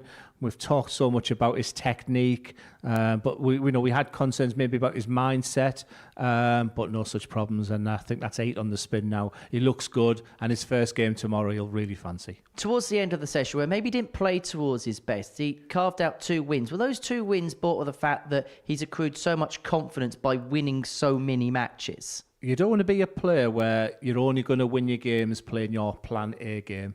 it's really important sometimes to win it a little bit ugly as well. And Kurt Parry has that style that when he wins, it's with finesse. So it was nice to see him in a bit of a dogfight, but he got through every task. He had a real break against David Mayle at the end. Things are going his way. He's looking good.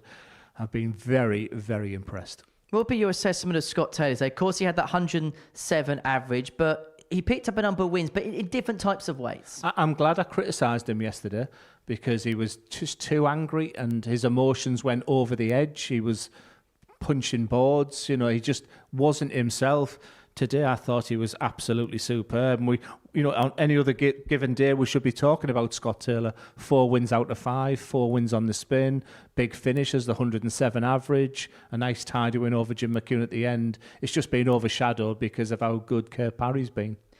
There seems to be a battle for Group B in the middle of the table between the reigning champion Marvin van Velzen and Jim McEwan. We'll begin with Jim first. Won his first couple of games against the players at the bottom end of the group, but against his big rivals at the top end, couldn't pick up a win. Yeah, when you're a methodical player and you're looking for rhythm, when he's bringing that dart back, you're waiting for that moment to release the dart. And I think sometimes his timing's not right. You don't often see him frustrated, and at times he's demonstrated that he has getting a bit narked with himself.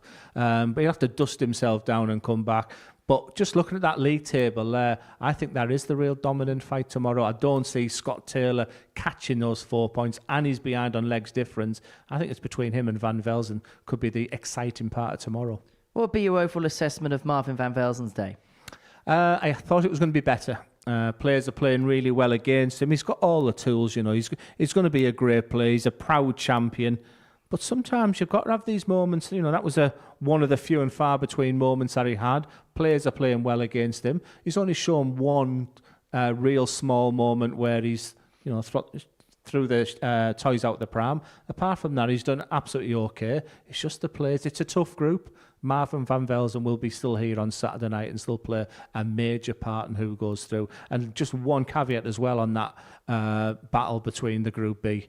I think I'd rather finish 4th and go into Group C. I think there's a big difference between how strong Group B is to see this week.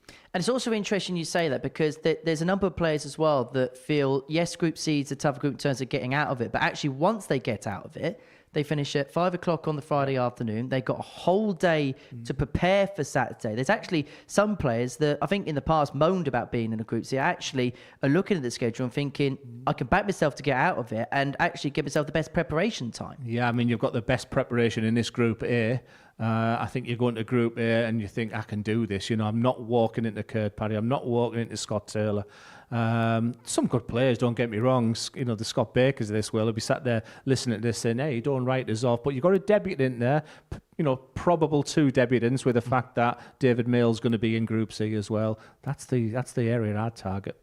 Just finally, let's have a look at a bit of brilliance from Anton Ostlund, because that 144 was a touch of class, wasn't it? Yeah, I thought it was the moment of the day as well, because Ostlund has been the real disappointment, and this has been few and far between. And to win the match as well, we got excited in the comms box, but he's been the one real disappointment for me. Well, that was a moment of excellence there from Anton Ostlund to round off his game against David Mayle. But Glenn, you're always excellent, always a joy to work with. And I shall see you again very, very soon. We shall see you again tomorrow morning, 9:30 a.m. on the Super Series YouTube channel to see how Group A is going to culminate. But as far as proceedings are concerned, it's Kurt Parry who's dominating. But can he culminate it tomorrow? You'll have to join us to find out. Bye for now.